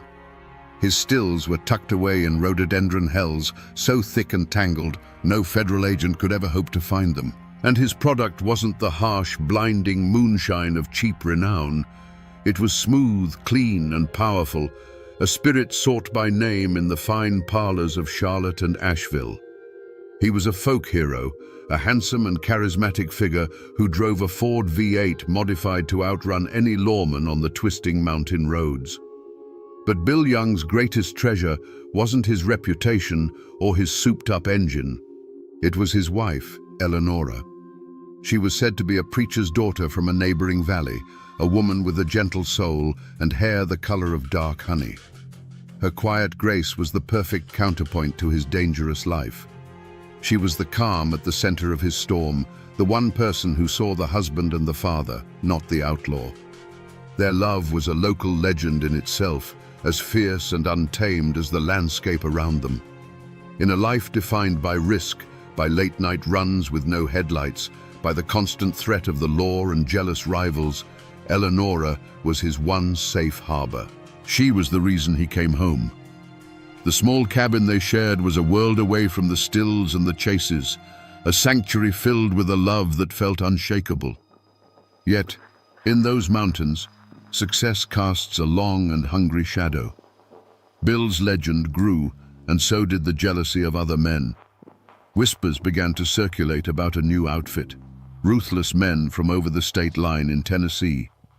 They didn't follow the old codes of honor among moonshiners. They were profiteers who saw Bill's territory not as something earned, but as something to be taken. This was the unspoken vulnerability in their lives, the gathering storm on the edge of their perfect world, a threat that was closer than either of them knew. It was a local farmer on his way to market who found him, his mule stopping dead in the road, ears twitching at a scene that was deeply, horribly wrong. The unnatural silence was the first thing he noticed. No birdsong, no rustle of squirrels, just the quiet hum of a world holding its breath. Bill Young's Ford V8 was a monument to the violence. Its shattered headlights stared blindly at the sky, and its dark paint was marred by a dozen jagged holes. The driver's side door was open, swinging slightly in the morning breeze. The county sheriff, a man who knew these hills and its people, arrived an hour later. He meticulously walked the scene, his eyes missing nothing. The evidence told a story, but it was a fragmented one. The large oak tree blocking the road hadn't fallen by chance. He could see the fresh, clean cuts of an axe at its base. It was a classic ambush. He found spent rifle casings glinting in the dirt on the high bank of the road, suggesting the attackers had the advantage of cover and elevation. Bill's own pistol was clutched in his cold hand, all 6 rounds fired. He hadn't gone down without a fight. The ground itself held the most telling clues. In the damp earth, the sheriff could make out at least 3, maybe 4, distinct sets of boot prints, none of which belonged to Bill. They were heavy, purposeful tracks that spoke of men who moved with confidence. They had swarmed the car, and other tracks showed where they had hauled the heavy crates of liquor away, their trail leading to the edge of the woods before vanishing completely into the thick undergrowth. It was efficient. It was professional. But the scene was also a puzzle of contradictions. They had taken every last jar of whiskey, yet Bill's wallet, still thick with cash, remained untouched in his pocket. This wasn't a simple robbery by desperate men. This was a targeted strike, an execution designed to send a message. The chaos of the gunfire was followed by the cold, calculated logic of the theft. Who were these men who left money but took liquor? Who fought with such brutal finality? The crime scene on Devil's Drop spoke of a coordinated attack, but the wilderness offered no easy answers. The gunshots had echoed through the holler and then been swallowed by the trees. The killers had materialized from the forest and then melted back into it, leaving behind a dead man, a bullet-riddled car, and 1,000 terrifying questions that began to spread like wildfire through the tight-knit mountain community. Now, in these hills, when a man like Bill Young is found dead, the first place you look is at the man who hated him the most. And in this case, that man had a name: Jedediah Jed Scoggins. Jed was a moonshiner of the old school. His still was a rusty, sputtering contraption that produced a liquor so harsh it was said you could peel paint with it. He was a bitter, solitary man, with eyes as hard as creek stones and a permanent scowl etched into his face. The bad blood between Jed and Bill ran deep, a classic mountain feud born not of land or family, but of pure, corrosive jealousy. They had come up in the trade together, but where Bill was an artist, Jed was just a cook. Bill's operation grew, his reputation soared, and his pockets grew heavy with cash. Meanwhile, Jed Scoggins stayed right where he was, brewing his gut rot for a handful of locals who couldn't afford better, watching Bill's fancy Ford V8 roar past his dilapidated shack. Every success of Bill's was another bitter pill for Jed to swallow. The tension had finally boiled over just a month before the ambush. The story is told that Jed Scoggins confronted Bill in the local general store, accusing him of stealing customers. Bill, with his easy smile, just laughed it off. He clapped Jed on the shoulder and said loud enough for everyone to hear, "Now, Jed, there's a market for paint thinner and there's a market for fine whiskey. We ain't in the same business." The store erupted in laughter. For a man like Jed Scoggins, whose only currency was his pride, the public humiliation was a wound that would never heal. His face turned a deep, dangerous red, and he stormed out, muttering threats under his breath. So when the news of Bill's murder spread through the hollers, every eye turned to Jed. The sheriff paid him a visit first thing. Scoggins denied everything, of course, but his anger made him look guilty. Whispers solidified into what seemed like fact. A trapper claimed he'd seen Jed's beat-up truck parked in a thicket a mile from Devil's Drop the night of the killing. Others swore they'd heard him at the store just last week, telling anyone who'd listen that Bill Young's pride is going to get him killed. For the community, and for the lawmen looking for a quick and easy answer, Jed Scoggins was the perfect suspect. He had the motive, the means, and a heart full of poison. But a bitter old man like Jed Scoggins was a known danger, a rattlesnake that warns you before it strikes. The truly terrifying poison is the kind you welcome into your own home. As the initial shock wore off, a second, more chilling suspicion began to take root. turning from the obvious enemy to the trusted friend. Caleb Vance. Caleb was Bill Young's right-hand man, his shadow. He was a younger cousin who Bill had taken under his wing years ago, teaching him every secret of the trade. Caleb knew the location of the stills, he knew the delivery schedules, and he knew the hidden compartments in the Ford V8. He was the one man on earth Bill trusted with his business, his life, and the safety of his wife, Eleonora. He was treated like a brother. No one suspected him, not at first. But loyalty, when starved of recognition, can curdle into ambition. Caleb was the one doing the back-breaking work in the humid hollows, while Bill was the one collecting the profits and the praise. He saw the life Bill had built, the respect, the fear he commanded, the money, and began to see it not as something to admire, but as something he deserved. More than that, people began to recall the way Caleb looked at Eleonora when Bill wasn't around. It wasn't the gaze of a protective cousin. It was the quiet, hungry stare of a man coveting something he could never have. With this new suspicion in mind, people's memories began to shift. His grief at the funeral, which had seemed so profound, now looked theatrical and hollow. He had been the one to help Bill load the car that fateful night, and folks remembered him arguing with Bill a week earlier, insisting that the old road was getting too much attention from the law and that the route through Devil's Drop was safer. Was it a helpful suggestion, or was he leading the lamb to the slaughter? The community was now faced with a far more terrifying possibility than a simple feud. Was Bill Young's death the result of a snake he had nurtured at his own hearth? But there was a third shadow lurking at the edges of this tragedy, a threat far bigger and more impersonal than a bitter old man or a jealous cousin. The world of bootlegging was changing. Big city money and organized crime were beginning to see the potential in the mountains, not as a place of tradition, but as an untapped resource. A different breed of predator was slipping through the gaps in the hills, men who didn't live by any mountain code. They were known only as the Tennessee outfit. They weren't moonshiners, they were businessmen, and their business was violence and consolidation. Their goal was simple: to control the entire flow of illegal whiskey from the mountains to the cities, cutting out the independent operators who had worked these stills for generations. In this new, brutal landscape, Bill Young wasn't just a competitor. He was an empire of one, an obstacle that had to be removed. Their motive was the coldest and cleanest of all: pure profit. They coveted Bill's pristine product, his well-established routes, and his list of wealthy clients. Taking him out wasn't an act of passion, it was a corporate takeover executed with rifles instead of contracts. They didn't want to just beat him, they wanted to absorb his entire operation, from the hidden stills to the last drop of whiskey. For weeks leading up to the murder, their presence had been felt like a change in the weather. Strangers had been seen in town, men in city hats with hard, watchful eyes, asking quiet questions about Bill Young's schedule. Cars with Tennessee plates were spotted on lonely back roads where they had no business being. The story circulated that one of these men had approached Bill with an offer: work for them or get out of the way. Bill, proud and fiercely independent, would have laughed in his face. It was a laugh that signed his own death warrant.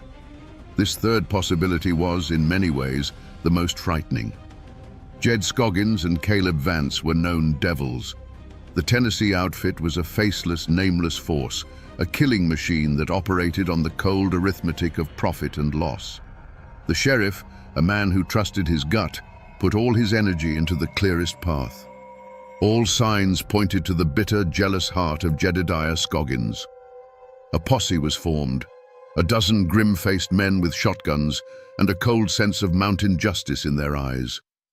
For 3 days, they combed the unforgiving slopes of Scoggins' territory, fueled by the trapper's claim of seeing Jed's truck near the ambush site.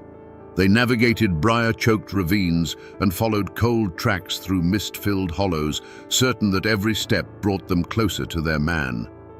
They finally cornered him at his ramshackle cabin, expecting a desperate shootout. But what they found was anticlimax and confusion. Jed Scoggins wasn't armed and ready for a fight. He was laid up in a filthy cot, his leg crudely splintered and swollen to twice its normal size. He spat tobacco juice onto the floor and cursed them for fools.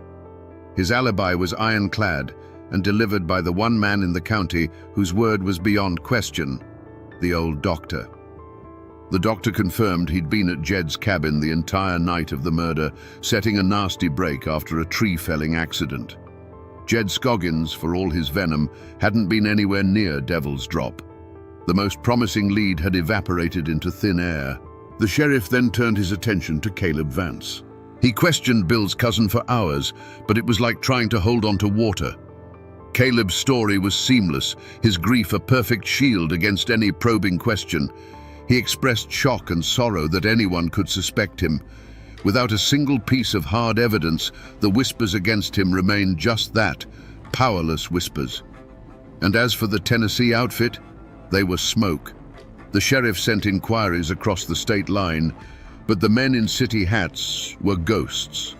They had no names, no faces anyone could clearly recall, and had vanished as quickly as they had appeared. The investigation had hit a wall. Every trail had grown cold, every promising clue turned to dust in the sheriff's hands. The initial roar for justice in the community faded to a nervous, fearful murmur. The killer, it seemed, had gotten away clean. And if a man as powerful as Bill Young could be struck down so easily, then nobody was safe. In the days that followed the failed investigation, a new kind of quiet fell over the mountains. It wasn't the peaceful quiet of an autumn evening. It was a cold, heavy silence, the kind that suffocates truth. The initial outrage over Bill's murder had curdled into something else. Doors that were once open were now bolted. Eyes that once met yours in greeting now slid away, finding a sudden interest in the dirt on the road. A curtain of unspoken agreement had been drawn across the community. This wasn't the silence of ignorance, it was the silence of fear. Raw, palpable fear. The logic was simple and brutal. If a man as powerful, as respected, and as feared as Bill Young could be gunned down on a public road, what chance did a simple farmer or a store clerk have? The killers hadn't just murdered a man, they had murdered the community's sense of security. They were still out there, unseen, their identities a terrifying mystery. To speak a name, to repeat a rumor, was to risk drawing their attention, and no one wanted to be next. But it was more than just fear. It was the code. For generations, these mountain folk had lived by their own laws, born of a deep and abiding distrust for any authority that came from outside their hills. Talking to a man with a badge, even a local one, was a violation of that code. It was inviting an outside world of courts and lawyers into their own business. The unspoken rule was clear. You see nothing, you hear nothing, and you know nothing. You handle your own affairs, and you let your neighbors handle theirs. The few who were thought to know something learned the power of this code very quickly. A man who had been seen talking to Bill just hours before the ambush suddenly became a pariah. His neighbors, men he'd known his whole life, suddenly had urgent chores to do when he approached. No threat was ever spoken aloud, none needed to be. The cold shoulders and the averted gazes were a message clearer than any gunshot. Stay quiet, or you're on your own. And so, the sheriff's investigation died, not from a lack of leads, but from a lack of voices. He would ask questions and be met with blank stares, polite deflections, and shrugged shoulders. The people of the valley had made a collective choice. They would bury the truth under the weight of their silence, hoping that if they didn't speak of the devil, he might just pass them by. The murder of Bill Young was now a closed book, locked tight by the fear of an entire community. Years slid by like water over stone. The murder of Bill Young became a cold case, then a local legend, a story to tell children to keep them from wandering too far into the woods after dark. The wall of silence held firm, and every single evening, Eleonora kept her vigil, her black-clad form becoming as much a part of the landscape as the ancient oaks in the cemetery. Her grief was a silent, unchanging monument. Nearly a decade after Bill's death, Eleanora's vigil finally ended. She passed away in her sleep one cold winter morning and was buried beside her husband, their story seemingly concluded. It fell to a distant niece, a young woman who barely remembered her famous uncle, to clear out the small Spartan cabin where Eleanora had lived out her last lonely years. While packing away old linens in a cedar chest, her fingers brushed against something hard tucked beneath a false bottom, a small, leather-bound journal. This was the clue that had been forgotten because no one knew it existed. It wasn't a diary of daily life. It was a testament of silent suffering, a record of the truth Eleanora was too terrified to speak aloud. The niece's hands trembled as she read the elegant, spidery script, the entries beginning the day after Bill's body was found. The journal revealed everything. It described how Caleb Vance, Bill's trusted cousin, had come to the cabin late on the night of the murder, hours before the body was officially discovered. He had told Eleanora that Bill was delayed on a run, but his story was a lie, and Eleanora had seen it. His boots were caked in the distinctive red clay found only on the road up Devil's Drop. There was a fresh, angry scratch on his cheek, and his hands, she wrote, would not stop trembling. He couldn't meet her eyes. When the news came the next morning, the terrible truth clicked into place in her heart. The journal laid it all bare. Her agonizing suspicion that Caleb, driven by a poisonous mix of greed and ambition, had been the inside man. He had made a deal with the Tennessee outfit, giving them the route, the time, and the assurance that Bill would be alone. He had led his own cousin, his own blood, into a fatal trap. The discovery of that journal, a quiet voice from beyond the grave, didn't just point to a new suspect. It shattered the entire foundation of the mystery and screamed out the name of the true betrayer.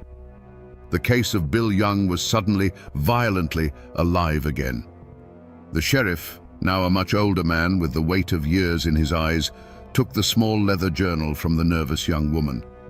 He opened it with a sense of weary duty, expecting the rambling thoughts of a grieving widow. But as he read Eleanora's precise, heartbreaking prose, the years fell away. He wasn't an old sheriff in a quiet office. He was back on Devil's Drop, smelling the gunpowder and the cold morning air. The words on the page were a voice from the grave, a testimony that time had not been able to silence. There, in Eleanora's own hand, was the key. Caleb Vance's visit, the red clay on his boots, the lie in his eyes. Armed with the truth that had been buried for a decade, the sheriff walked out of his office and down the main street. He found Caleb Vance where he always was, overseeing a small timber business he'd built on the ashes of Bill Young's empire. Caleb was heavier now, a respected man in the community, his past betrayal hidden behind a facade of quiet competence. The sheriff didn't raise his voice. He simply held out the open journal. "Eleanora kept a record, Caleb," he said, his voice low and steady. "She wrote it all down." At the sight of that familiar script, the mask that Caleb Vance had worn for 10 long years shattered. The color drained from his face. It wasn't the law that broke him. It was the ghost of the woman whose love he had craved and whose husband he had betrayed. In a torrent of words, the confession poured out of him, a decade of guilt and resentment. He had been the engine, and Bill had been the face. He had sweated over the stills while Bill collected the glory. He had watched Bill with Eleanora, a love so complete it left no room for anyone else, and the poison of jealousy had festered into a murderous ambition. His confession finally gave a name to the faceless external threat. He admitted to meeting with the Tennessee outfit, giving them everything they needed. He drew them a map of Devil's Drop. He told them the exact time Bill's Ford would round the tight bend. He assured them Bill would be alone and that the local law wouldn't look too hard into a bootlegger's death. It was the perfect crime, a partnership between inside knowledge and outside muscle. The full, horrifying truth was finally laid bare for all to see. It wasn't a feud with Jed Scoggins. It wasn't a random attack by outsiders. It was a cold-blooded pact, a conspiracy born in the heart of Bill Young's own family. Caleb Vance, the trusted cousin, had been the serpent in the garden. He had opened the gate and let the wolves in, all for a share of the profits and the empty hope that with Bill gone, Eleonora might finally see him. The central mystery was solved, and the answer was a betrayal so profound it was almost unthinkable. The man who had mourned the loudest at the funeral had been the one who orchestrated the killing. Now, with Caleb's confession echoing across a decade of silence, we can finally see the events of that night as they truly happened. We can go back to Devil's Drop and bear witness to the full, heartbreaking story. On that moonless autumn night, the engine of the Ford V8 was a low, confident rumble, the only sound in the sleeping hollow. Behind the wheel, Bill Young was in his element. The road was treacherous, the car was heavy with its precious cargo, but this was a dance he knew by heart. He was thinking of home, of the warmth of the fire, of Eleonora waiting. As he rounded the tight bend, his headlights caught the dark, solid line of the fallen oak. He slowed to a stop, his mind already working on the problem, a flicker of annoyance but not yet alarm. The alarm came a second later. It wasn't a sound, it was a feeling. A subtle shift in the shadows on the high bank to his left, a glint of moonlight on something that shouldn't have been there. In that split second of cold realization, the night exploded. The silence was torn apart by a sound like 100 dry branches snapping at once. It wasn't just a gunshot, it was a volley, a deafening crackle of coordinated rifle fire. The passenger side window dissolved into a spider web of frosted glass. The sturdy metal of the Ford's door dimpled and tore as if struck by a violent, invisible hail. The world outside the car became a chaotic storm of noise and muzzle flashes, a hell of his cousin's making. Bill's hand instinctively went to the pistol he always kept by his side. Its single defiant bark was a lonely protest, a single note against a symphony of destruction. And then there was a sharp grunt, a sudden stillness behind the wheel. The last sound from him was the heavy thud of his body slumping against the driver's side door. His fight was over. The gunfire stopped. A profound, ringing silence descended, thicker and heavier than before. Shadows detached themselves from the tree line, solidifying into the shapes of men. They moved with a cold, detached efficiency. They didn't even glance at the figure in the car. Their focus was on the cargo. The back doors were pried open, and crate after crate of mason jars were hauled into the darkness. Their movements were swift, practiced, leaving no trace but their boot prints in the mud. When the last crate was gone, the men melted back into the woods as silently as they had appeared. They left behind a scene of chilling stillness. The shattered headlights cast jagged, broken beams into the darkness, like the eyes of a great beast that had been blinded. The air, once crisp with the scent of pine, now hung heavy with the acrid smell of burnt gunpowder. The only movement was a thin trickle of whiskey from a single shattered jar, its clear liquid mixing with the dark, damp earth in a final, wasted offering. The trial of Caleb Vance was more than a legal proceeding. It was a public reckoning, a final, painful chapter in a story that had haunted the community for a decade. The small county courthouse was packed to the rafters. Old men who had known Bill Young personally sat beside young people who had only ever heard his name whispered in ghost stories.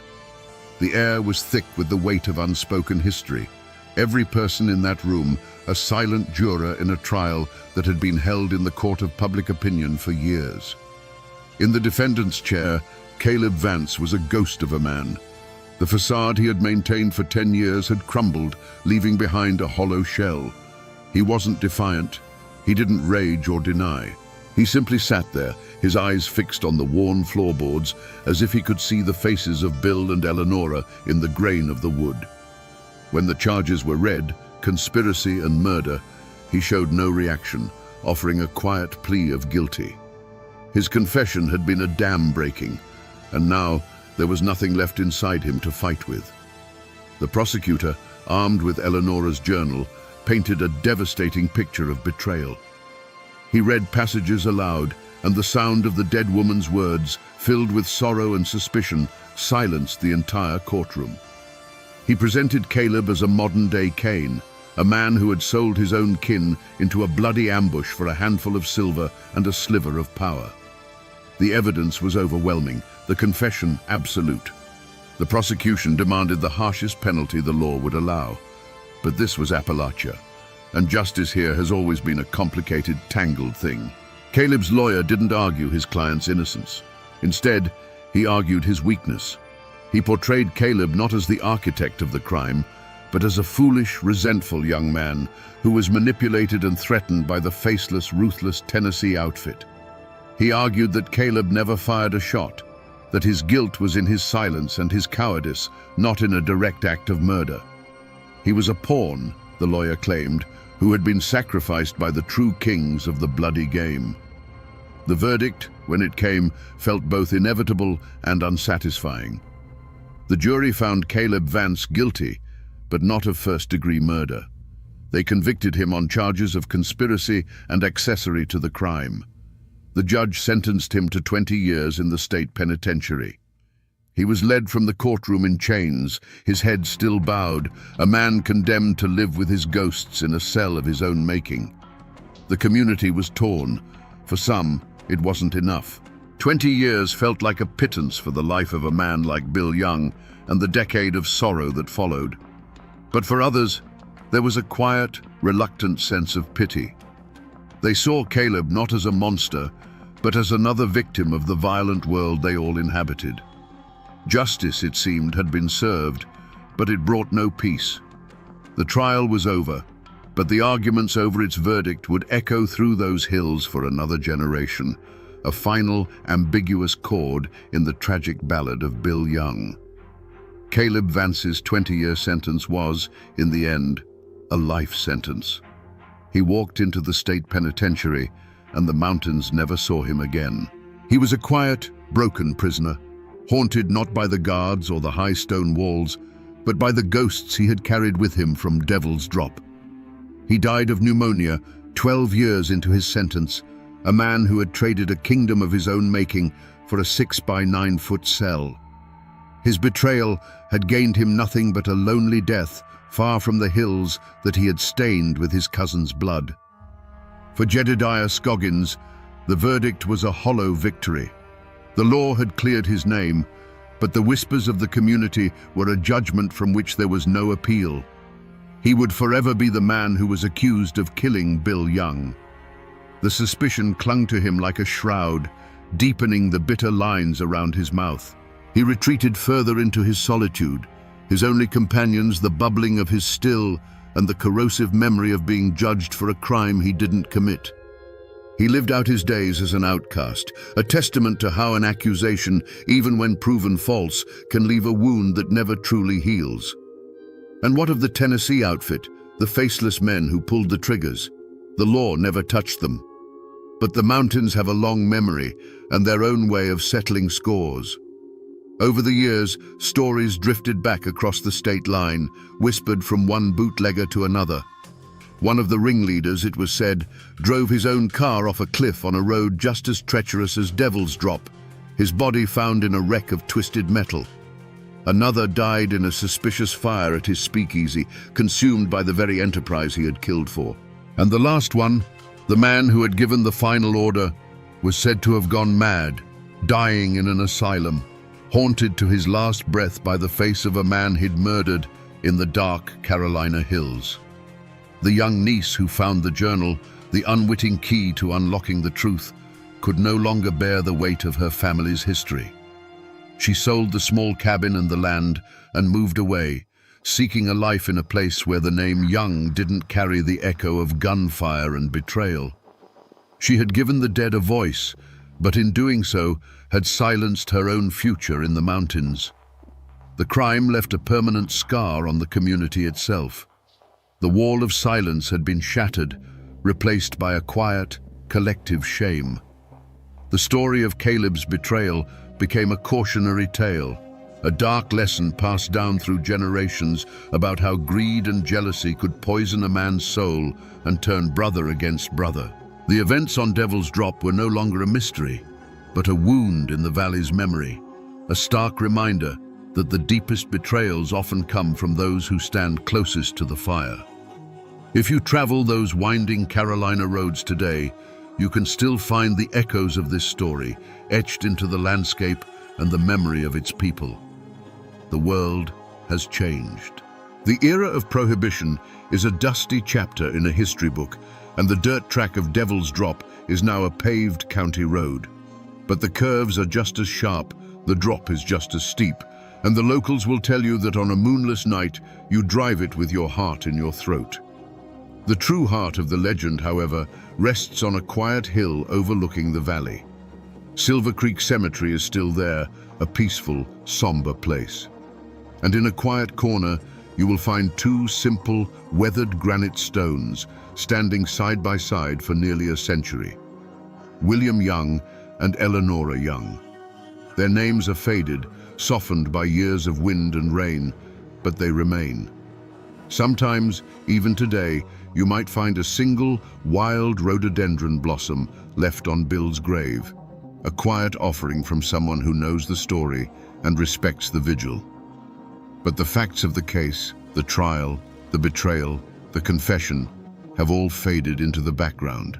What has survived, what has grown stronger with each passing year, is the ghost story. The memory of Bill and Eleanora is kept alive not in court records, but in the legend of the woman in black. To this day, people claim to see her. Teenagers on a dare will come home pale and shaken, swearing they saw a dark figure standing over the Youngs' graves, a figure that vanished when a flashlight beam touched it. Travelers on the road below still report hearing the faint sound of weeping carried on the wind when there is no wind to carry it. The story has become a part of the local folklore, as real as the mountains themselves. It's whispered around campfires, a ballad of love and loss that has transcended its violent origins. Old-timers say the mountains themselves hold the memory. The whisper of the wind through the pines is Eleanora's sigh. The sudden chill you feel near the cemetery is her sorrow. The world might forget the names and the dates, but the land does not. The story of the moonshiner and his eternally faithful wife is no longer just history. It is a permanent feature of this place, a ghost that walks these hills forever. We began this journey on a cold stretch of road with a bullet-riddled car and a question: what really happened on Devil's Drop? We found the answer, not in a heroic shootout, but in a sordid, quiet act of betrayal. A story of greed and jealousy, as old as the hills themselves. The law eventually found its man, and a measure of justice was served in a dusty courtroom. But that ugly human truth is not the story that has survived. This is the ultimate lesson of the woman in black. It is a story not about the brutal end of a man's life, but about the unending love of his wife. The community, bound by fear and a code of silence, allowed the facts of a murder to be buried. But through their whispers, their awe, and their respect for Eleanora's vigil, they resurrected a different kind of truth. They chose to remember the loyalty, not the betrayal. They chose to honor the love, not the violence. In the end, this is a ghost story that teaches us that some bonds are too strong to be broken by gunfire or the grave. It shows us how a deep and abiding love can become a legend, a story told to remind us that even in the darkest of times, loyalty is a light that can echo through generations. The law may have closed the case on Bill Young, but it was Eleanora's heart that wrote the final, enduring chapter. And now, my friends, you know the rest of the story, or at least as much of it as the mountains are willing to give up. The first shot echoed through the Hillsville courthouse like a clap of thunder, and then the world went mad. In less than 90 seconds, a judge, a sheriff, and a Commonwealth's attorney lay dead on the blood-slick floor, victims of a furious volley of gunfire. The newspapers across the nation screamed of a savage mountain clan, an insurrection against civilization itself. But for the people who lived and breathed the thin, cold air of the Blue Ridge Mountains, they knew the truth was far more complicated. What pushes a man to declare war on the law in the very temple of justice? Today, we separate the legends from the facts to uncover the story of the Allen clan and the epic manhunt that tore a community apart. Before the gunsmoke and the blood, there was the land. Carroll County, Virginia, was a world unto itself, a kingdom of mist-shrouded ridges and deep, shadowed hollows carved by creeks 1,000 years old. The Blue Ridge Mountains weren't just a backdrop here, they were a living presence that shaped the people, instilling in them a fierce independence and a profound distrust of the flatlands below. In this isolated world, a man's worth was measured by the land he owned, the family he raised, and the honor he was willing to defend with his life. The seasons, not the clock in a distant capital, dictated the rhythm of life. At the center of this world stood Floyd Allen. He was a man built of the same hard rock as the mountains themselves, a patriarch in the truest sense. He wasn't some poor dirt farmer. He was a wealthy businessman, a landowner with vast tracts of timber and a former county supervisor. His word was law in the hollows. To his friends and family, he was generous and loyal to a fault. To his enemies, his temper was a force of nature, as sudden and violent as a summer thunderstorm. He saw himself not as a citizen subject to the law, but as the source of law in his domain. If Floyd was the fire of the Allen clan, his younger brother Sidner was the ice. Where Floyd was impulsive and hot-blooded, Sidner was cool, intelligent, and calculating. He too was a man of considerable wealth, but he showed his ambition in a different way. Just a few years before the tragedy, Sidner had completed a magnificent new home, the finest in the county. It was a testament to his success, a symbol of permanence and legacy, built with the finest wood and stone. It was a castle for his own dynasty, a place where he expected to live out his days in peace and prosperity. The Allens were not outlaws hiding in the shadows. They were the power in these hills. They were a sprawling, interconnected web of cousins, nephews, and in-laws, bound by blood and a shared code. They were respected, and they were feared. Their influence reached into local politics, business, and law enforcement. To cross one Allen was to cross them all, and everyone in Carroll County understood that simple, unshakable fact. They had built a world that answered to them and them alone. In these mountains, there were two kinds of law. There was the law written in books, administered by judges and lawyers from towns who didn't understand the ways of the high country. Then there was the unwritten law of the mountains, the code of honor. This code said that family was absolute, that an insult could not go unanswered, and that a man had the right to settle his own disputes. To be arrested and dragged before a judge for defending your kin was more than a legal problem. It was a profound public humiliation. It was an attack on your name and your very manhood. But the outside world was beginning to press in, its tendrils reaching up the mountain roads. Telegraph wires hummed with messages from a central government, and railroad surveyors planned routes that would cut through the heart of the old territories. A new kind of law was coming with them, an impersonal, unbending law that had no respect for a man's reputation or the weight of his name. Little did the Allens know, this encroaching world was about to put their code, their power, and their very lives on trial. And when those two worlds finally collided, they would not bend, they would shatter. The Allens didn't just live on the land, they were born of it. Their roots in Carroll County ran as deep as the ancient oaks. Generations before, their Scots-Irish ancestors had pushed into this unforgiving wilderness, looking not for easy living, but for a place where they would be beholden to no king and no landlord.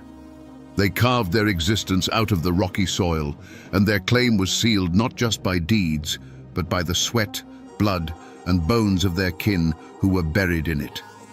This land was a heavy inheritance, a reminder that they had built their world from nothing, and they would bow to no outside authority that tried to take it away. This deep-seated distrust of distant power was a wound that had never truly healed since the Civil War. The mountains had been a house divided, a place where loyalty to Richmond or Washington could get a man killed by his own cousin. The war left behind a bitter legacy, a deep-seated suspicion that the laws passed in far-off capitals were designed to control and suppress the mountain people, not to protect them. For men like the Allens, the arrival of a state-appointed judge and a Commonwealth's attorney felt less like the administration of justice and more like the arrival of a garrison in occupied territory. In Carroll County, a family name was everything. It was a history, a code, and a burden.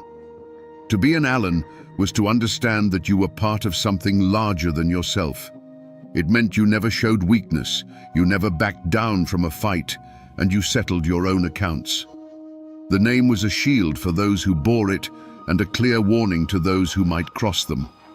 It carried with it the unspoken duty to uphold the family's honor and dominance, a duty that fell most heavily on the patriarch, Floyd Allen. So when Floyd Allen stood in that courtroom, he wasn't just one man facing a year in prison. He was the living embodiment of generations of clan history. He was defending more than his own freedom. He was defending his family's name and the very principle that an Allen did not submit. The courtroom wasn't just a room. It was a battlefield where the old ways were clashing with the new. Judge Massey represented the cold, impersonal law of the state, but Floyd Allen represented the hot-blooded, unwritten law of the mountains, a law that had been the final word in these hills for over a century.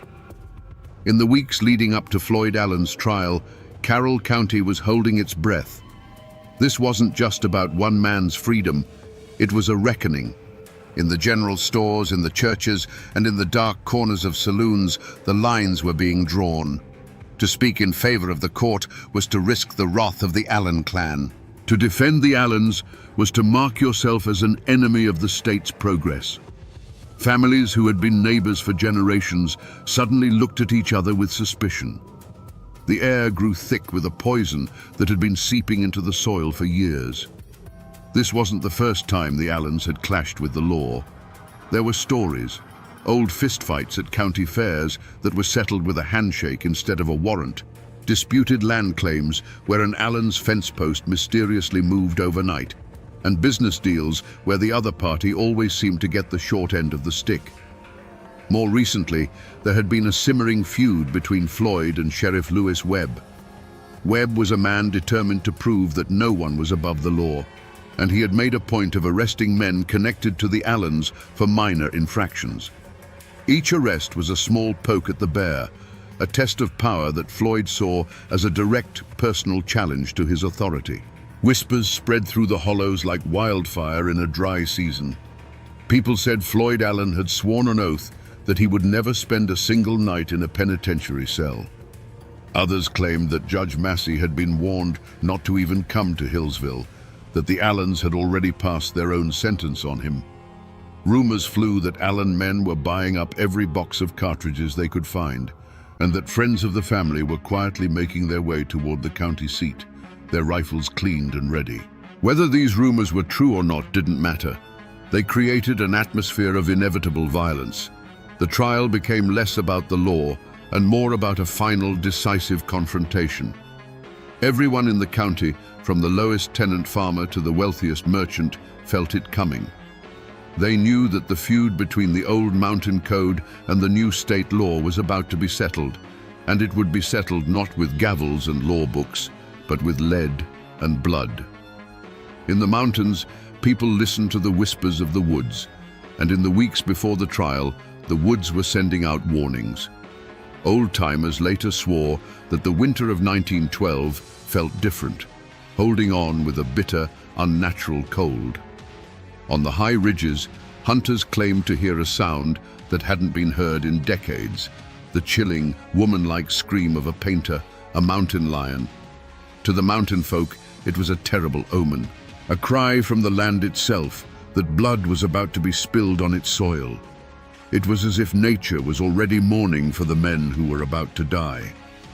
The human omen arrived in Hillsville with polished shoes and leather briefcases.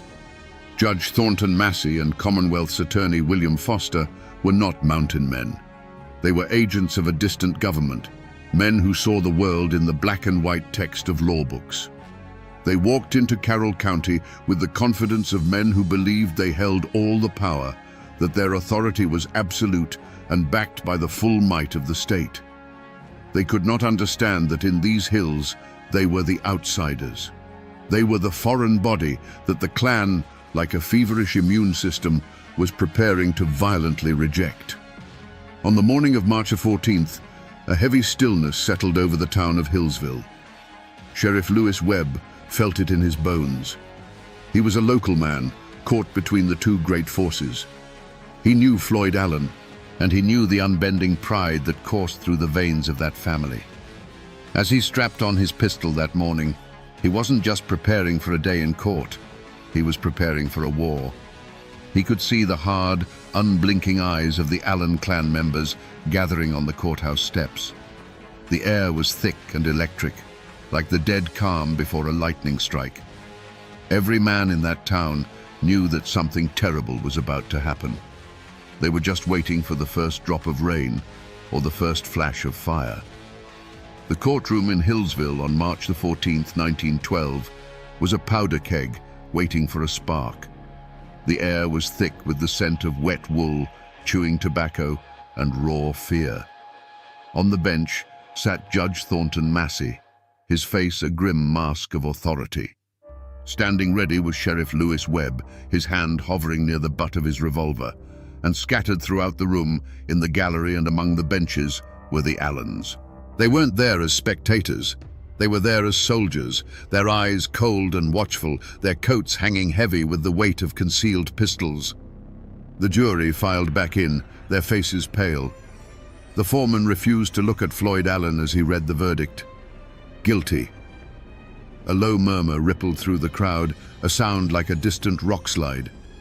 Then came the sentence: 1 year in the state penitentiary. For a man like Floyd Allen, a patriarch who had ruled his corner of the world with an iron will, this was an unimaginable disgrace. It wasn't the loss of a year of freedom. It was the public destruction of his honor, a declaration that his power meant nothing here. In that moment, something inside Floyd Allen broke. He rose slowly to his feet, his wounded pride radiating from him like heat. He looked not at the judge, but at the men of the court, the men of his county. And then he spoke the words that would ignite a war, a sentence that would be carved into the memory of those mountains forever. "Gentlemen," he said, his voice calm but edged with steel, "I ain't a-goin'." It was a declaration of independence. It was a final, absolute rejection of the court's authority. Judge Massey, stunned by the defiance, quickly ordered the sheriff, "Get your man." As Sheriff Webb took a step forward, the world seemed to slow down. Hands went to guns. Every man in that room held his breath, balanced on the knife's edge between law and anarchy. And then it happened. A single deafening crack of a pistol shot shattered the silence. To this day, no one knows for sure who fired it. Was it Floyd Allen making good on his promise? Was it Sheriff Webb trying to enforce the judge's order? Or was it Floyd's son, Claude, firing from the gallery to protect his father? It doesn't matter. That first drop of blood was all it took. In that instant, the trial of Floyd Allen was over, and the war of the Allen clan had begun. The courtroom was no longer a place of law. It had become an execution ground. That first gunshot did not begin a duel. It detonated the world. The courtroom erupted into a volcano of sound and fury. It was not a chaotic panic. It was a coordinated, devastating volley. From the gallery, from behind benches, from the doorways, the Allens unleashed a storm of lead. The sharp cracks of pistols blended into a single continuous roar, a deafening thunder that shook the very foundations of the building and the law it represented. Through the eyes of a terrified witness huddled on the floor, the scene was a nightmare of flickering shadows and brilliant flashes of fire. Judge Thornton Massey was slammed back into his high-backed chair as if struck by an invisible fist. For a moment he sat upright, his face a mask of shock, before sliding silently from the bench. His gavel clattered onto the wooden planks, the last sound of order in a world now ruled by chaos. The symbol of the law was the first to fall. Sheriff Lewis Webb caught in the open as he moved toward Floyd, never had a chance to draw his weapon. He crumpled to the floor, his life extinguished in an instant. Commonwealth's attorney William Foster staggered back, a look of disbelief on his face, before collapsing amongst the very law books and papers he had used to condemn Floyd Allen. Men who had moments before been arguing points of law were now diving for their lives under tables and behind railings. The air grew thick and heavy with gun smoke, so dense it choked the lungs and burned the eyes. The constant splintering of wood and shattering of glass was punctuated by the screams of the wounded and the terrified. Augustus Fowler, a juror who had simply done his civic duty, was caught in the crossfire and fell, a random victim in a war he had no part in. For 90 seconds, the Hillsville courthouse was the heart of a maelstrom, a place where the only authority was the muzzle of a gun. And then, as suddenly as it began, it was over. A deafening silence fell over the room, broken only by the groans of the wounded and the soft flutter of legal papers drifting down through the hazy, acrid air. When the smoke began to clear, the walls and the judge's bench were pockmarked with dozens of dark, ugly holes, silent witnesses to the carnage. The law of the state had been tried, judged, and executed in its own sanctuary. Through the haze, the surviving Allens moved with a chilling purpose. They were not panicked. They were a clan of soldiers retrieving their wounded leader. They scooped up the bleeding Floyd Allen, and before anyone could fully comprehend what had just happened, they were gone. They melted out of the courthouse and vanished into the misty streets of Hillsville, leaving behind a scene of unimaginable slaughter. The war had been declared, the first battle had been won, and the Allens were now retreating into the mountains that would become both their fortress and their prison. To understand what happened in that courtroom, you have to try, just for a moment, to look at the world through Floyd Allen's eyes. In his mind, he was not the criminal. He was the victim of a conspiracy. These men, Judge Massey, Attorney Foster, they were outsiders, invaders who had come into his territory, his kingdom, to strip him of his authority and his honor. The trial wasn't a search for truth. It was a public ritual of humiliation designed to break him and, through him, the power of the Allen clan forever. When the jury foreman spoke the word guilty, it wasn't just a verdict. It was the deepest possible insult. When the judge pronounced the sentence of 1 year in a cage, it was a death sentence for Floyd's pride. In that moment, the switch flipped. The courtroom was no longer a place of law. It became a battlefield. The judge was not an arbiter of justice. He was the enemy commander who had just ordered his execution. The sheriff was not an officer of the court. He was the enemy soldier sent to capture him. The primal, unwritten law of the mountains, the law of survival and violent defense of one's own, instantly overrode the written law of the state. There was no room for hesitation.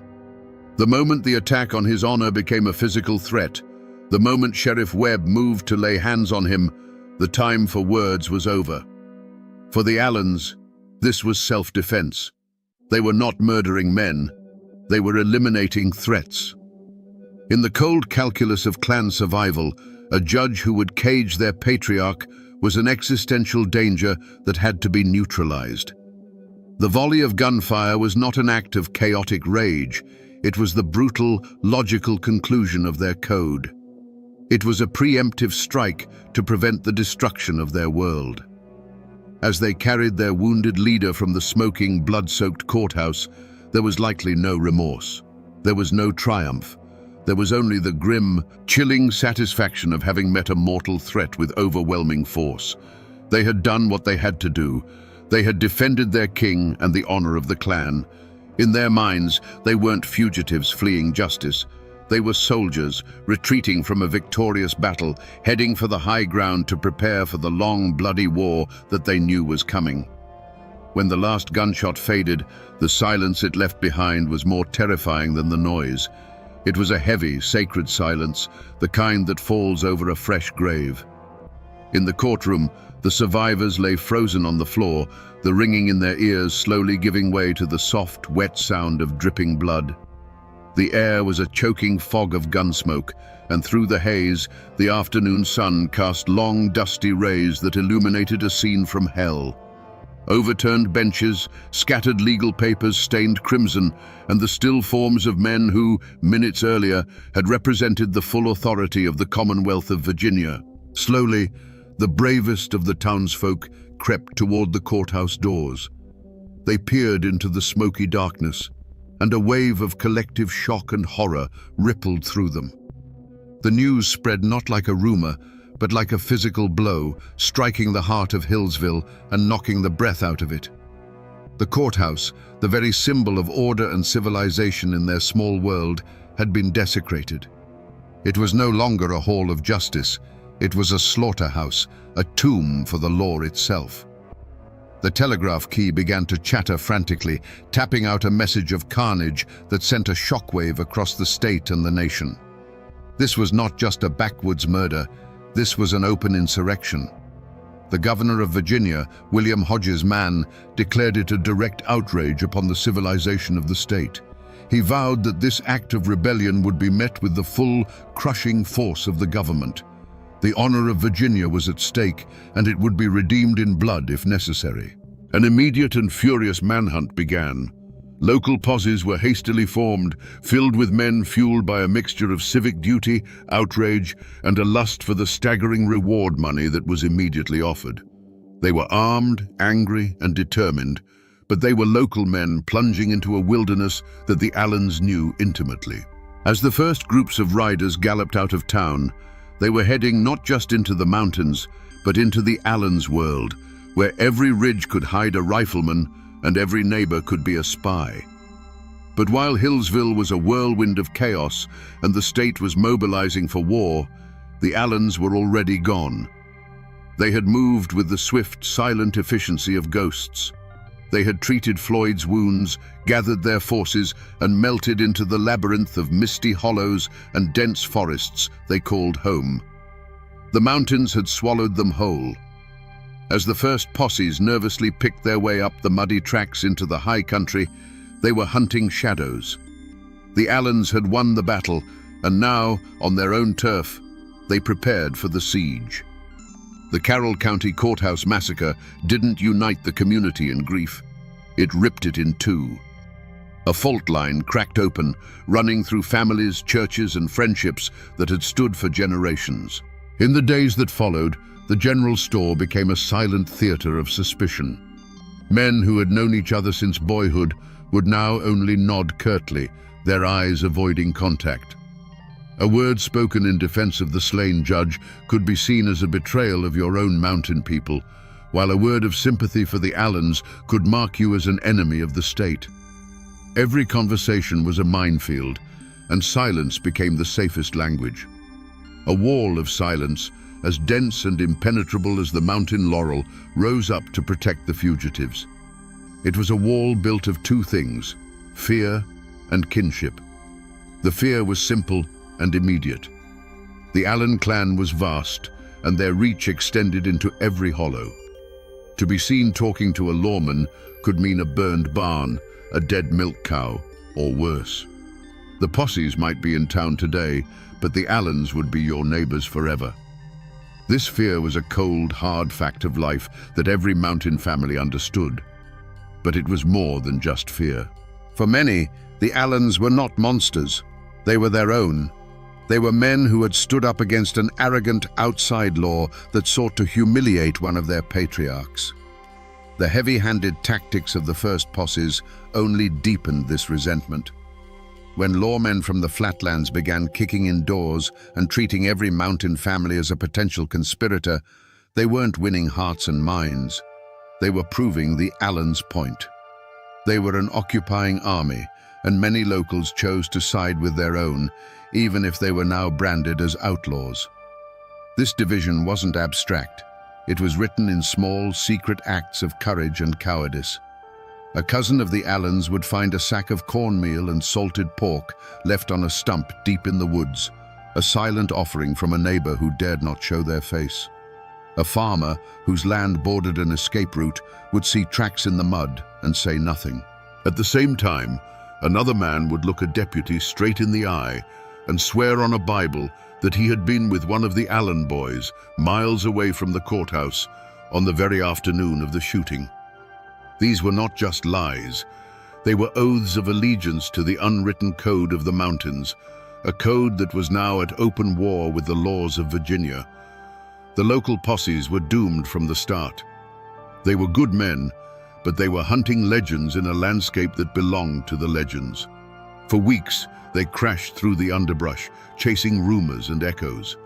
The Allens were always one step ahead, phantoms in the mist. A warm campfire found abandoned, a footprint in the mud leading to a rushing creek. It was like hunting ghosts who knew every secret path, every hidden cave, and every sympathetic ear in 100 square miles. The great manhunt was becoming a great embarrassment, and the honor of Virginia was bleeding away with every passing day. Frustrated and furious, the state unleashed a new kind of predator on the Blue Ridge Mountains. They called in the Baldwin-Felts Detective Agency, the infamous Pinkertons of the South. These were not local lawmen. They were cold-eyed professionals, manhunters for hire, known for their ruthless efficiency in the bloody coalfield wars. They arrived in Hillsville on a special train, clad in city clothes but carrying the deadliest weapons of the age, Winchester repeating rifles and semi-automatic pistols.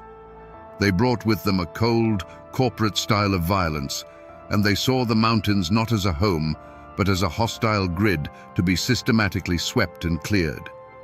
With the Baldwin-Felts agents in charge, the hunt became a brutal, grinding war of attrition. The dragnet tightened. Teams of detectives leading packs of baying bloodhounds pushed deep into the hollows. They moved with a chilling purpose, raiding farmhouses in the dead of night, kicking down doors and dragging men from their beds for interrogation. They cared nothing for the mountain code of conduct. To them, every silent farmer was a potential conspirator, every cabin a potential hideout. The mountains fought back against them. Sudden downpours washed away scents, confusing the dogs. The treacherous terrain lamed their horses and broke the axles of their wagons. The silent, watchful eyes of the mountain people followed their every move, and the forest itself seemed to conspire to hide its fugitive sons. The first major breakthrough came not from brilliant detective work, but from exhaustion and a tip-off. Floyd Allen, wounded and weakened, had been holed up in a cabin, his body too broken to continue the flight. A posse, led by the relentless detectives, surrounded the house at dawn. There was no final gun battle. Floyd, feverish and in pain, knew the game was up. He surrendered. The fiery patriarch finally captured. His personal war brought to an inglorious end. His son Claude was captured soon after. The state had its prize, the man who had declared, "I ain't a-goin'." But as the detectives celebrated their victory, a chilling realization began to dawn on them. They had the lion, but the foxes had gotten away. The local posses had nabbed a few smaller members of the clan in the initial chaos. Now the Baldwin-Felts men had the leader. But Sidney Allen, the cool-headed strategist, and his fiercely loyal nephew Wesley Edwards, the men many believed were the true masterminds of the courtroom escape, were nowhere to be found. The massive, expensive and brutal hunt that had terrorized an entire county had failed in its most crucial objective. The shadows of the Blue Ridge had been searched, but the cleverest of the fugitives had simply vanished, as if the earth had opened up and swallowed them whole. The trial of Floyd and Claude Allen could never have been held in Hillsville. The ghost of Judge Massey still haunted that blood-stained room, and the town was a tinderbox of raw nerves and divided loyalties. Instead, the proceedings were moved to Wytheville, and the trial began under the watch of armed militia.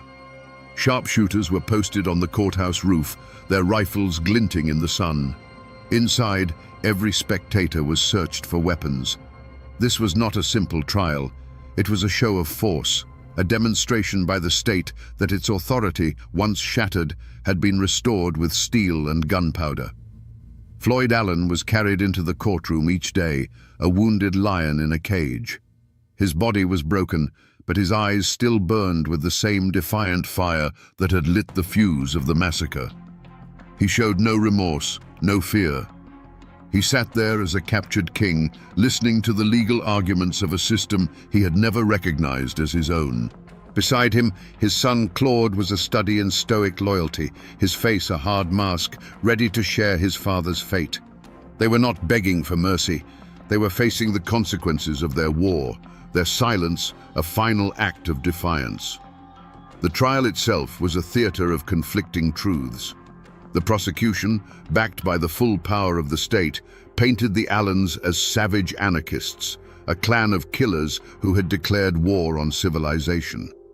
Their lawyers, in turn, fought back fiercely, arguing that the first shot had come from Sheriff Webb, that the Allens had been caught in a trap and had only fired to defend their patriarch's life.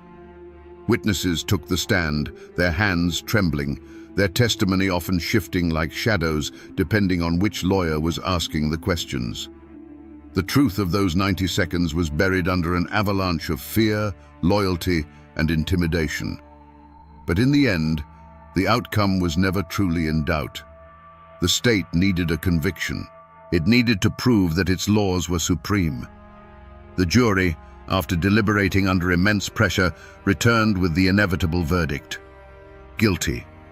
Guilty of murder in the first degree. As the foreman spoke the words, a heavy silence fell over the packed courtroom. Floyd and Claude Allen received the news without flinching. They had gambled everything on their code, and they had lost. The sentence was death. Not by the rope, the old way of the mountains, but by the new, clean terror of the electric chair. It was the final, modern symbol of the state's power. But as the verdict was celebrated in the state capitol, a deep and troubling question hung in the mountain air. Was this justice for the men who died in the courthouse? Or was it a calculated act of state vengeance, an execution designed to break the spirit of the mountains and make a terrifying example of the Allen clan? Was the state simply answering one massacre with another, more methodical one? The law of men had won its victory, but many felt it was a victory that left the scales of true justice unbalanced. The state of Virginia was not content with a verdict. It required a final, undeniable demonstration of its power. On a cold spring morning in 1913, Floyd and Claude Allen were led from their cells.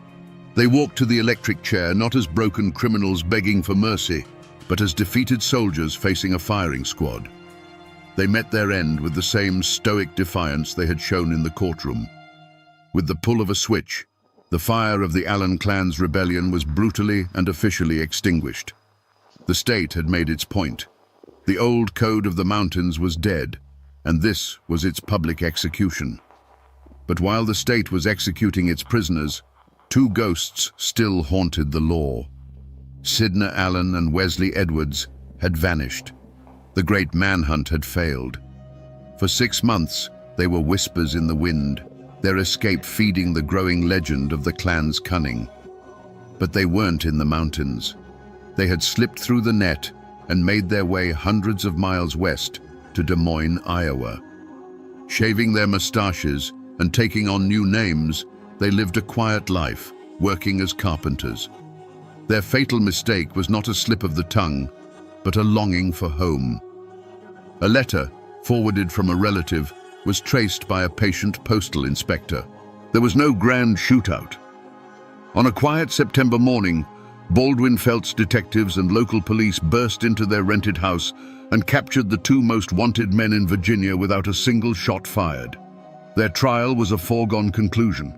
With Floyd and Claude already executed, the public's thirst for vengeance was largely slaked. Sidney Allen and Wesley Edwards were spared the electric chair, but were sentenced to long, hard years in the state penitentiary, a living death in a stone cage. They were sent away, and the state of Virginia closed the book on the Carroll County massacre. The Allens were finally, completely broken. And here, my friends, the story takes its final, tragic turn. In prison, Sidney Allen, the cool-headed strategist, became a model prisoner. The fire that had fueled the feud seemed to have been quenched, replaced by a quiet, weary resignation. Years turned into a decade, and his health began to fail. In 1926, the governor, seeing a broken old man, granted him a pardon. Sidney Allen returned to Carroll County a free man, but he came back a ghost. He returned not to his magnificent home, which stood as a monument to a life that no longer existed, but as a shadow of his former self. He had outlived his world. 1 year later, Sidney Allen died, his freedom a brief, bitter epilogue to a life of power and ruin. With the leaders of the clan dead or in chains, a heavy, deliberate silence settled over Carroll County. The story of the courthouse massacre was not something to be discussed. It was a wound too deep, a memory too divisive. People had to go on living together, had to trade at the same stores and attend the same churches. And so, the story was buried. It was locked away in the attic of the community's memory, an unspoken horror that everyone knew was there, but no one dared to mention. They tried to move on, to plow over the blood-soaked ground and plant anew, but some scars are too deep to ever truly fade. And what is left of this epic war today, more than a century later? The names are still there. Drive the winding roads of Carroll County, and you will still find the names Allen, Webb, and Edwards on mailboxes. The descendants of the clan and their victims still walk the same land. For them, it is a heavy inheritance, a legacy of both fierce pride and terrible violence. The story isn't told with the old fire anymore. It is a quiet history, a family secret shared in hushed tones, a reminder of a time when the blood ran hot and the law of the mountains met the law of the state in a fatal collision. If you go to Hillsville today, you won't find the old courthouse. It was torn down decades ago, and a new one stands in its place, a symbol of a more orderly world. The 57 bullet holes that scarred its walls exist now only in photographs and memory, the physical wounds of that day finally erased. But drive a few miles out of town, and you will find it. Sidney Allen's magnificent house still stands. It is a private home now, but it remains a silent, brooding monument to the ambition of a fallen dynasty. Its sturdy walls and grand design, a testament to a future that was burned away in a few minutes of gunfire. In the local cemetery, the final chapter is written in stone. Here, the feud is over. The combatants lie in a final silent truce under the shade of ancient trees. Floyd and Claude Allen lie not far from the men they were convicted of killing. The simple dates carved on their tombstones give no hint of the 90 seconds of chaos that forever bound their fates together. Here, they are all equal, their passions cooled, their war finally over. The people of Carroll County tried to bury the story, to let the grass grow over the scars. But the mountains don't forget. They were here long before the Allens arrived, and they will be here long after the last stone on their graves has crumbled to dust. The wind that whispers through the pines on the Blue Ridge still carries the echo of those gunshots. The dark hollows where Sidney and Wesley hid still hold the memory of their flight. The land itself is the final witness, the keeper of a story that is now part of the very soul of this place. So we return to the question that echoed from that bloody courtroom. What pushes a man to declare war on the law in its own temple? After walking through the smoke and shadows of this story, we can see the answer is not a simple one. The slaughter in Hillsville wasn't just the act of a cornered criminal, it was the last, desperate roar of a dying world. Floyd Allen saw himself not as a lawbreaker, but as a sovereign king in his own land, and the court's verdict was an invasion, a declaration of war against his entire way of life. The gunshots were the death rattle of an unwritten code of honor that had ruled those mountains for 150 years. This is a story about the brutal collision of two Americas. It is a story of family loyalty pushed to its most violent and tragic extreme. It is a story of pride so fierce it would rather die in a blaze of gunfire than bend its knee to a foreign power, even if that power was the government of its own state. There were no simple heroes here. There were proud, violent men who met their fate, and a new, organized form of power that meted out its own cold and methodical form of violence in return. The manhunt for the Allen clan became a legend, a defining myth of Appalachia's transition into the modern world. It is a harsh and brutal lesson that reminds us that progress is often not a peaceful parade, but a bloody, painful conquest. The world of the Allens is gone now, buried in the past, but its memory lingers. It serves as a stark reminder of a time when the mountains bred a different kind of man, and when justice was not a matter of law books, but of blood. And now, my friends, you know the rest of the story.